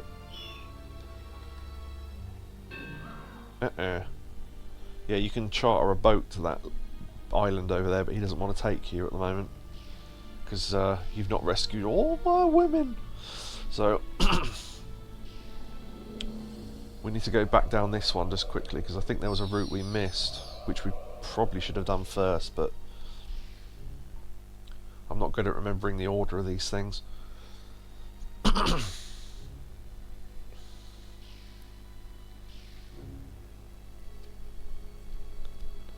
least I think so, anyway. I mean, if we haven't, then I've, you know, not wasted much time.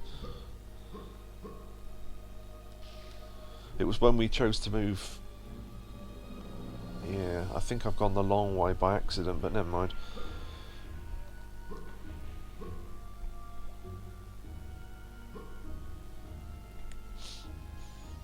Oh, maybe not. No, okay. So, yeah, I went to the right before... No, I did go both ways, didn't I? Oh, never mind. Is there a shortcut down this way? Not really. Oi, oi, look at it. That'll never not be funny to me. I guess we could just go back the way we came, because I forgot we'd already done that bit.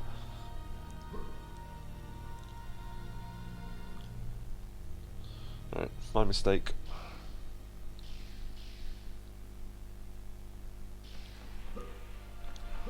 Ooh, that was weird. But yeah, yeah, those Octomancer things don't do too much damage. It's just kind of annoying, particularly when there are other NPCs around, because they can constantly just repossess them. Or yeah, I suppose that's the right word, repossess.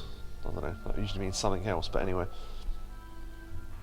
Right, the only way we haven't been is that way, and I think this is the way we came down. Yeah, so we have to go round past the king now. Oh, they're called Mullocks, by the way. I don't think they ever tell you that in the game, but there's the beast taking their all our women, and then there's the women they wanted to rescue, which yeah, okay. Interesting faces. Symmetry not important in this clan. Yeah, sort of Abe's Odyssey type look to them. Yeah. There'll be some more Octomanters here. Ah, sometimes you can kill that before it possesses anything.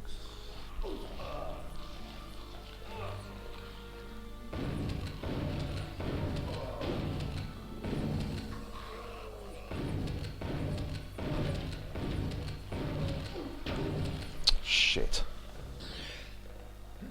Oh well. Well, we don't. We've got percentage for Chalice already. Fuck him. Right, now the interesting thing there is... Oh, I didn't realise I could follow you into the tunnel. That's something new I've learned, okay. Maybe we will kill him then.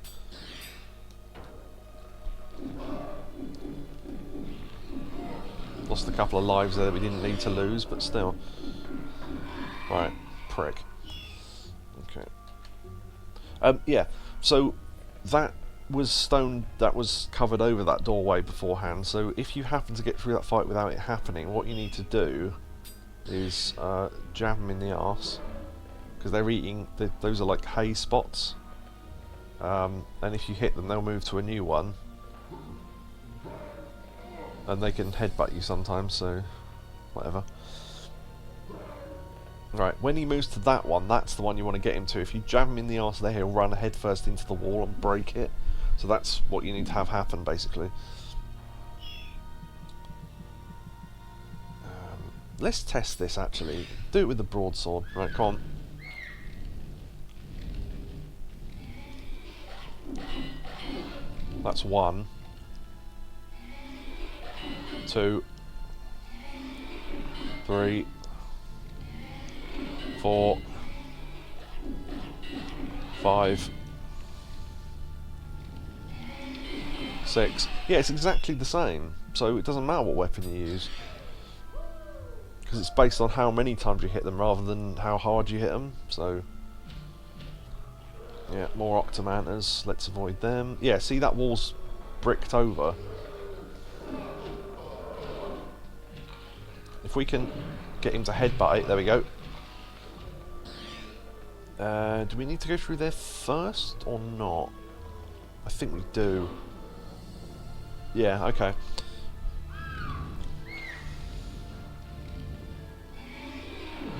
1, 2, 3, 4, 5. Yeah, it's exactly the same amount. Right, you've freed all the girls. Now this is why we do this last, because there's Dan hands here. What you do is... Now, these holes on the wall, if you jump through them, you will arrive at other parts of the level. I can't remember where, because you don't need to use them. But, if you jump through this one straight ahead...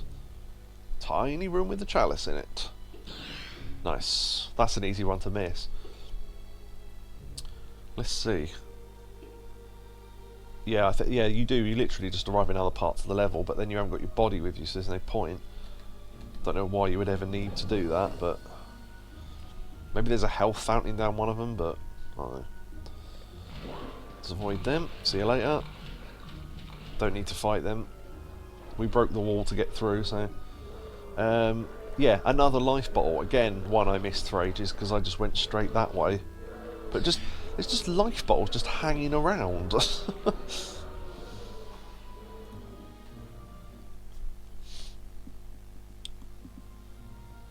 Okay, so we've rescued all the women.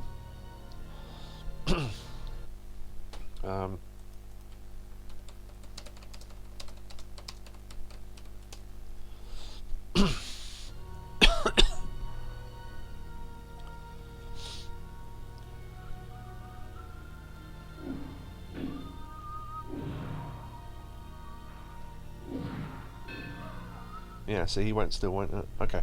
No, I was just checking with Yakobu if he's in an ad break, because I wanted him to see this bit. Otherwise, I'd have waited, but... Alright. Oh!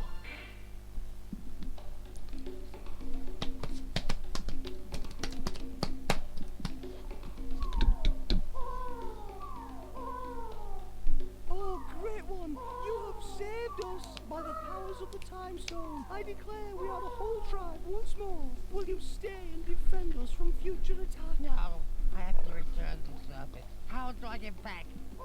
Very well. I will return you to the water's edge, where transport will be waiting. Here, take your reward. Oh. So yeah, go. Hold on.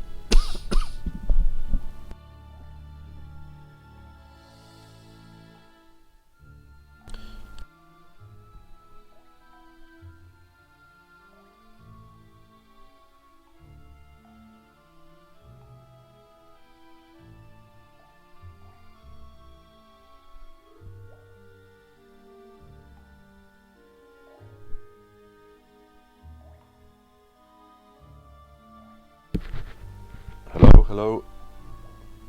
But. Okay, it's back now. Okay, I think I knocked the mic out. Sorry. Alright. The reason why you do the level in that order is because if you return to the middle hub, which we did just then, which you would have to, after rescuing all the women, we'd be transported here. We'd then have to go all the way back, get the chalice, and then come all the way back here. But because we've already got it, we're fine to leave. So, yeah, that's why we do that in that order. Oh. So now we can get the boat and get on out of here. Don't know how we were ever meant to get out of here without it, but sure.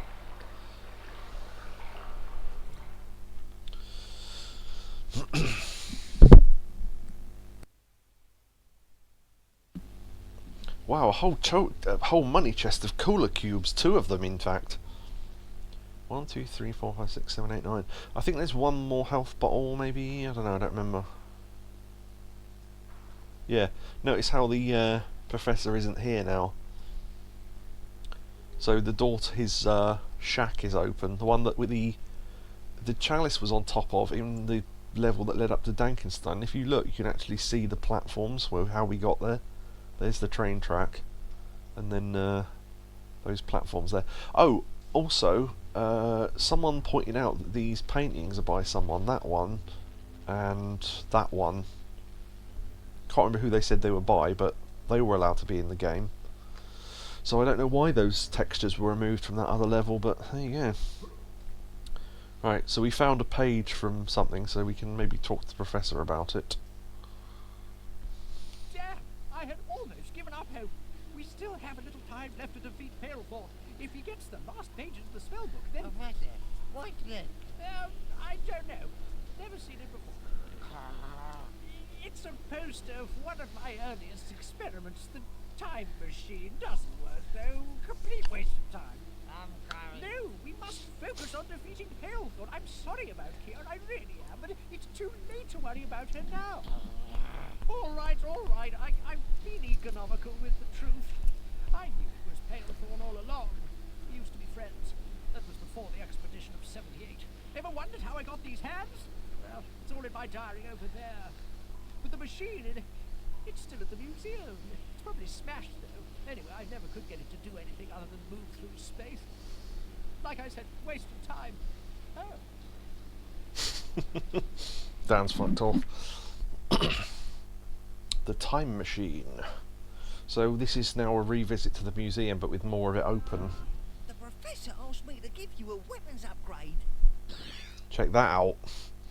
All right, Dan, you've come a long way. I'd save if I was you. Yeah, again, another weapon that if you're one chalice behind, you'd get comment on, but we don't because we're not.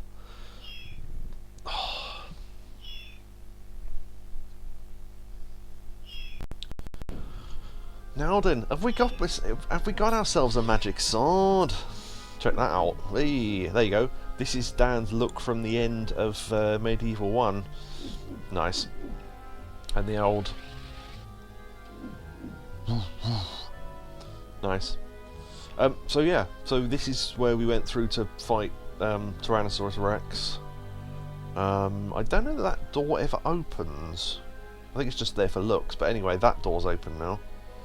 And also, I think they take away the money from behind that line in this level. Is there anything behind this one? Yeah, there it is. Okay, they put the yeah, that's what I was thinking of earlier when I thought of money behind the line. It's in this level, or this version of the museum, anyway. Right, these are like the broadsword knights, but they've got shields. You just need to attack them a couple of times to get them off balance. Walk round to their back and then attack them from behind. With the magic sword, that's quite easy, but if you keep attacking them from the front like that, they'll just block with the shield and smack you over the head with the sword. So, right, we can either go through that door or that door down there. So let's go through this one. Okay. Or, no, actually, let's go down the bottom first, because otherwise we'll need to come back.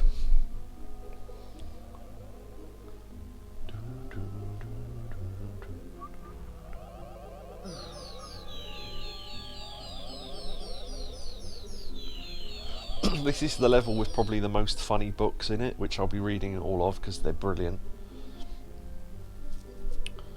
Right, so this is about, yeah, these are all about museum, things of the future and all that. It's brilliant. In the next few years, giant space beacons will orbit the Earth, ushering in a new and glorious age of radiophonic communication. The telephone and the wireless will be made obsolete by the introduction of small hats that beam the information direct to the brain. So there you go. So we need to go into the exhibits and find the bits of the time machine that are scattered throughout the museum. Nice. Yeah, some of the things in this are brilliant. This jump is tricky because of the angle of it.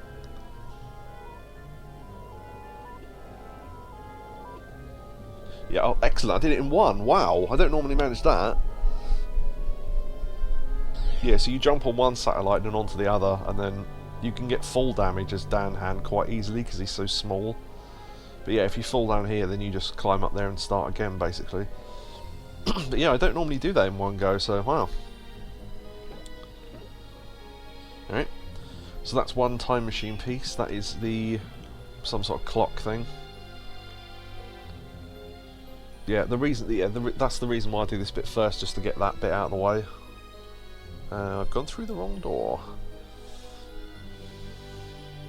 Alright. So you can see what's in each one. Contact, question mark. Space. And time. So I like how, if you notice, time has got that line above it like Time magazine. I quite like that. Okay, time machine. Right, if you notice, see that plate thing on the left of it looks like a CD. As you use the bits of time machine, you can actually see them go onto it. So there you go. So there's a little clock there now. But we need more parts, obviously. Kift's... oh, yeah, Professor Hamilton Kift is the guy who we've been working for, obviously. Kift's amazing hold on. Confabulating chrono chair. I think that's how you pronounce that. Confabulating. Amazing confabulating chrono chair. The chrono chair prototype, patented by one Hamilton Kift, is a revolutionary machine that enables a person to part the veils of time and visit either past or future.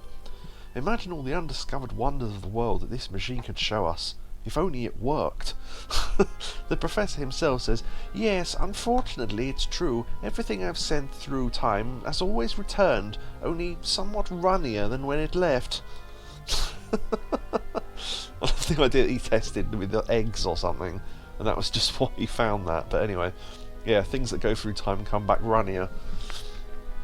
So that's good to know, isn't it? Right, space. Oh, this one's fantastic. Yeah, it's not even that difficult or anything, it's just funny.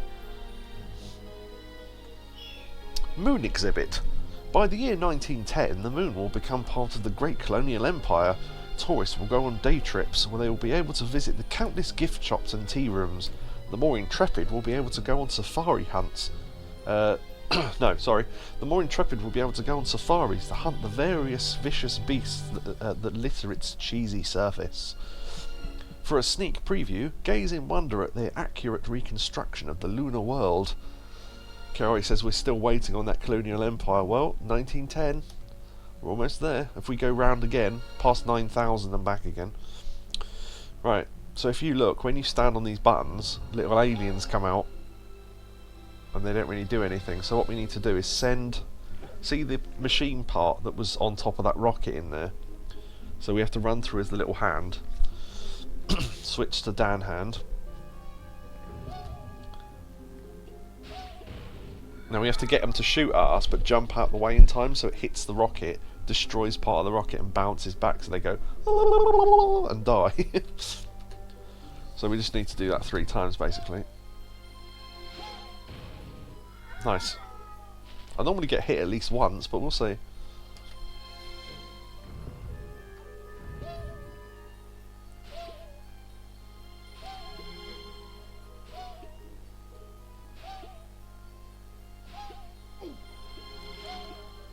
There we go. Nice. And then we can collect the other machine part.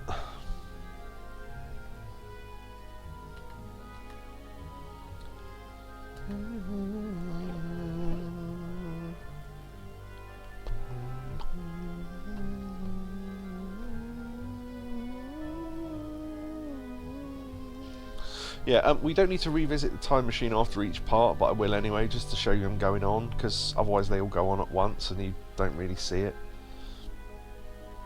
So this will be the hands on the... No, this will be the thing above the clock, so watch the top of the clock. So there's a little twisty-turny thing. Right, now we need to go to contact. I leave contact till last because it's the most difficult one. Because it involves me having to remember stuff, and obviously for me that's not great. Now the music's gone off, there's a reason for that. The Celestial Grammar Horn. In the quest to expand the Empire, the greatest scientific minds have devised the Celestial Grammar Horn. It will blast out the national anthem to the furthest reaches of outer space. When the aliens hear such a wonderfully stirring piece, they are sure to have no qualms about pledging their allegiance to our glorious Queen Victoria. So there you go. Right, so this is basically a Simon Says memory puzzle. Now, you can roll an easy combo if you're lucky and they all the notes touch, and sometimes it's random, so it just depends. Okay.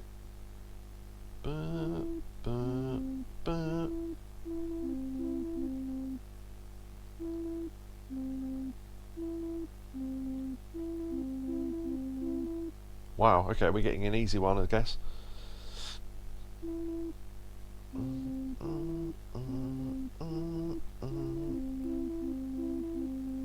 Wow. Was that a double at the end? I think it was.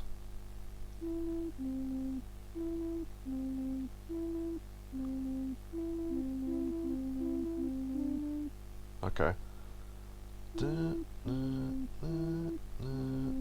Oh, shit. Ah, fucked it. That was an easy one as well. Fucking hell. Alright, okay.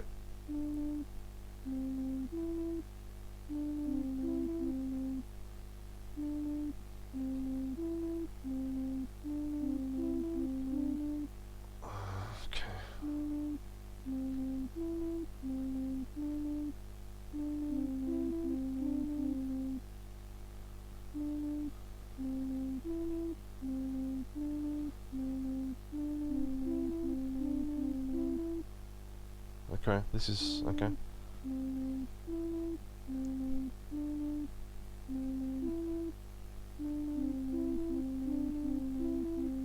Wow. Yeah, normally it goes all over the board. I don't know why we're getting easy ones today, but alright.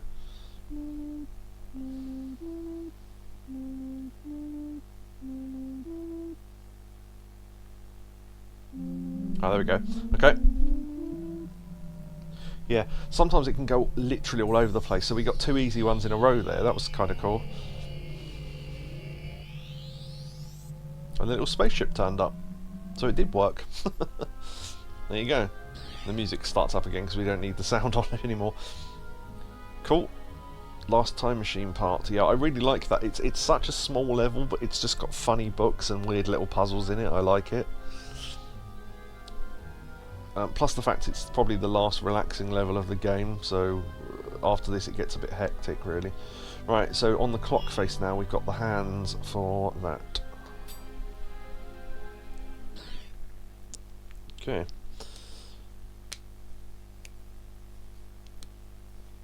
Now to try to travel back to save Kia. Unless we arrive too runny, of course, which could happen.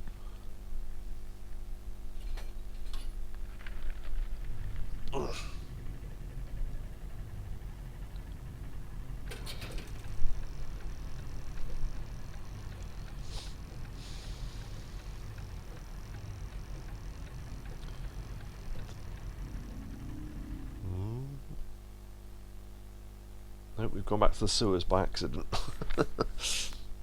I'm not sure whether this was planned or not. I've always assumed it was by accident though, even though you do need to come here first. But why would he know that? Mind you, something got mentioned earlier that we need, so maybe he remembered it.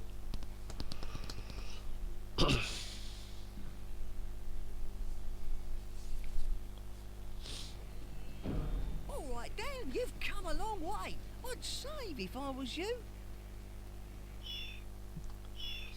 Back with all the tribe of all their women.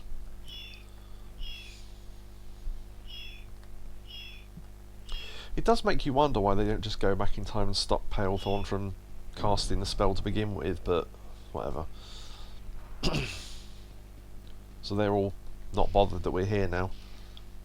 But yeah, we need another piece for the time machine. Because remember when the king said, "Oh, by the glorious time stone," and all that? We need the time stone, basically. So, yeah. Nope.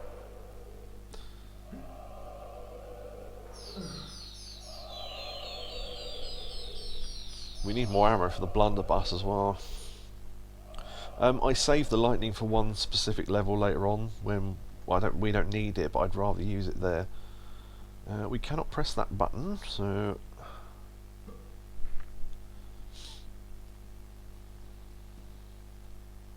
guarding the glorious time stone. Nick.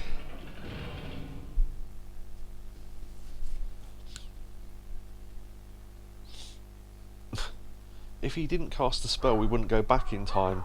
Depends if time is considered linear or not. Now the tribe fucking hates us, which is understandable because we stole their time stone.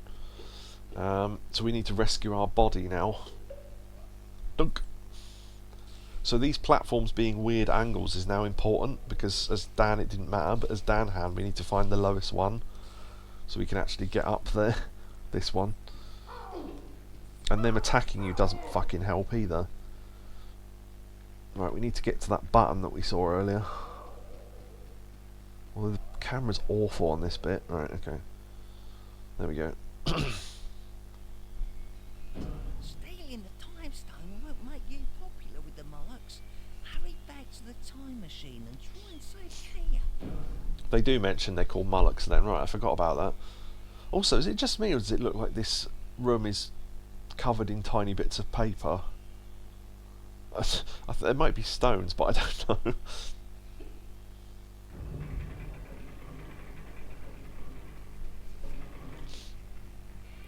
Yeah, if time isn't considered linear, then you could go back, change something, and then the future would then be changed. It depends if you consider time linear or not.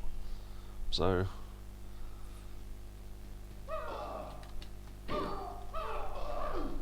Damn, see what I mean? He shredded through that health bar. God damn. Calendar Man, yeah, that guy from Batman, I remember that. 30 days have September. Yeah. Right. Now, this is the bit of the game that I really thought was stupid. Not particularly this bit, but I'll show you basically what they've done. While we were away, they've done something. Them crafty Molochs have hidden the time machine on the island. Only someone wearing the king's hat can summon that boat over there. See what you can do. Right. This is not clear as to what you need to do, I think. But yeah, he won't come over because we're not the king, which is understandable. Right. So we need to get the king. Now, I suppose what you're supposed to notice is that... Oh, great. Fell down. Wasn't supposed to fall down there. Although we can use that excuse to grab this. Right, can we see it from here?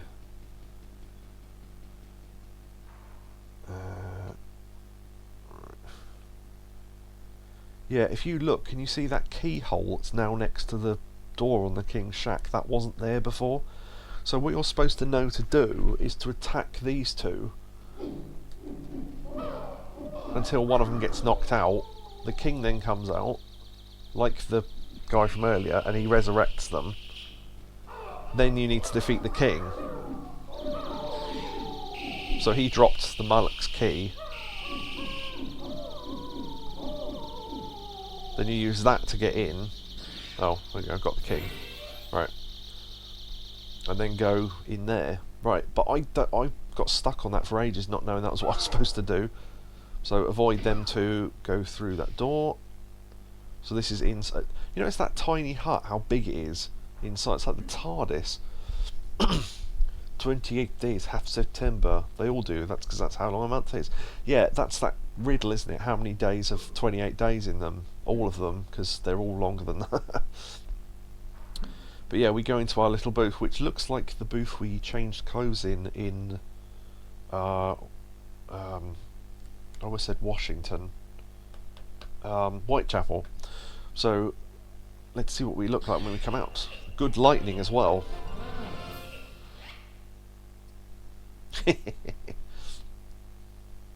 Oh, something interesting I found out, by the way. If you leave your head on the hand that we were on before, and you come in and get dressed, they will still recognise you as the king, even though you haven't got a head. But there's an interesting metal skull there that looks a bit like Dan. That's pretty cool, isn't it? If you go and try and get the boat without your head on, it won't accept you as the king, so you have to go back and get your head and then go back to the boat. Not sure why, but there you go. Nope, gone the wrong way. The king stays knocked out, even though we're clearly both here. They don't seem bothered by that, but okay. Oh, the other thing as well, they've blocked off some of the routes to stop you going down places you don't need to go down anymore. That's a paraphrase from Dave Gorman talking about having 13 months. I think I remember that. Yeah, Dave Gorman stuff's great. That The Modern Life is Goodish was fantastic. Why would I want 12 combs? Oh dear.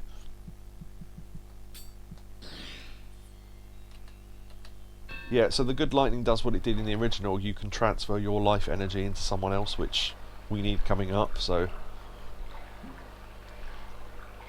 And we have the chalice already, as we know. So now we've got the time stone, we've got more control over the time machine. Time machine, the Ripper. It's the Ripper. The Ripper.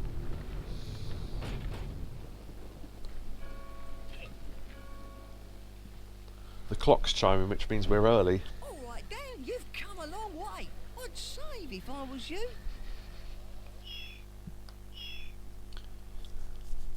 Oh, one thing I was going to say as well, you know when he bounced over the houses, there was a, he's called Spring-Heeled Jack, because there was a rumour that the reason why the Ripper was able to get away in real life was because he was able to jump great distances or something, and they reckon he had springy shoes, as ridiculous as that sounds, you know what I mean? It's a theory, I suppose. But he was supposed to be able to, you know, jump on top of a house in a single bound and all that, which is what he does. Oh, a rumour. There you go, look, there's Kia there. There he is, prick. He hasn't killed her. I'm not sure why he isn't killing her now, but sure. We've arrived early anyway. So, yeah, okay. Oh, I had a glitch with this the other day where I couldn't injure him no matter what, and his health wasn't going down, so I had to reset it. Weird.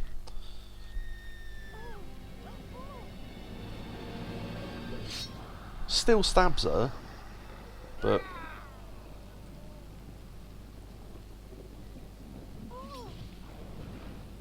Unless that was him picking her up, in which case what was the knife sound for? But anyway. So she's got a health bar as well, which is why you've got the good lightning, because you need to heal her as well. Ooh, yeah, it's quite difficult not to take damage in this fight. When he sniffs like that, he's going after her, so hack him to bits. Let's give her some health back. I don't know how you avoid that attack when he bounces side to side like that. I've seen people do it, and I've done it sometimes, but I genuinely don't know what the method is. You're supposed to dash at the exact right moment, but I've never worked out what it is. Again, it's a timing thing. Luckily I have so much health that it doesn't really matter. You also got to make sure you're not hitting her. Luckily we were resurrecting this, so we got some free healing in. So his health's on the left, obviously. His is in red and hers is blue.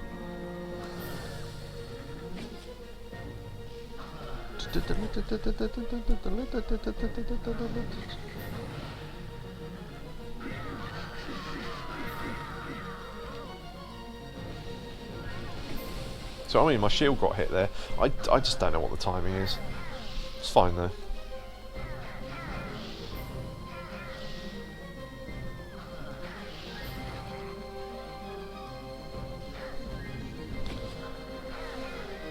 Now there's a weird thing with this battle, and it is supposed to happen, but I'll mention it when it happens.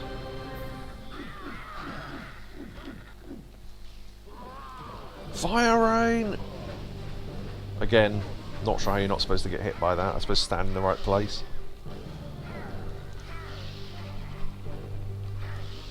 Just dash just before he reaches you. Unless of course you get caught on a corner like that, then yeah.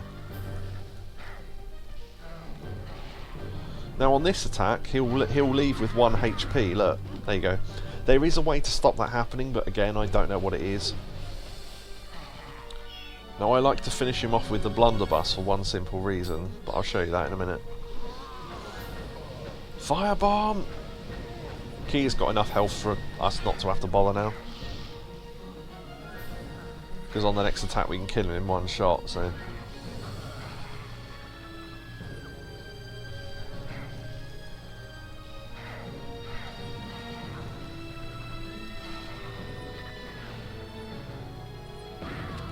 Got him. Mercy So no matter how you finish him off, he will shoot him with the blunderbuss, so I like doing it for real, so it matches up. Chalice. And then there's us from when we missed him.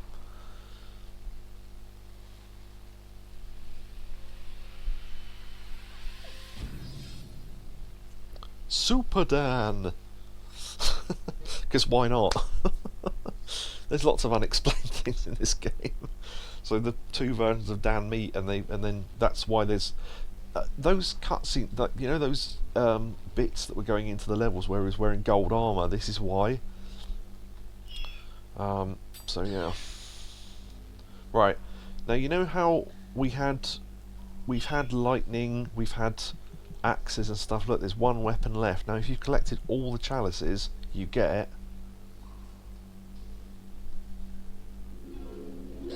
This will be the weapon of your dreams, Dan. The Gatling gun. Awesome destructive power at the touch of a button.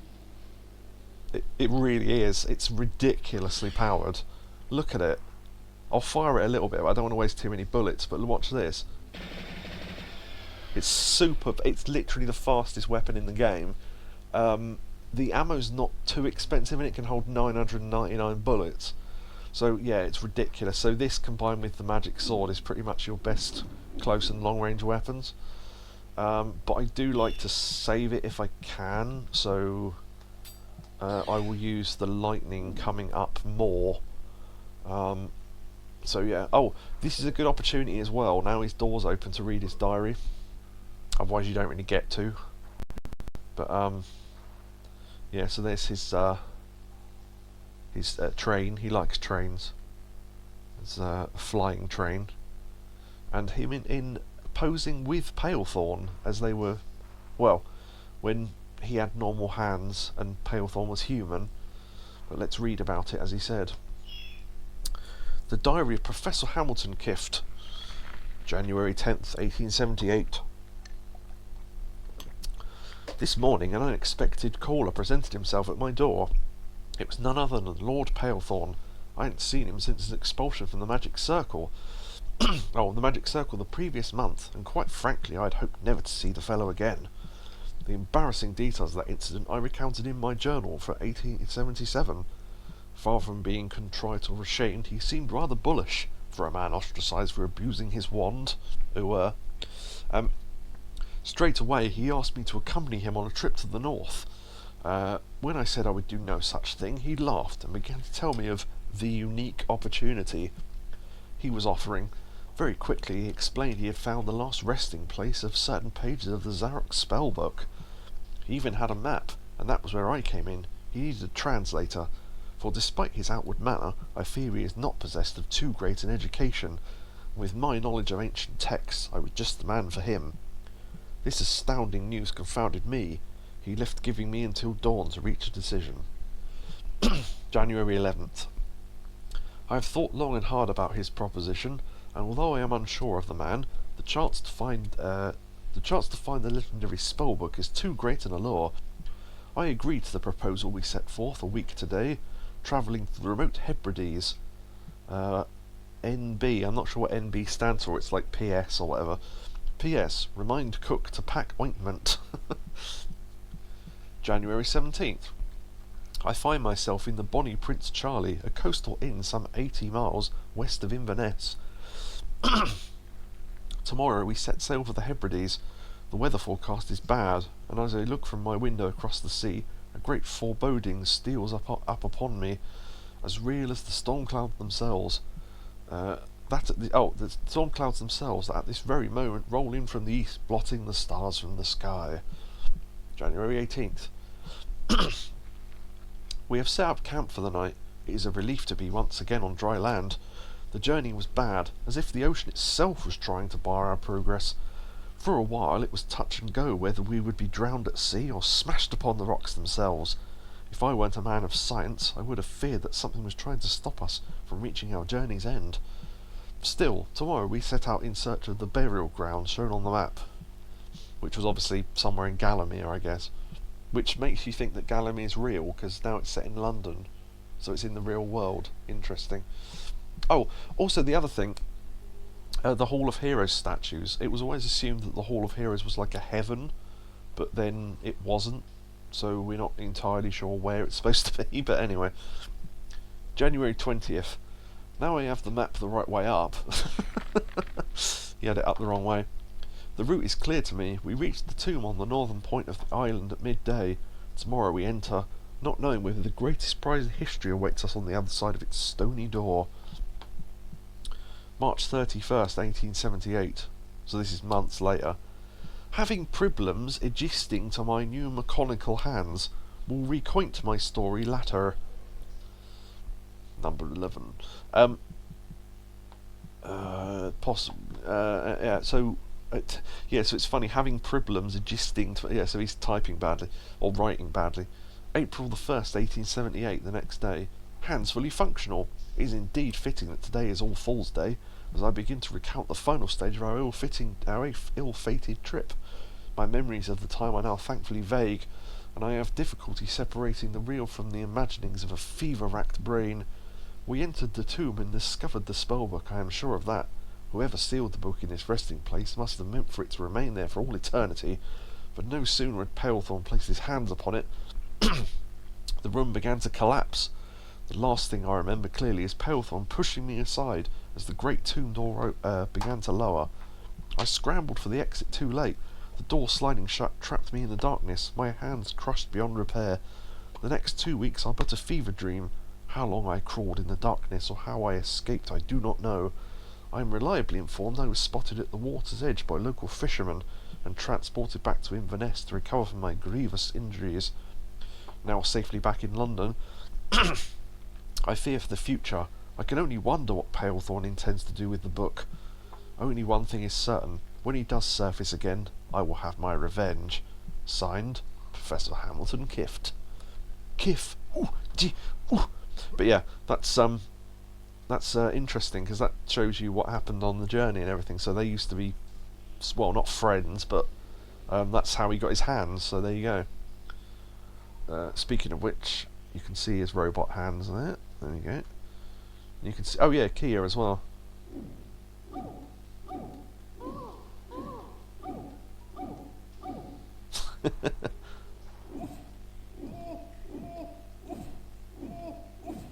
Funny, still funny. Oh, you found her then. Good, good. I knew she'd come to no harm. No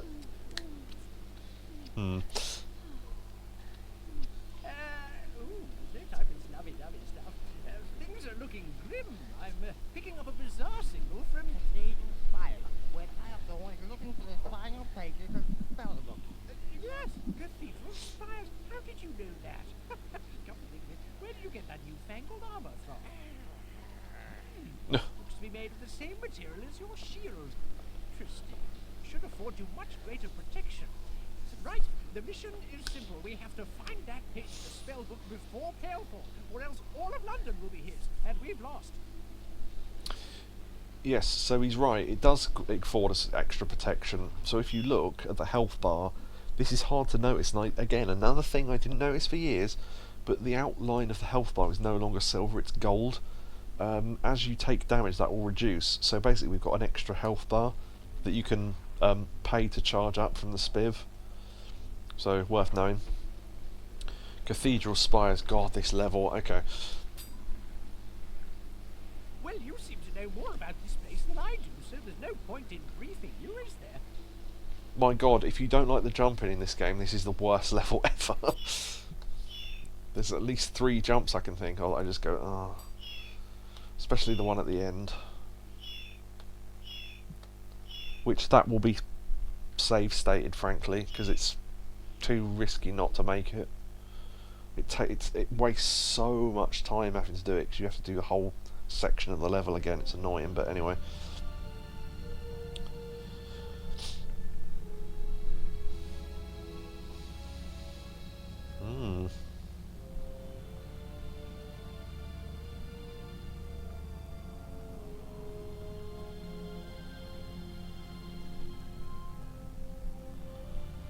There's a number 5 on that door. That is relevant. Also, we saw flying shadow demons there, so the shadow demons are back. So clearly the Zarok spellbook got used properly. And what else? That's about it, I think. So, yeah, okay, money. A ladder that I didn't know was here for years.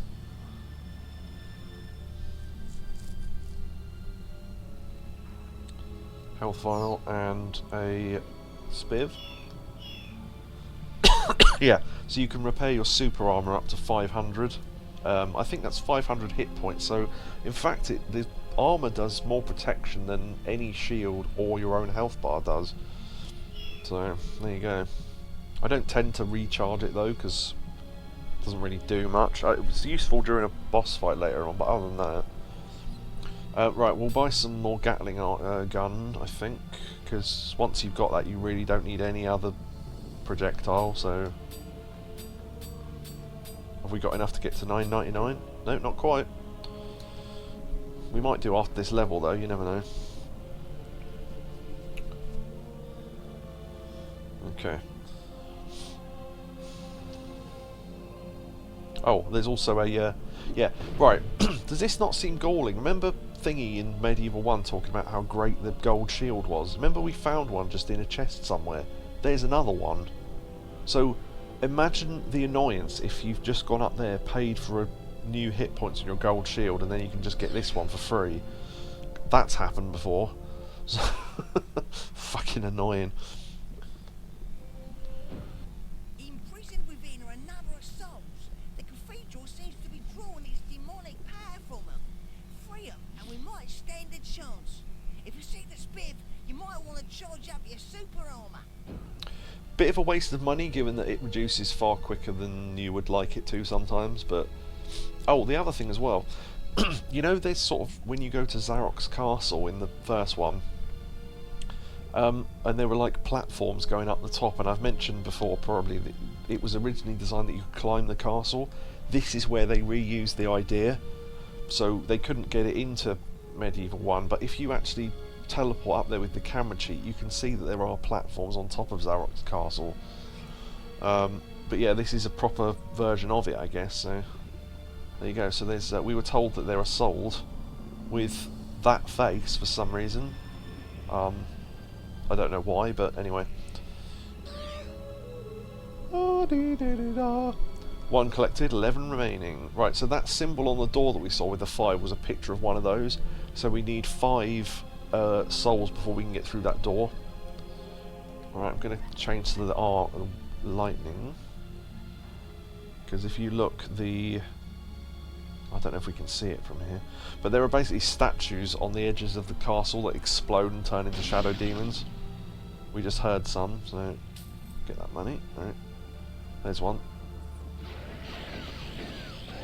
That's why I use the lightning, because you can lock onto them and blow them to bits.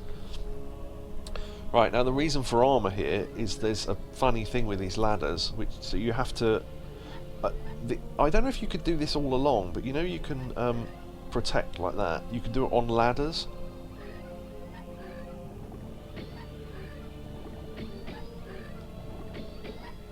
So you have to basically block every time it...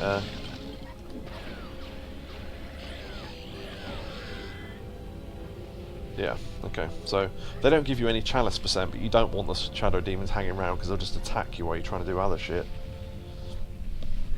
This fire will not do that much damage, but it will push you off the building and make you have to start again, so... kind of annoying.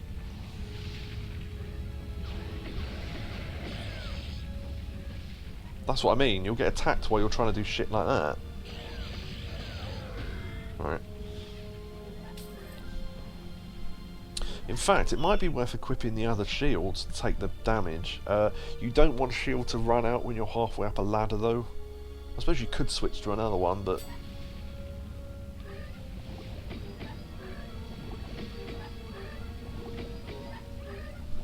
Alright. So you're basically using the shields to tank the damage there. Shit! Oh, fuck it. Oh, I'll wait for that prick to come down. Is he going to come down?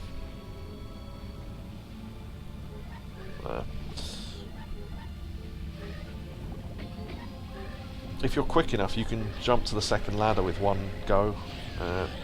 Alright, there we go. Dickhead. Right, that's why we're using the silver shield, because I knew I'd get another one. Once we've run out of them, we will switch to the gold shield. That still could use the bronze one, but it's got so little HP on it, it might not be worth it. 1, 2, 3. Okay. 1, 2, 3. 1. Oh, okay. I must have been early on that, because normally you have to wait for each one to blow 3 times. Why aren't I targeting it? Whatever, got it. Alright. For some reason, the first one always misses you. I'm not sure why.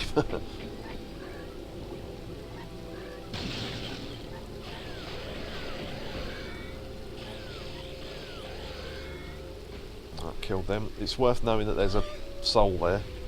2 collected, 10 remaining. Right, now there are 2 doors which are basically identical, so either one, fine.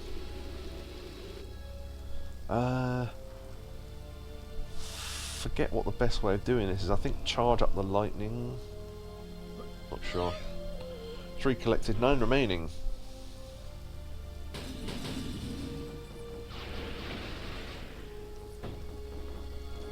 Yeah, see, you can't charge the lightning because they'll hit you and reset the bloody attack animation. Alright, that's how I deal with them.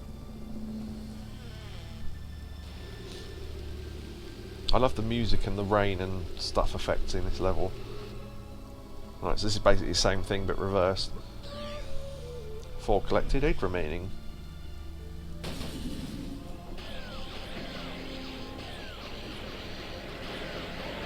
Right, notice how our health bar is now silver around the outside. That means the super armour is gone.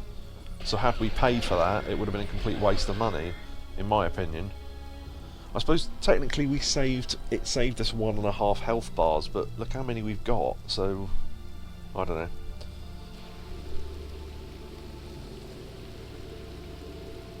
Okay. Now there is some more to break around here. If we can kill them from down the bottom, that would be handy.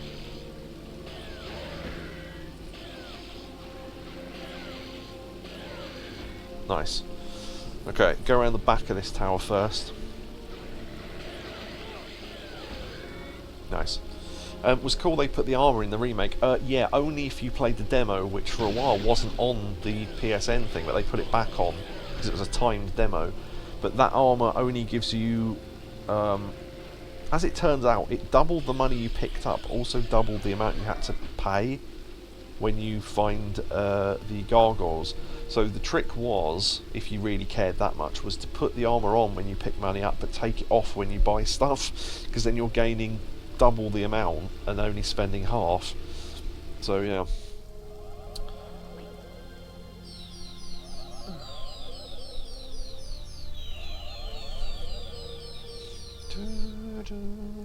This always reminds me of sort of Harry Potter music. Although I played this before I'd ever heard of Harry Potter, so probably. Yeah, so look, it's 150G for 100 armour, so that's what? 500... 500, 600... 750 gold just to recharge the super armour. That's so much money. I mean, that's like 1/3 of the money you'll get in the entire game, so I don't know... Unless you've got an abundance of cash, I don't know. Oh, we can also see how many we've got, which is nice. 4 out of 12. So with this, climb round the tower. Go right first, I think. Yeah, follow this, because there's another soul round here that you need. It's very, very easy to fall off this platform because the angle's so weird. 5 collected, 7 remaining. And also, our final life bottle. Hey. For some reason, there is not a trophy for getting all the life bottles, which always seems weird. But, anyway. Right, so the long one is, yeah, there's another thing that can pour down there, and there's one on this ladder to our right as well. Or isn't there? No, there isn't. Okay, yeah, if you get hit by that, you have to start the tower again, so I didn't realise it was there, so that was just luck I didn't get hit by that. Money. Alright. If you haven't collected all 5 souls, this door will not be open, so, do. Oh god, Cathedral Fires, The Descent. Okay, this is... yeah, okay. Alright Dan, you've come a long way. I'd save if I was you. Great design, great music, fun enemies for what there are. Jumping, no.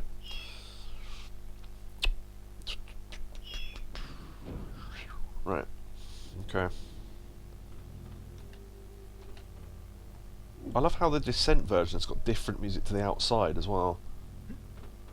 Oh, see what I mean? Fucking hell!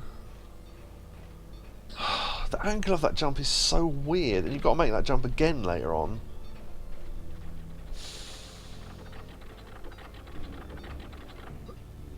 You have got to go back up now, because we... what? How did I activate that without being on the chandelier? Oh. See what I mean? This is so weird, this level. The collision detection's fucked up. So what was supposed to happen was, we would land on that, and then chop it once, and we would be at this height. Now we need to jump onto there, and back again each time. Right, okay.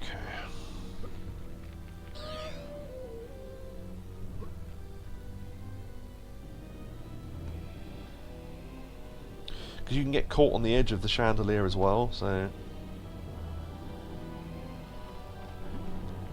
Fucking...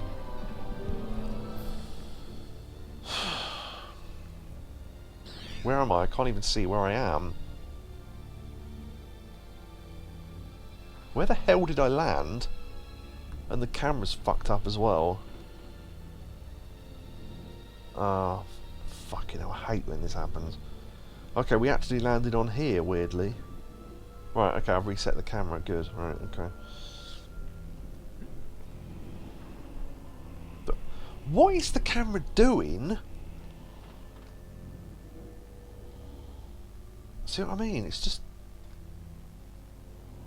It thinks we're down there, even though we're not. I don't know. I mean, I can't make the jump when the camera's not working, can I?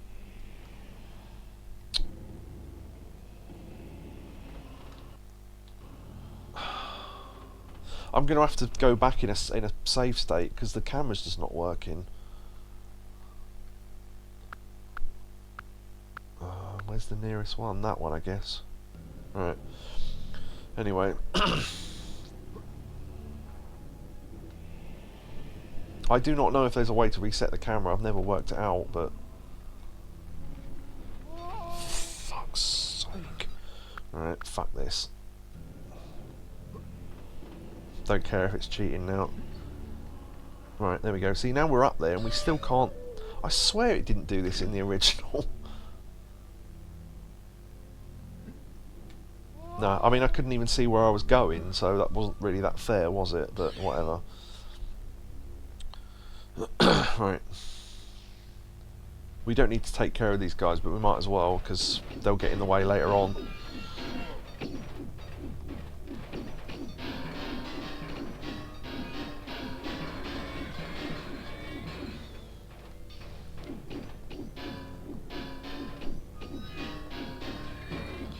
Right, okay, now we're down here, we need to take the small door first, I think. Yeah, because this is an enclosed area, so... 8 collected, 4 remaining. So, I don't know what these are called, but I always call them shadow dogs, because why not?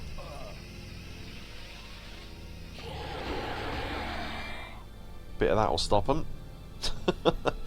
Yeah, if you can get a full charge out without them hitting you, then you can just let go of the button afterwards and it'll auto shock them all, which is really cool. Right, cool. Yeah, exactly. Otherwise, you have to fight them all individually with the sword, and you lose quite a bit of health doing that. Right, platforming. Okay.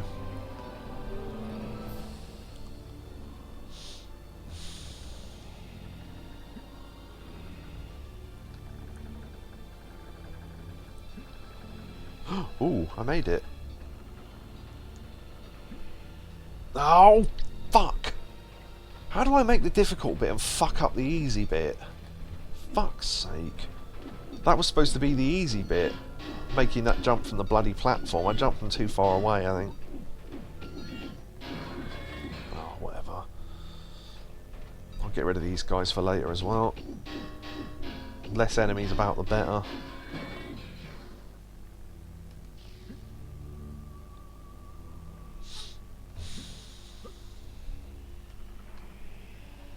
That was the opportune time to jump there. Never mind.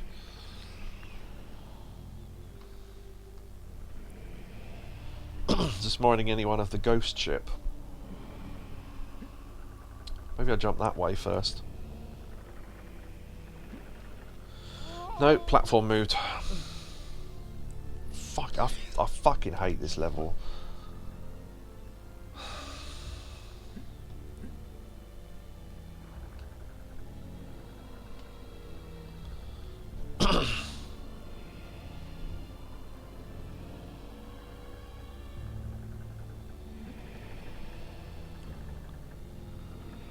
I'll do this side, I think. Because it'll come back by the time... yeah, okay. Nope, still missed it. Fuck's sake. I'm going to start save stating soon because it's just going to get too annoying. And I need the health for later on, otherwise we're going to have to revisit the first level like 800 times to collect energy vials because the bloody fountains run out.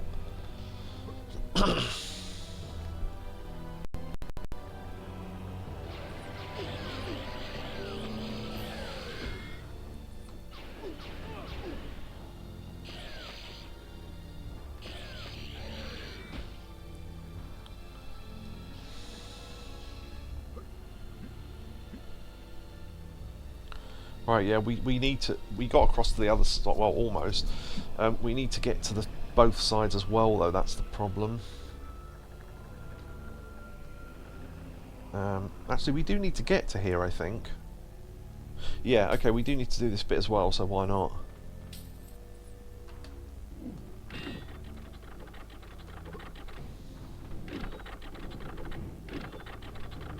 Oh, look, another bit that's really annoying.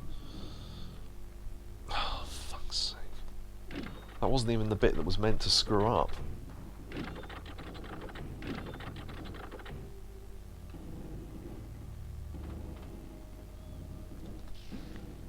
Nice. Right, can we make it back? Usually not. Nope, made it. Nice. Right, okay. So what we got was a golden cog, which we need for something else. We have to get these other souls that are on top of this thing, though.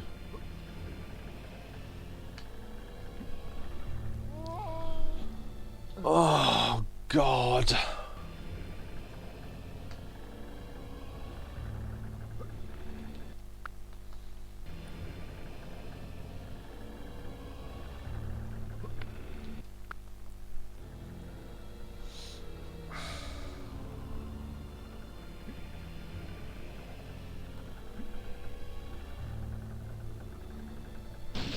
Right, thank you. So, more shadow demons came out. Yeah, we're gonna start save scumming, I don't really give a shit. Again, I'd have done this properly in the original, but then there aren't normally people watching and it takes too long, so... 9 collected, 3 remaining. Okay. These can knock you off as well, so you have to be careful. 10 collected, 2 remaining.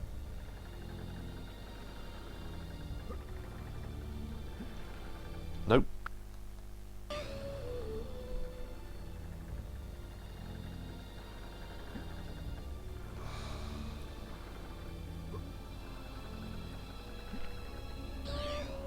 $11 collected, 1 remaining. Right.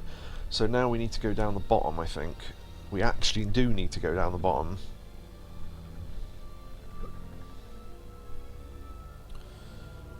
Right, I think it's... yeah, okay. How much percentage of this have we got left? 13. Yeah, that should be okay. Right. You have collected enough lost souls, we've got them all, and another life bottle. 2 life bottles on this level. So that's full amount of help we can ever have now.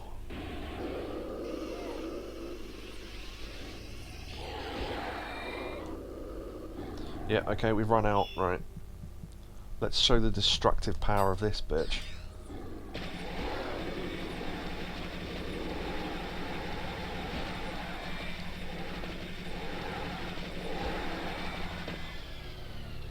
Check that out. Nice. A modern weapon for a modern solution.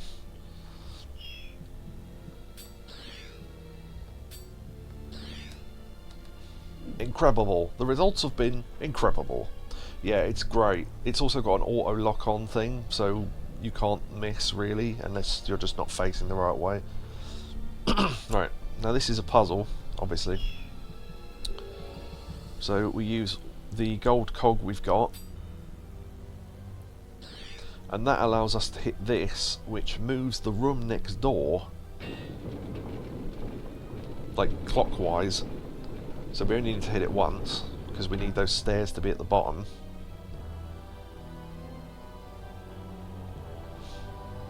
For now.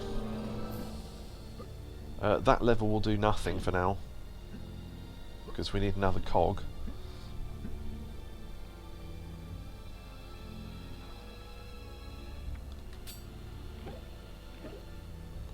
Need to do a little Dan handing.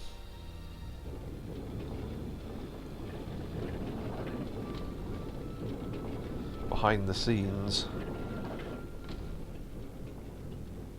Oh yeah, speaking of great sound effects, wait, hold on. Not this, but I do need that. There's the other golden cog, right. Great sound effect coming up.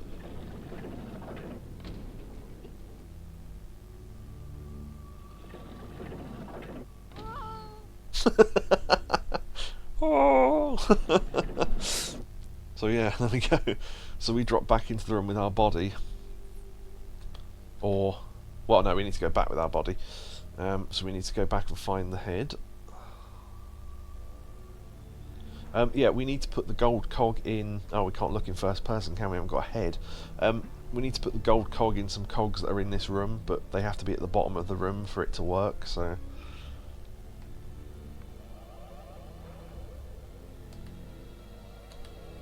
Oh wait, no, wrong hand. Sorry, I was wondering... What?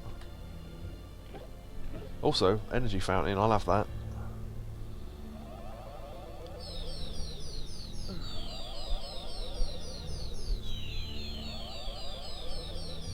Yeah, I've lost way more health than I'd have liked to, but whatever. No, now we need to turn the room, so this set of cogs, there's another lot in the next room. So we need to turn it, there you go, look, you can see them up there. So, 1, 2. So they're at the bottom, so we can reach them. Because we've got the other cog. If you missed it, then you'll have to go back and get it now. Hopefully you didn't know. So there's the other cog. Right, now we need it, so the lever in this room is at the bottom again. Because we need to use that with the cog to turn the third room. So we need the stairs at the bottom, I think, because I think the lever is on the same wall as the stairs. Yeah, you can see it in the bottom right there. Otherwise we'd have to have gone in, hit it, turned it, then gone back in again. Okay, so that puts the lever at the bottom. So that turns the third room, which obviously there's only one way up to put it because there's one ladder, so you have to hit it 3 times.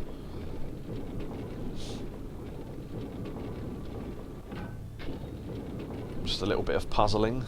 It's quite a good puzzle if you don't know how to do it, but... So that's the room where the hand fell through before.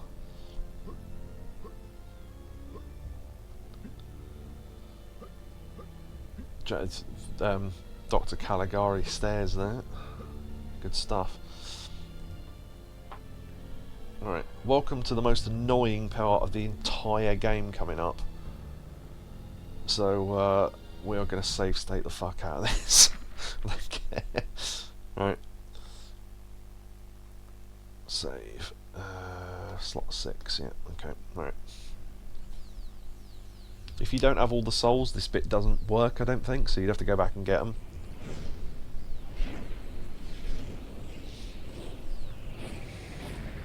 The malevolent evil is dead, and for some reason Dan does a circle and doesn't collect the spell page, and then does. And then you have 60 seconds to get out of the entire level.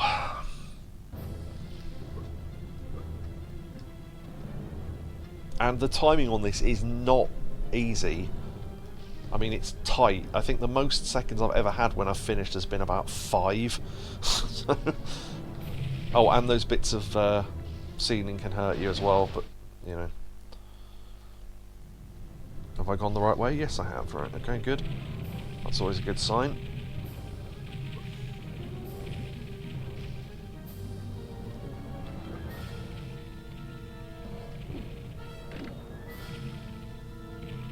We've got to wait for that to come down.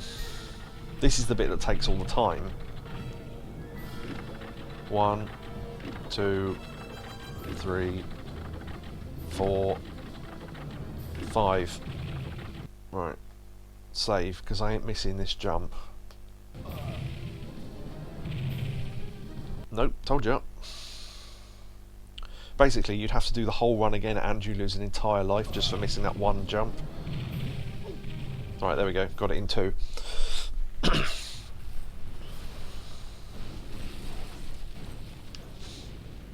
Yeah, that's usually where I lose almost all my lives, and then we have to go back and grind health.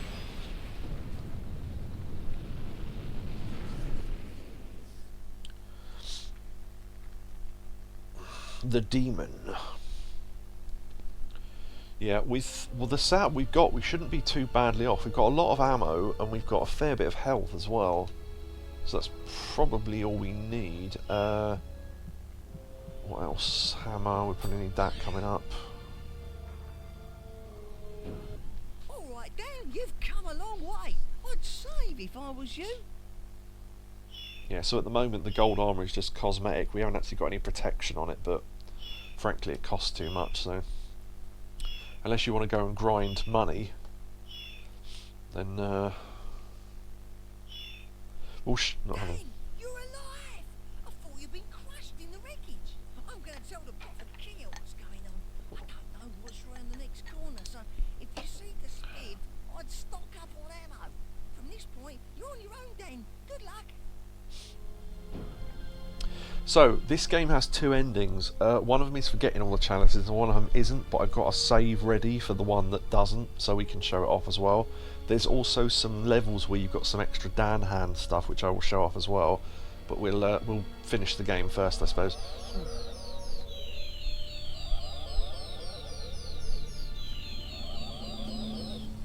Yeah, 2 and a bit short. I think we're fine. Right. I mean, we've got enough Gatling, so, I mean, we could buy some armour, I suppose.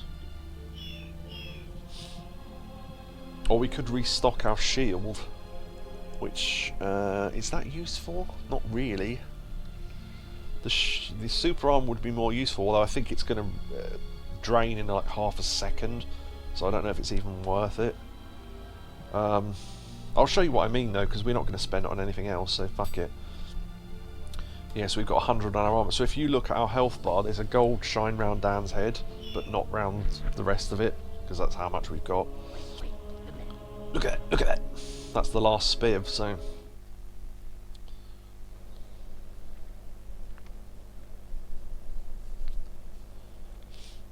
I'll take that, thank you.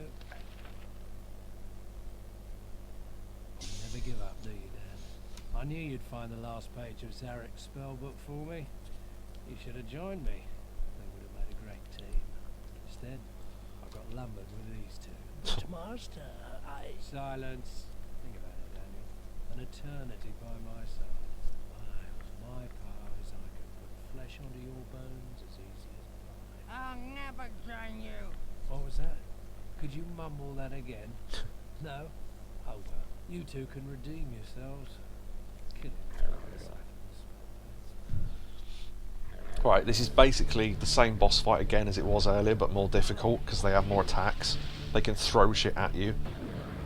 And Manda blocks every projectile you've got, so the hammer power-up is the best way I know of, really. Unless you want to risk getting close enough to him to hit him with this. But it's kind of hard to hit, so... Oh no, I got him. There you go. Yeah, our super armor's gone. Told you that would reduce in about half a second. And if you get hit, he now stuns you like that, like he did before.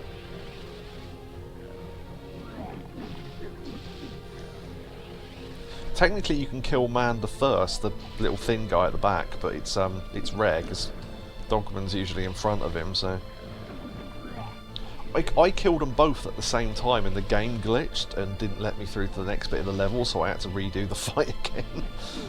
Which was right. Okay, Manda's dead. Dogman's dead rather. You can pin him to the wall with this. Prick. See you later. Right, that's Manda and Dogman dead. They're not knocked out, they are actually dead. Yeah, what happened was he collapsed like that and Manda's body was underneath him, so it glitched and the game thought he was still alive. So this bit, this door opens, but the door was still shut even though I'd defeated them both. Anyway. Right, we keep this equipped because this is the best weapon for the upcoming fight as well. The other thing to note is as well, there's a great glitch during this upcoming fight, but I will do it the proper way first.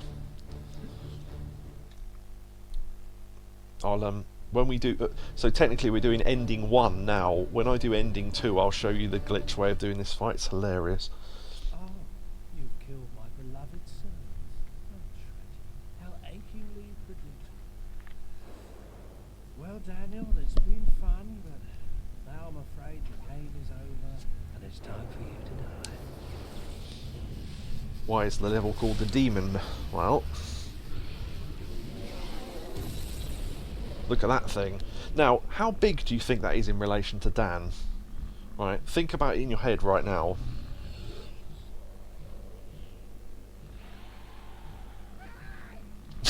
I like the ah! No, he's bigger!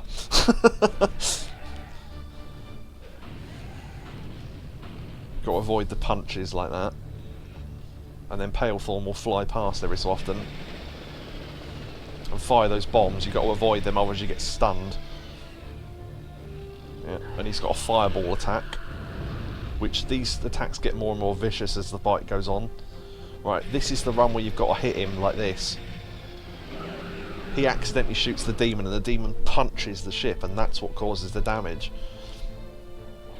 Shit, I'm the wrong end. Yeah, he divides the section of that into thirds. So if you think of it in thirds, 1, 2, 3, so you can dodge back to the middle one. So each time Palethorn flies past, he'll shoot more bombs. You've got to avoid him, because if you get hit by one, you get stunned and the rest will just hit you. And you lose tons of health. So the fire's now in 2 slots.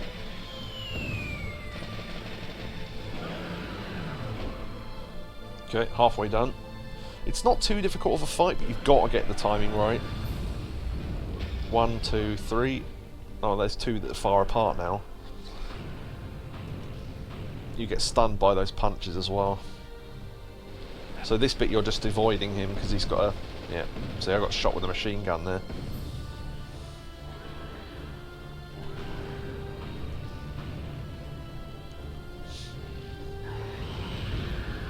So that's when...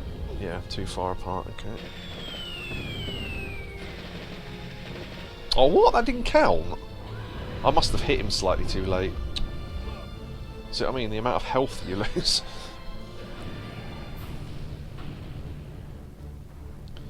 It's just occurred to me, the 2 times when I did the trophies the other week, I didn't do the boss fight this way, I did it the glitch way. So this is the first time I've fought this boss properly in 20-something years. So Just thought that'd come to mind.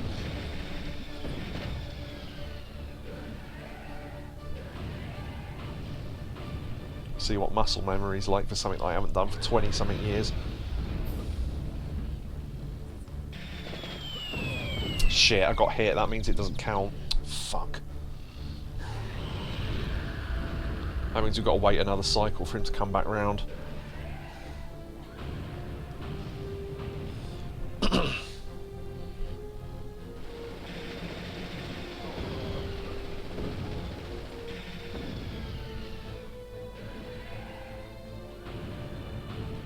You can do this with any projectile, but I've never really done it without the Gatling gun because it's just faster.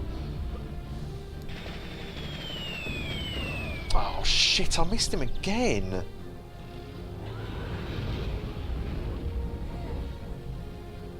Yeah, this is way more difficult than the last boss fight in MediEvil 1.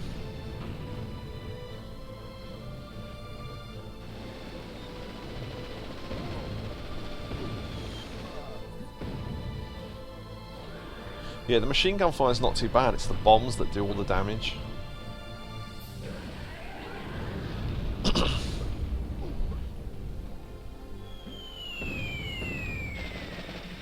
How did that not count? I must have to hit him earlier than that. I must have to hit him while the bombs are still in the air or something. I don't remember.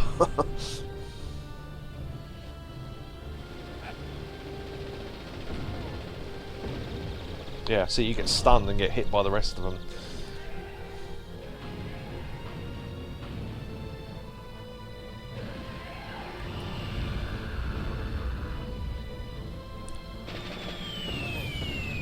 Fucker. Oh my god, can you use your own bombs? Yeah, but they're too close to the floor, they wouldn't go far enough. I think the bombs have got a very low range on them. They're good for that one level in the sewers, but I've never really used them for anything else. You'd have to have a really long range weapon. Like the crossbow would work for this. It'd just be less accurate. This is honestly the best weapon to use. I'm just not doing well at this. Fucking hell. Not doing well at this.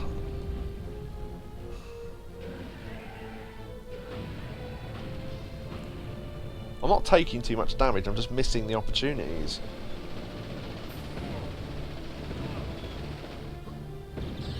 Yeah, see, I'm not jumping out the way far enough.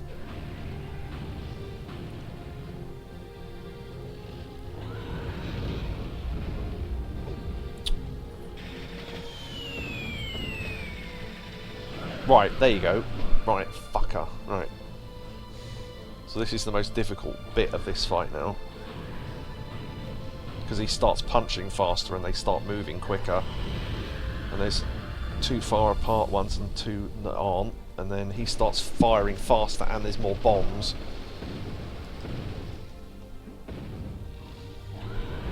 And there's more stages to his attacks as well.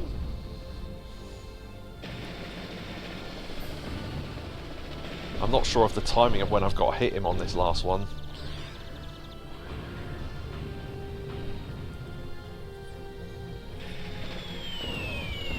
Yeah, you have to hit him there. You have to hit him on that backward swing. Because you have to hit him in the back of the ship rather than the front. So you can't really hit him in this bit. Now dashing works. Still missed that. So he does 2 rounds now instead of 3. Yeah. So you get hit with all them.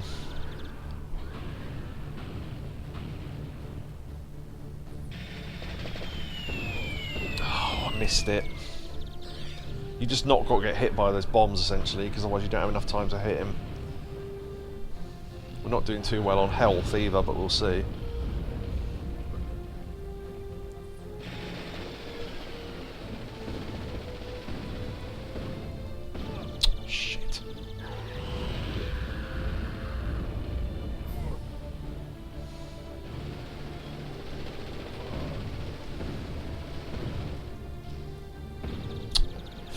That means I'm going to get hit by his punch as well, yeah.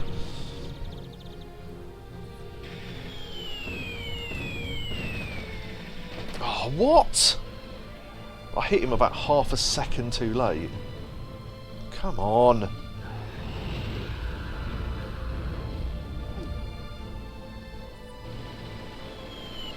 We're starting to run out of health as well.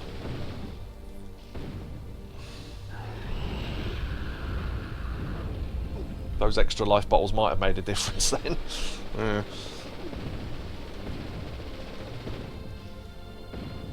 The clutch is real. No, the clutch is I'll be doing a save state if we die, because I ain't doing the whole fight again. How did that not count? Oh, whatever.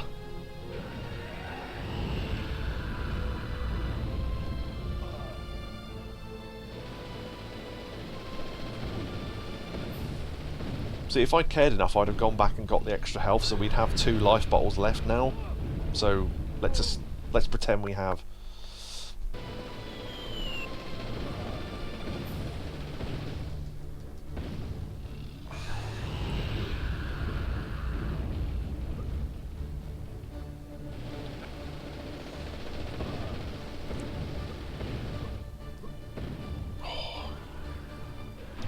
Nope.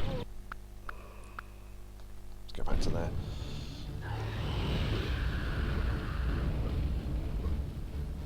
Again, it's just so I don't have to do the whole fucking level again. Particularly as I think I have to do Cathedral Spire's Descent again. I'm not doing that again.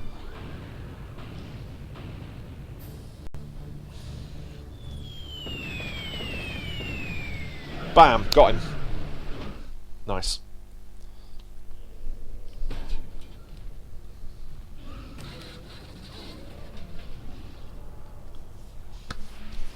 God, my hands are sweating like crazy now.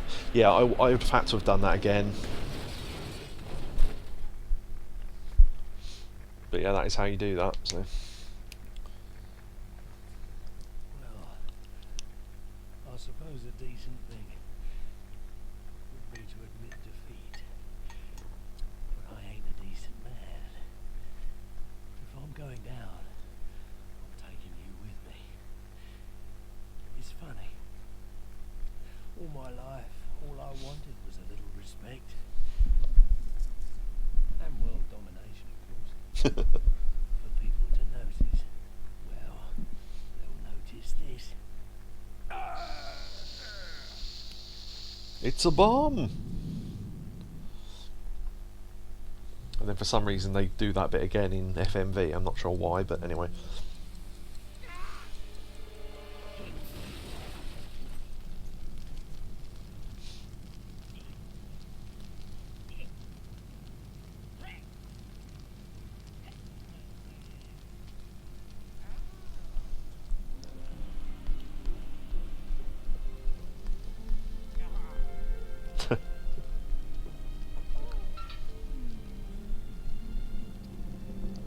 And for some reason they're in love and he slaps them away.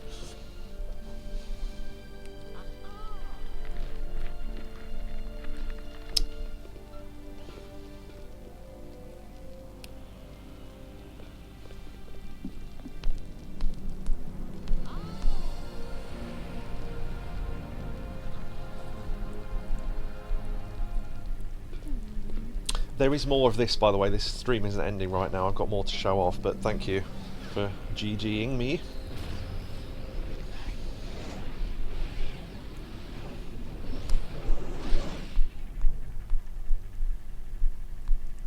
We're in, looks like Zarok's lair from the first one, doesn't it?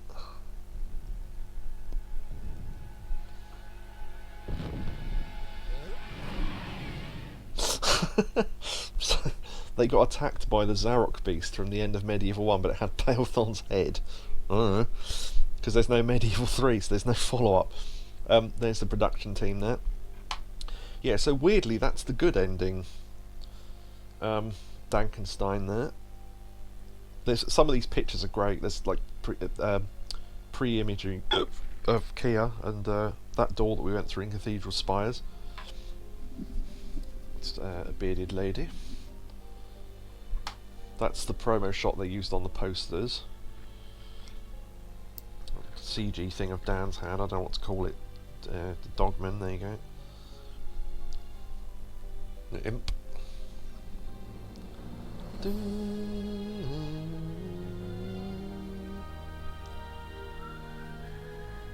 One of the little baby dinos. Dankenstein is very thankful. Yes, oh, there's one of the arm monsters. Oi, look at it. I always wondered who did the voice of the Spiff. There's the production team again. There's the transforming into a pumpkin. There's one picture that amuses me. There's one of the peelers. Up there, that's the Mogul Tandoori, the one that was thanked in the credits for the first MediEvil. There's all the Indian chefs standing outside their restaurant.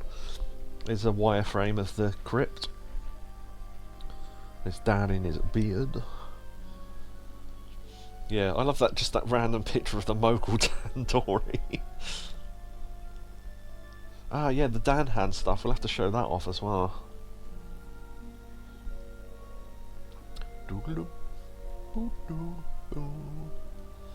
Yeah, I think so they start recycling the pictures because there's only so many they've got, but...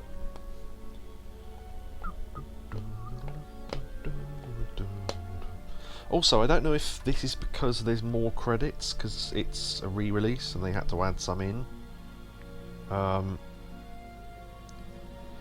They are, Mogul Tandoori, special thanks, yeah, because they went there pretty much every day for dinner apparently, because it was near their office. And so they just had really nice curries from there. So they thanked all the chefs and they had them take that photo outside. They are, MediEvil 2000, so 25 years old that game. This is the American version.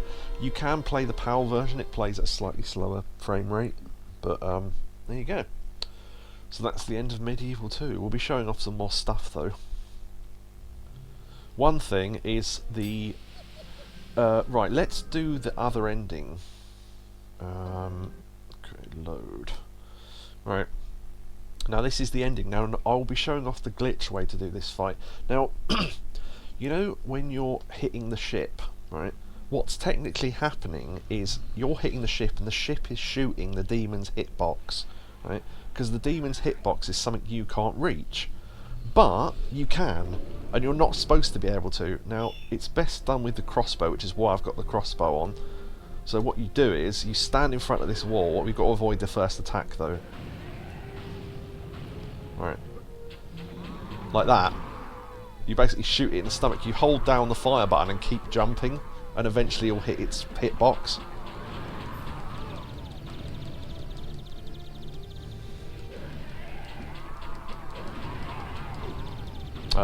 I think we're standing in the wrong place actually. Yeah, this shouldn't have happened really, you should have died by now, but I think I've screwed it up slightly. But yeah, this is the... we've got to be facing him in the middle. But yeah, the ship doesn't even need to be on the screen.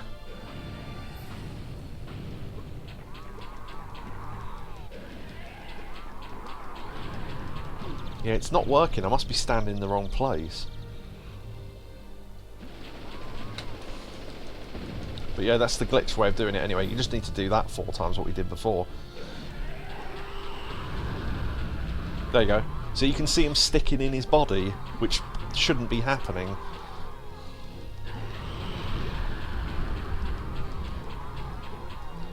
There you go, got him again, and he punches the ship which isn't there. There you go. Done. So that's how you glitch that fight. Oh dear. But yeah, so basically in this ending we haven't got one of the chalices, and that's how you get the other ending, so we'll be showing that off now. But that you can do that smoother. You can do it where he doesn't even attack you.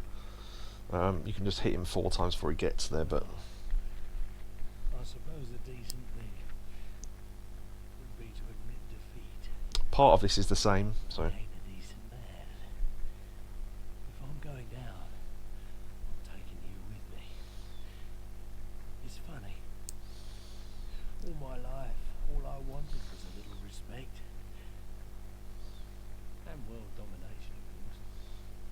For people to notice. Well, they'll notice this. Yeah, it's funny. You'd think that the demon wouldn't have a hitbox, wouldn't you? And it would just happen automatically, but that he actually has one that only Palethorn can normally shoot. But yeah, there you go. That's how you do that. It only really works. It doesn't work with any weapon other than the crossbow, as far as I'm aware. Well, the crossbow and the flaming crossbow, but it's just because of the rate of fire.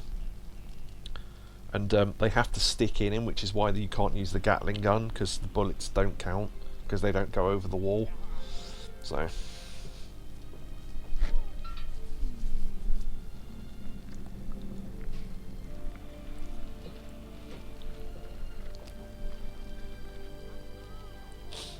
So bear in mind that what we saw just now was the good ending. This is the bad ending.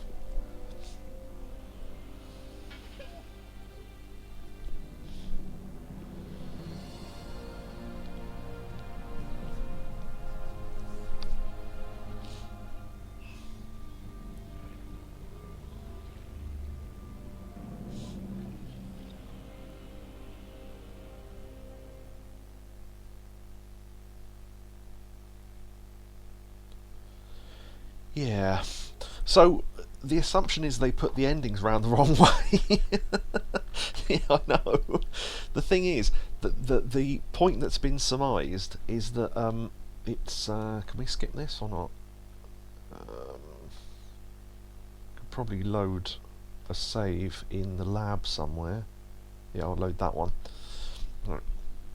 Yeah, the assumption is the reason either they put the endings around the wrong way, or the reason why the good ending is that you get attacked by a Palethorn version of Zarok is that was what was supposed to start MediEvil 3.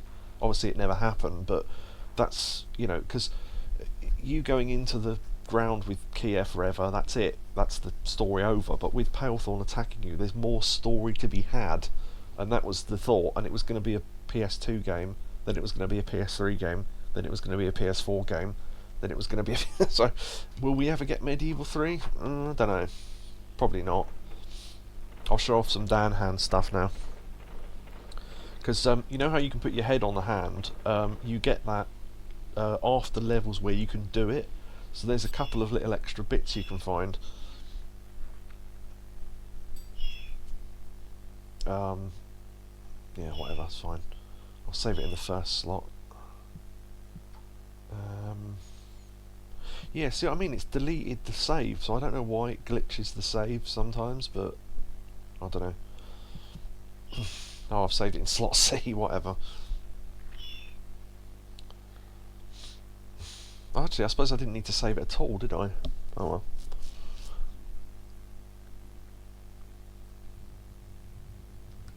Alright.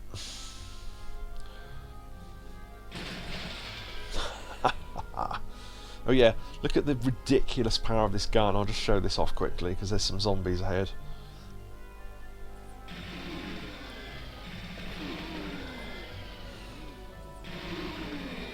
I'll find some of those fat knights as well. Remember how long it took us to fight them? These you can't hit with projectiles, so it's irrelevant. I need to find the first place where we find fat knights.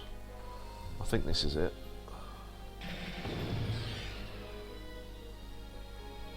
Oh, I've gone around the wrong way. Although I'll show the money collecting thing, so... Oh, shit. I forgot there was a gap there. I don't normally run around that side, so I forgot. Yeah, those can't be hit by any projectiles whatsoever, so... Because they're armoured. So there's an energy vial. Why isn't the jump button working? Fucking hell.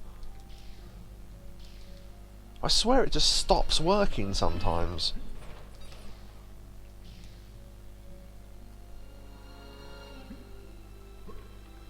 Alright. Oh, do you know what? We didn't get the key, that's why. Forgot. Well, that's not why, but I wouldn't have been able to unlock the door anyway, so it wouldn't have mattered. Yeah, look, if you shoot them, they just sort of bounce off the bullets because they're armoured, so...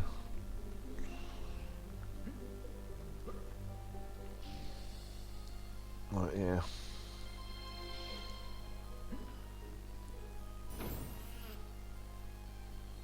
Also show off the damage.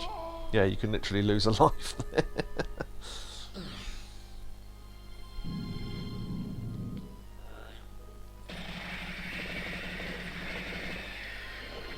Literally shred them to pieces with that gun. Some more money there. That fountain would still be there if we hadn't used it earlier, but we did, so fuck it. Alright.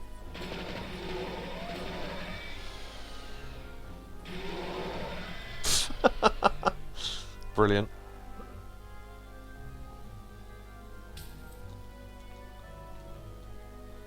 Yeah, I'll just show you, this is how you grind money though. You would have to play this level over and over again. But now we've got Dan Hand, there is a way to get more money, so... but anyway, I'll go back and rip and shred. Yeah, exactly, like Doom. Alright, we'll go back and do the Dan Hand thing, because you've seen where all the money is, because I did it the first time round. The only money you haven't seen is the stuff you get from Dan Hand, so... Probably could have jumped down and given us a shortcut there, but... oh well.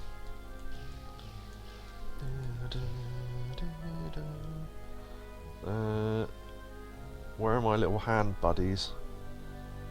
Oh, they haven't despawned, have they? They better not have done. Oh, unless they're in the room with the zombies now. Could be, because they follow me, so... oh, there it is, okay. Come on. So we go to the bottom of the first set of stairs in the game.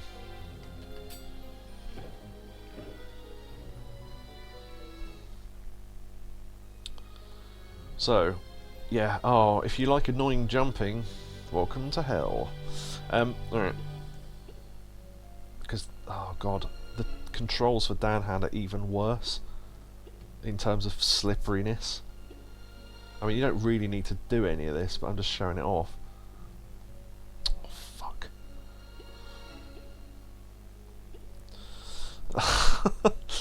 I'll have to use the directional buttons. I think the stick's no good for this. It didn't factor in the fact you would be using an analog stick, I don't think. Right. 1, 2, 3. So there's 3 money chests so far. There's an extra health fountain in here, which we've... because it's a previous save, I've already used most of it, but... I've got to try and remember. Yeah, grab this one first, because you'll have to miss it otherwise. Because you have to fall off something later on to get it, and there's no point. Alright. Oh. That's why I don't run in this bit. Okay, energy vial. Oh, fucking hell.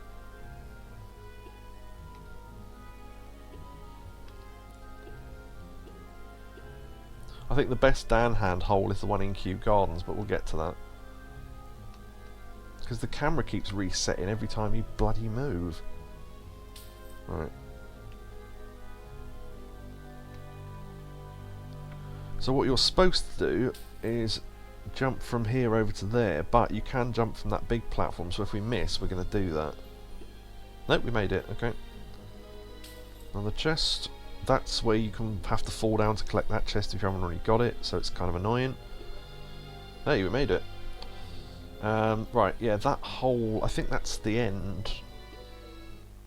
Yeah, okay, so that's the one for the museum anyway. So we got a load of extra gold, 350 gold, and a full health fountain at least once. So, yeah, worth knowing that's there. And then you just do the rest of the level like normal, but... exit level... yeah, new to MediEvil 2, you can exit the level and go back to the Professor's lab instead of having to reload the entire game, which is nice. Right, I don't think there's any in T-Rex.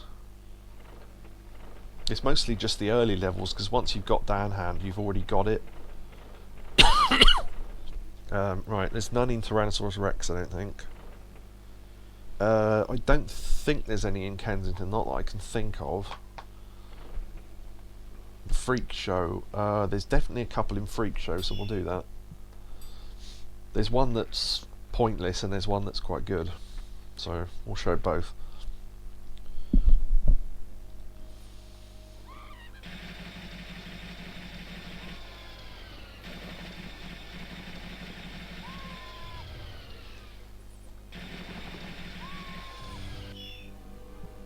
Or the magic sword. It shows you how overpowered these weapons are. Later on you don't notice it because the enemies are tougher, but when you go back to earlier levels with these weapons...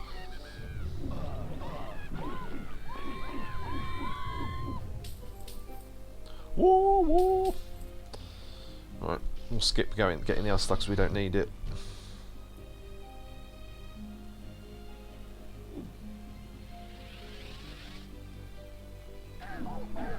There you go, you can kill him in one shot there. As long as you use the spin attack, because if you use normal attacks, you're still one sword swipe short. So yeah. You have to attack him twice otherwise.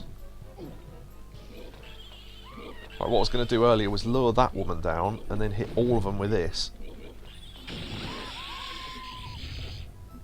I think I even got the one over there, wow. Right, yeah, this is the pointless one, I think. Not sure. It's so long since I've done this. Yeah, there's two. I think one of them is pointless and one of them isn't.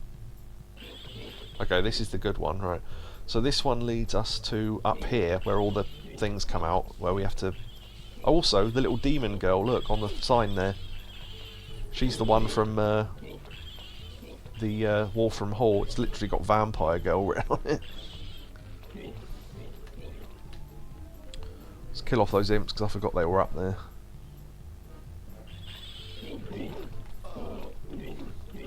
Weirdly, the sword is not good for them because they're so short.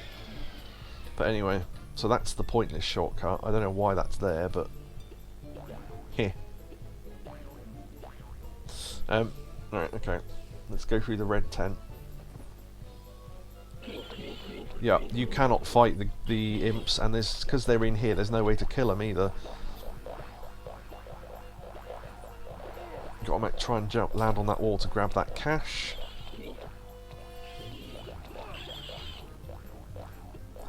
Do we need to get up to that one? I don't know. It's literally 20-something years since I've done some of these, so yeah. There's another lot of money. These are just for fun, basically. There's no reason to do these otherwise.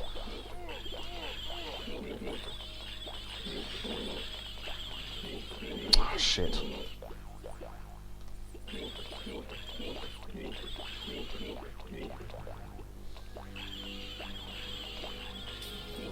Oh, is that not the way out? I assumed it was. I wonder if the way out is just going back the way we came.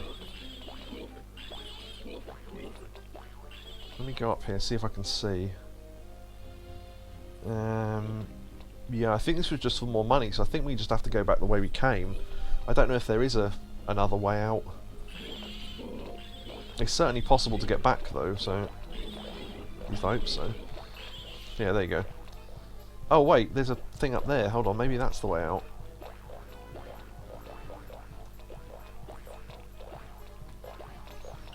That's weird, there's a little sort of shelf there. Oh well. But yeah, that's all that is. So... Oh, hold on. Just missed that. Alright, yeah, so I think that's all the down hand for that. Is there any more? I can't remember.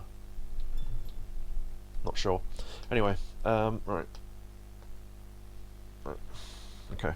The only other one I think... Oh, there's two more interesting ones actually. One of them's kind of annoying, one of them's kind of cool. So we'll show those off. Right, one of them is in Greenwich Observatory, I think. Yeah, let's do that one first. And then the Kew Gardens one's funny. And there's a trophy for doing the Kew Gardens one. But no trophies for doing the others. So...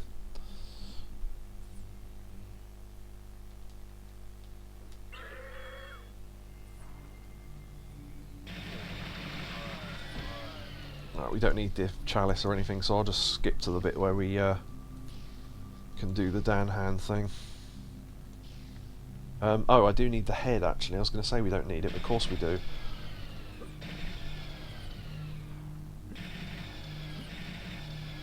Oh, I can't get it up there.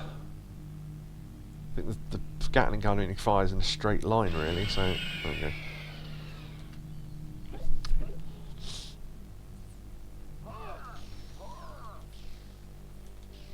It's amazing how short these levels are when you don't fight the enemies.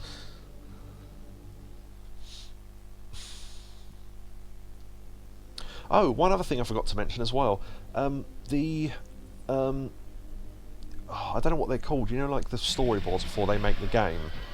One of them was that there was going to be a Queenzilla, and it was going to be a sort of giant zombie Queen Victoria that you had to fight in stages. It looks really cool, but they just couldn't get it to work, so... Maybe MediEvil 3, eh?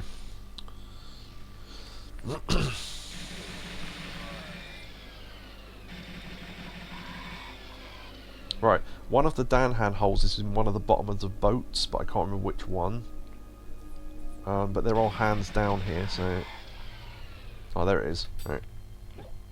Now, in my memory, there's a life bottle in here, but someone said there isn't. So... I don't remember what's in here at all. I think just money, I don't know. There's a lot of water, though, which makes it dangerous. Oh, health fountain, I can hear it. Yeah. Also, I don't think we even need to jump to there. We just need to go through that hole, so I'm not sure why I tried. Also, for some reason, the frame rate is really low here. Like, the game just doesn't like this area.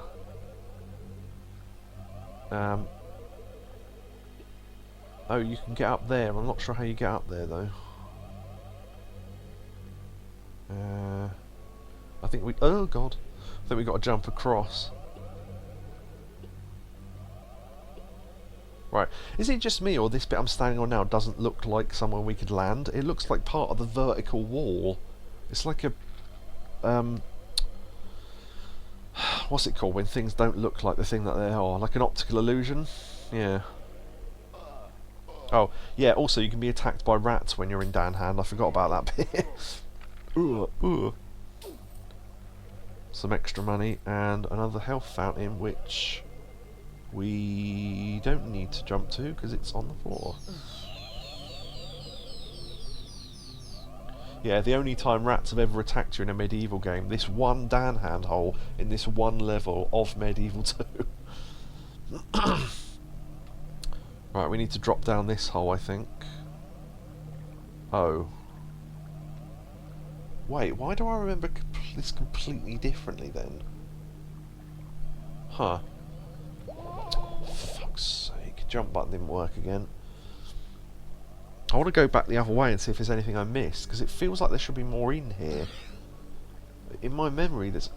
Do you know what I'm thinking of? I might be thinking of that level in Resurrection, where you go underground and there's platforms to jump between. That's why I remember there being a life bottle. Yeah, I'm thinking of the wrong game. But yeah, basically that's it for this section. So there you go. So once you've finished, you would land on those tea chests and then go back out the way you came. So it's just a little bit of extra money and another health fountain, which, given that health fountains run out, is actually a lot more useful than it sounds. So yeah. Alright. So the last and possibly most interesting one is in Kew Gardens. And there's a trophy for doing this one, because it's interesting. It's in the bottom of a greenhouse, but I can't remember which one. It's at the bottom of one of the trees. That's all I remember. But we do need to do most of the level to get there, but it's fine. Dun, dun, dun. Dun, dun, dun.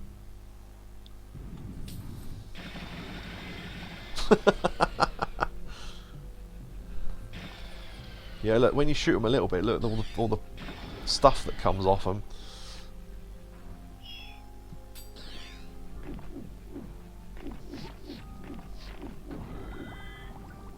Yeah, all the bits of leaf and stuff that fly off them. But yeah, Gatling gun is the king of this game.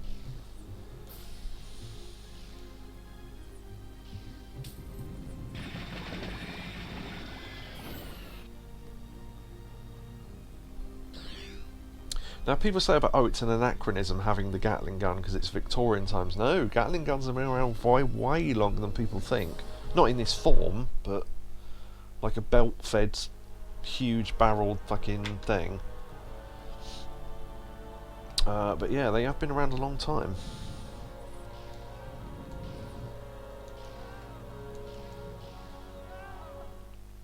$1600s?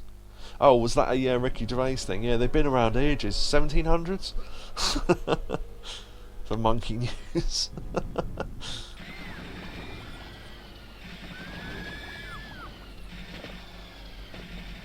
We don't really care about saving the souls now because we've done the level, so fuck it. Right, it's not even this bit of the level, I don't think. It's the next bit.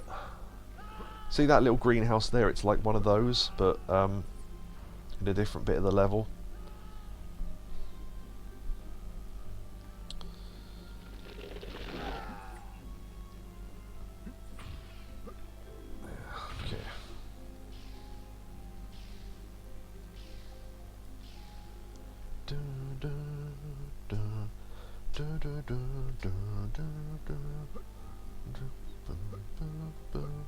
What I like as well is that it doesn't reset the tune when you go through a door, because that would be annoying. And there was a glitch like that when they ported Final Fantasy IX to PSN. The music restarted after every random battle. Look how much damage that takes. Ridiculous. Yeah, and they had to make a patch to stop the music restarting every time you got into a battle. Obviously that's fixed if you download it now, but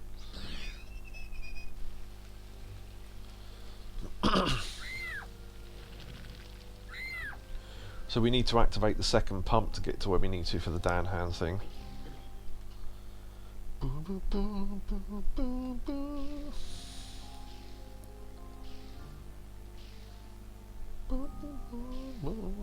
Oh shit, I didn't realise you could die coming off there. Yeah, the Final Fantasy IX remaster, yeah, I think it happened in 7 and 8 as well, but they patched those way quicker. It took them ages to patch 9, it was months. Ridiculous. I think 7 had the same problem, and then I think everyone that wanted to download it just to complete it or to do the trophies had already done it by the time they bloody patched it. Oh wait, no, here's where I need to be actually.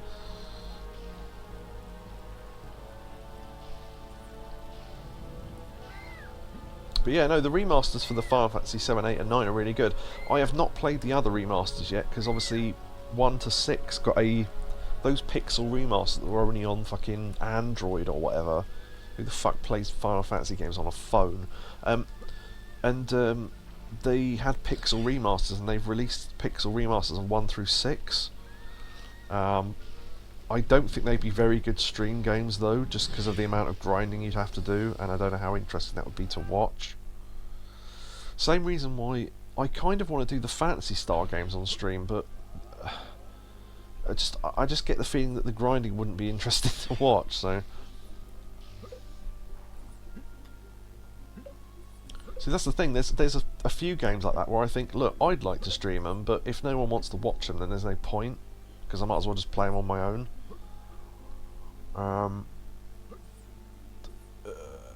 Yakuza wasn't too bad, Yakuza Like a Dragon, because the grinding of that I did off stream, but the rest of it I did on stream. But the trouble is with that, you only needed to really grind for Ammon properly, whereas in Phantasy Star you have to grind pretty much every time you get to a new town to be able to get more experience and to be able to afford weapons and armour and shit like that. So yeah, I just don't think it'd be that interesting to watch, honestly.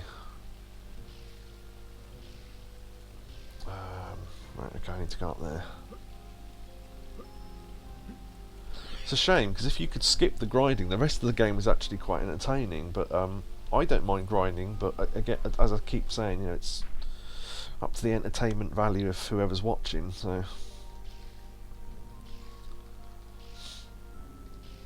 Because there's things that I like doing in games that I wouldn't want to watch someone else do, so I totally get it. Because you think, oh, watching someone grind in a game is boring, but actually doing it yourself whilst you've got other stuff to do is fine. Wait, did I miss where I had to go? I'm doing this level in a different order, I'm just trying to think. No, I have to go... yeah, okay. Right, this is it. Kill everyone! Humans, pumpkins, you're all dead! Right.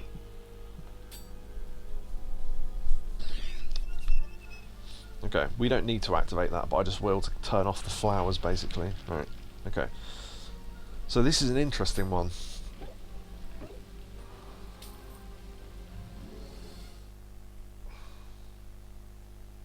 Rescue 4 hands.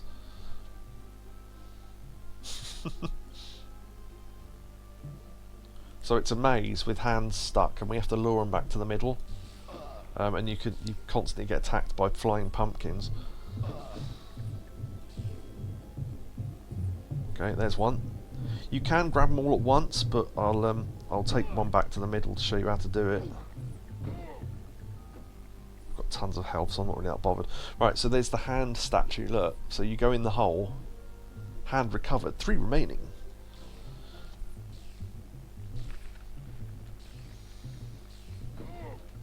Good thing we can still daring dash as this. Free money. You got to make sure it's actually following you, because if you run too quickly while it's following you, it just it stays behind, doesn't come with you. Like that. If you keep dashing, it won't catch up to you. Make sure it's following me every so often. Because I lost one before and then didn't know where to find the bloody thing. Oh, there's some rats there. Yeah, that's a trick ending. Yeah, pricks. Yeah, they chase you for the rest of the bloody level now. Oh, I'm completely lost now. Oh, no, there we go. There's the middle. Right. If that rat's still following us, I can lure it into the hole.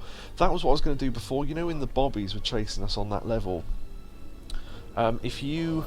there you go, there he is. Right, if you follow us into the pit, which he may or may not...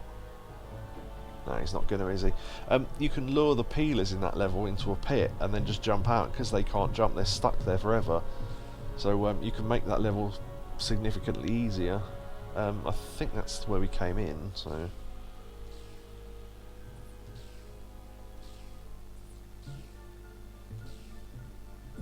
yeah, okay, there's another one. Get out before we get attacked. Yeah, so Dan Hand saving the other hands because he's a good soul. Alright, hand recovered, 1 remaining. Well, I have no idea where the other one is, so... I don't think it's near the greenhouse. Also, if the camera wouldn't keep fucking resetting, it would help. But yeah, you can see you're inside a greenhouse.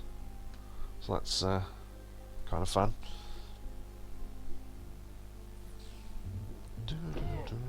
Ah, there it is. Right. I think it was supposed to be over here, but it's run round the corner a little bit, which is fine. Yeah, I sometimes get stuck in this for ages, like the ant caves. Right, we just got to get back to the middle now, which is somewhere around here.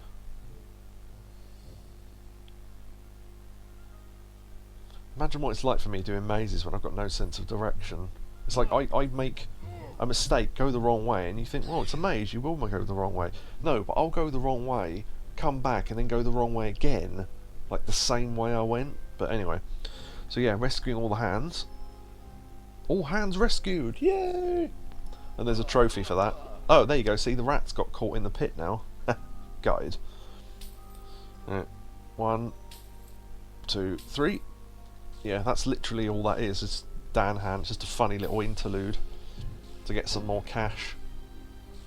And then you have to find that patch of dirt to get back out. Because otherwise the money doesn't count. If you... the hand's got it on hand, as it were.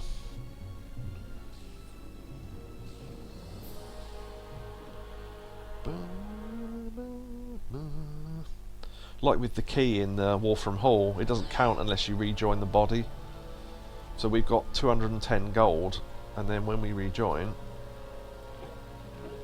we give the 210 back to Dan, so he's now got 940. So yeah, there you go. That was the best Dan Hand, I think. I think so anyway. Is there anything else I can show off while we're still here? Because we're probably not coming back to this game.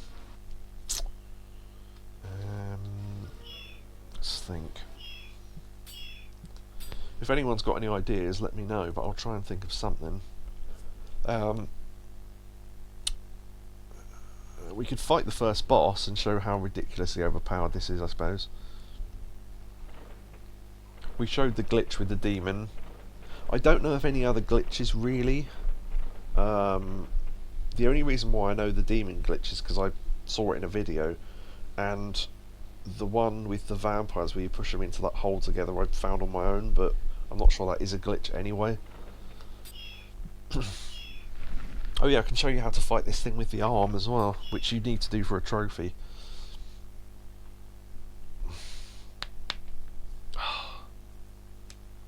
I've also done this this is the level I tried to do with no damage, which I managed with. Hooray for save states, huh?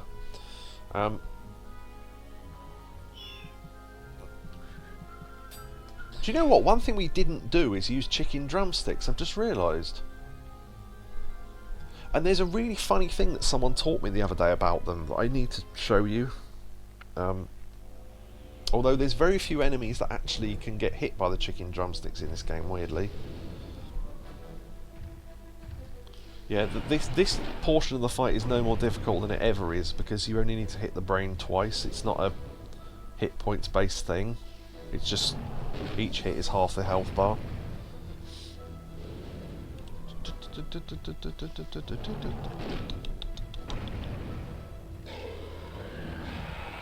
Yeah, so you can half jump up the tail before the little babies come out, but I got hurt. So that was what I tried to do on my no damage run. Right, there you go.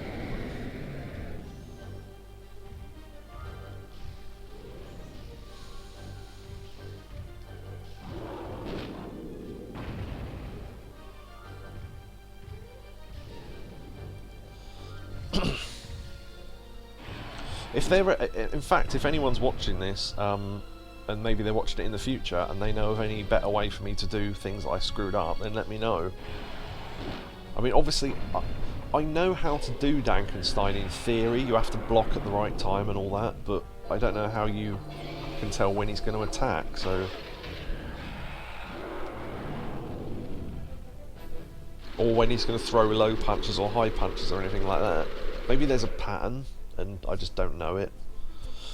But, mind you, it's a... Also, is it just me or does one of the holes on the wall look a bit like Texas? Wait, the one coming up. That one. It's the shape of Texas. Weird, just notice that. Yeah.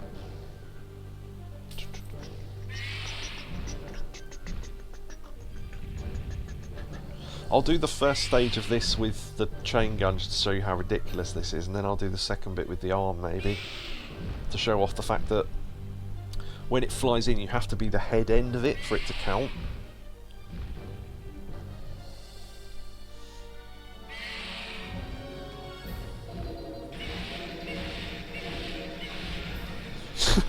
So that's that. So that's how ridiculous the chain gun is. It's a... Yakobu says Texas hole in poker. Yeah, boy. Texas hole of Hold'em. There's probably a pun in there somewhere.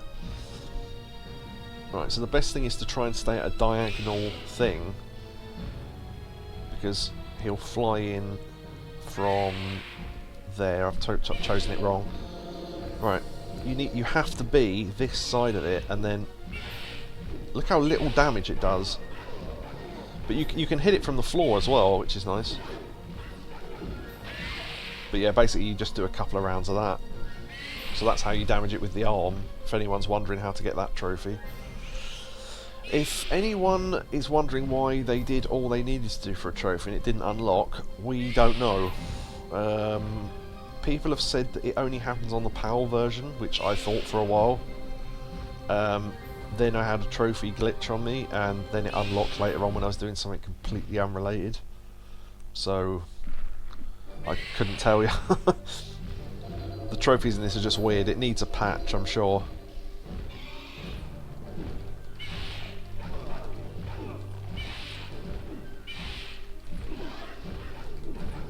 Oh, I almost got it. Yeah, I almost got it with the arm. Obviously this wouldn't count because we've killed part of it with the Gatling gun, but I'm just proving that you can do it.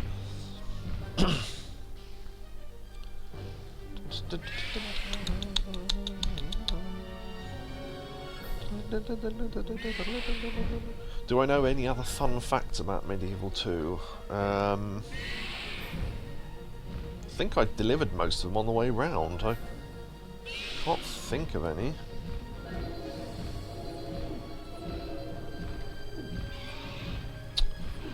How the hell did I miss him?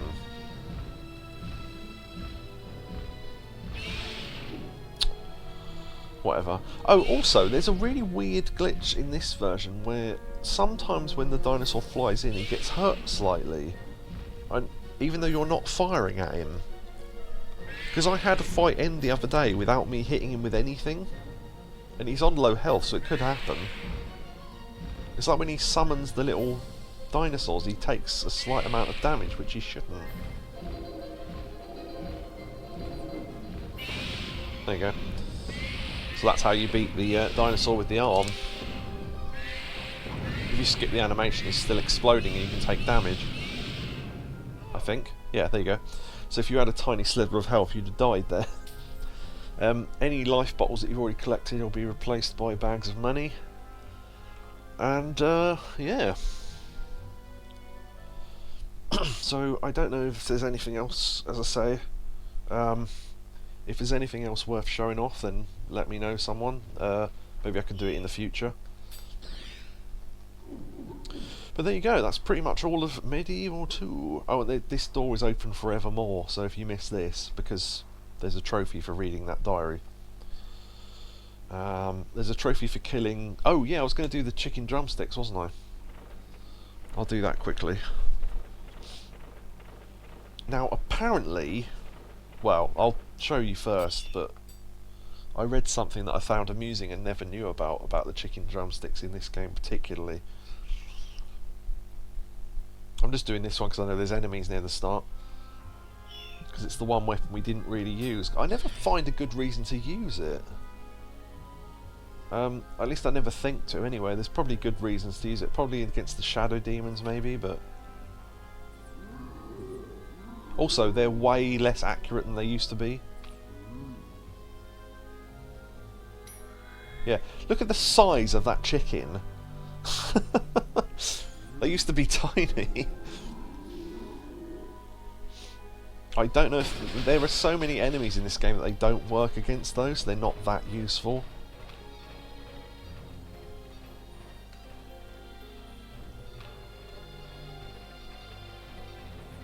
Yeah, they don't work against the armoured knights because it counts as a projectile, so... Wonder if they work against the fat knights. But apparently the thing I read was that depending on which enemy you hit with, it changes the size of the chicken. It's the size of the Yeti! Yeah, well done. Nice wrestling reference there. Oh, I forgot to get the bloody key again, didn't I? It's when I'm not playing the game normally, I always forget to get the key.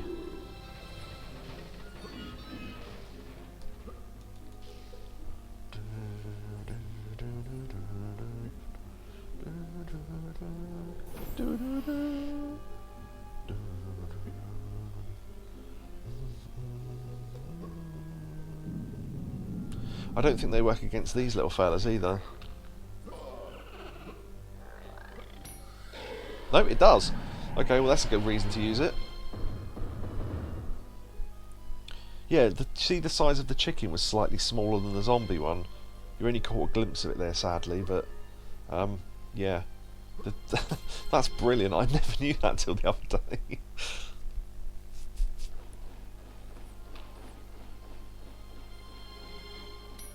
Yeah, look at the size of those ones. Wow. I'll tell you where would be good to use it. You know that bit in Whitechapel with all the zombies when you're trying to get the beard? Because, one other trophy as well. You have to finish the museum level with only 20 attacks. So the chicken drumsticks would be good for that. But the only things you need to attack in this level really are the little baby dinos, because the rest of the enemies aren't in the way. Plus the fact if you've already done this level, you don't need to do this room at all, because the torch is a permanent item, whereas the cannonball isn't. I like to open the chest from over there.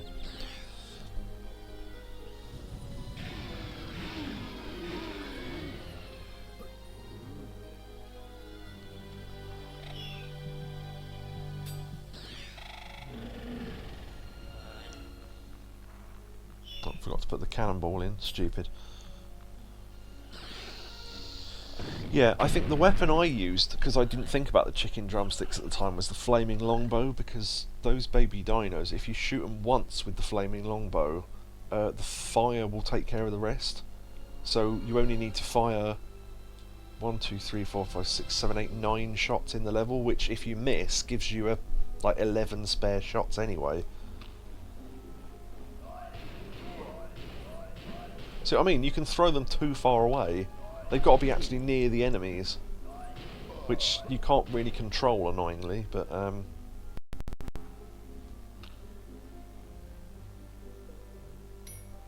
you go. Yeah, the size of that chicken, wow.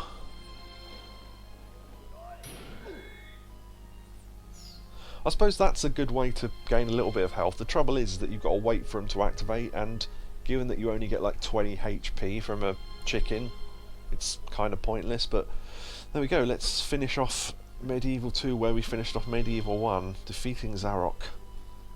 Hiya! Chicken drumstick too. The bombs, yeah. The bombs are probably the worst weapon in the game, unless there's a better way to use them. Tiny Tim, go get a chicken. Yeah. Do you know, you said to me to put that on Reddit. I did, and it's one of the most upvoted posts I've ever had on Reddit. So funnily enough. Let's go to the garden again. Yeah, exactly. Oh, you can light them like this, and just stand still, and then it explodes in your hand, which is kind of cool. You can cook it that way, and then throw it, and it explodes sooner after landing, but it's still wildly inaccurate. So you can pull the fuse or whatever, and then throw it, and it'll explode. However, there you go, like that. Just to try and show off how ridiculous these weapons are. So what I mean, the second they see you, they move, so it doesn't count.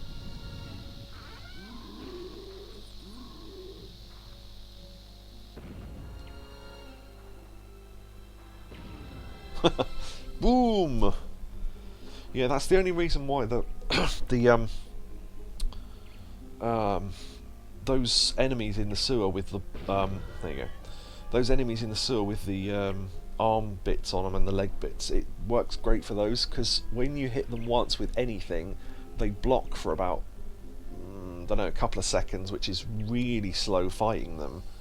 And if you hit them with the bomb, that still happens, but because the bomb does so much damage in one go, it's the only time it's ever really useful. So anything else I was going to mention?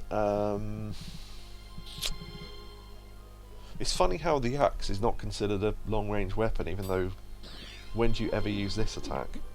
Well, I did a couple of times, but, you know, if you're equipping the axe, it's because you want to throw it, isn't it? Oh yeah, the way right, imagine how slow this was, and imagine why I used to have trouble sticking within the time limit. That level in the sewers where, again, you've got to defeat the enemies with the body parts, I didn't know the bombs were good for that.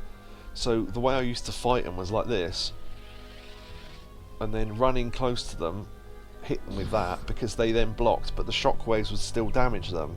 Imagine how long that took. Just...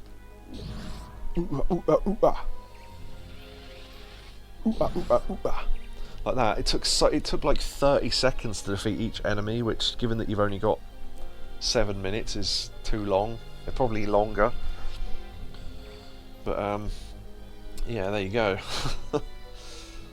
So let's go back to Zarok and the Kraken that was found off Bognor Regis. Yeah. So, review, I guess, even though I've played this a number of times before.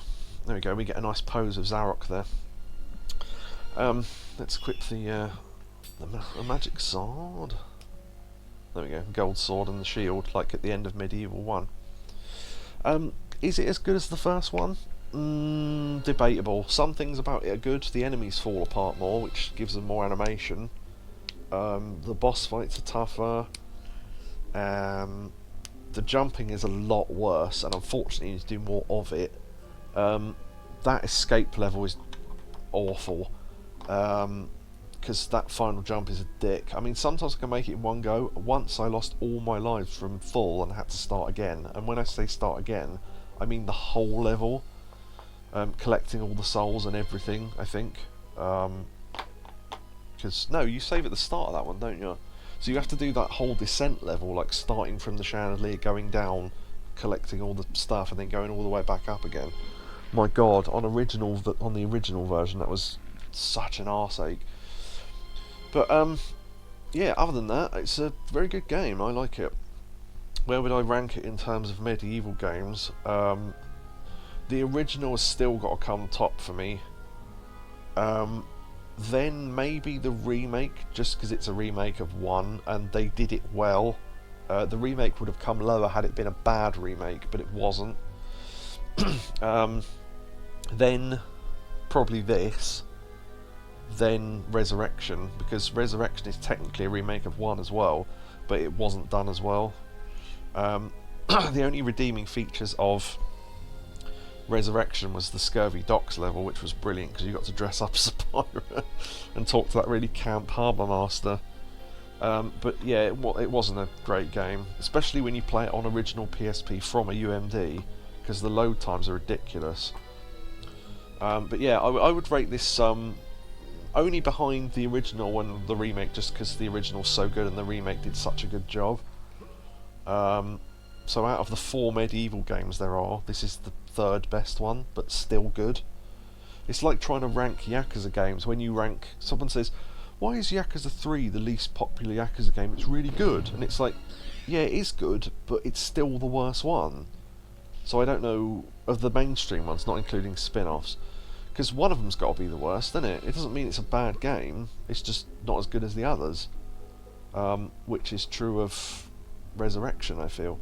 Also, you can see things through platforms, which you shouldn't be able to, because there's a money bag up there. But yeah. Anyway, enough rambling. Yeah, so that's MediEvil 2. Hope everyone enjoyed that. And, yeah. Do we want to do anything else tonight? It's entirely up to Yakobu, really, because I'm awake now. I'm fully awake. We could finish off the main story of the Lego Hobbit or something. Or, because I think we've got like 2 levels of that left, because we've still got 100% it, but that's a separate issue, because we'll do that after we've finished the main game. I think it's 2 levels left. Anyway, let me find the thing for it, because it's not a spoiler. I just want to see how many levels there are. I think we did the Necromancer, so we were on the doorstep. So yeah, we got the level we just started and another one. Yes, I did. I forgot what the yes, I did was in response to, so let me know, but I'm tired now, though. That's fine. Yeah, I was going to say, it's normally about the time we'd end the stream anyway. I did not think we'd fit this in one night, although we did start at 9, so we started a bit earlier than usual, which is, you know, good. Because 9 was always the start time before, really. Oh, wait, what's that? Oh, you enjoyed the game, yes. Yeah. Very triangle piece of... this looks like, you know, that weird little platform that you travel to get the money bags in Time Machine in the first one? It looks like that. That little floating stone Dorito that you to get the other things. Do you know what one thing I never do is raid anyone anymore? If there's anyone on, I will do. I'll have a quick look. Noob Killer might be on, you never know, he's on quite late. But yeah, that's pretty much the end of the stream, so I'll do a goodbye and that can be the end of the video. So thank you everyone for coming, and goodbye everyone. Goodbye. And I'll cut that there. Probably. If I don't cut it there, then I'll cut it here in front of Zarok. Goodbye. Nope, no one's online. Okay, the one time I check and no one's online. Noob Killer Roof, that was it. Hold on, / what's the shout out in it? Shout out. Noob Killer Roof. There we go. Yeah, he's the guy who does all the MediEvil speedruns and stuff, and he puts them on YouTube under the same name. So I thought I'd give him a shout out because why not? He's quite mellow to listen to when he's streaming as well, unlike me. So yeah, Ikari stayed the whole night. I'm surprised. Thanks. Join us in following Noob Killer Roof. Yeah, he's way more successful than I am, but that's inevitable, isn't it? So yeah, thanks to let's see. Thanks to Yakobu, Neo, Ikari, you rock dude 4200, who I think put in one message that I didn't even read it. Oh, hype. I see it. Yes. Okay, hype. That was nice of him. Crash 41596, who is another person who does MediEvil content on YouTube. So, shout out to them as well. Crash 41596. Yep. 41596. Yeah. Who else chatted? I think I Charlie Dacat at one point. A couple of times there. And oh, I need to wait 42 more seconds to give another shout out. Well, I've said their name anyway. But yeah, end of stream. Thanks for watching MediEvil 2. I know I've done 2 goodbyes already, but I'll do a proper goodbye now. I'm actually ending.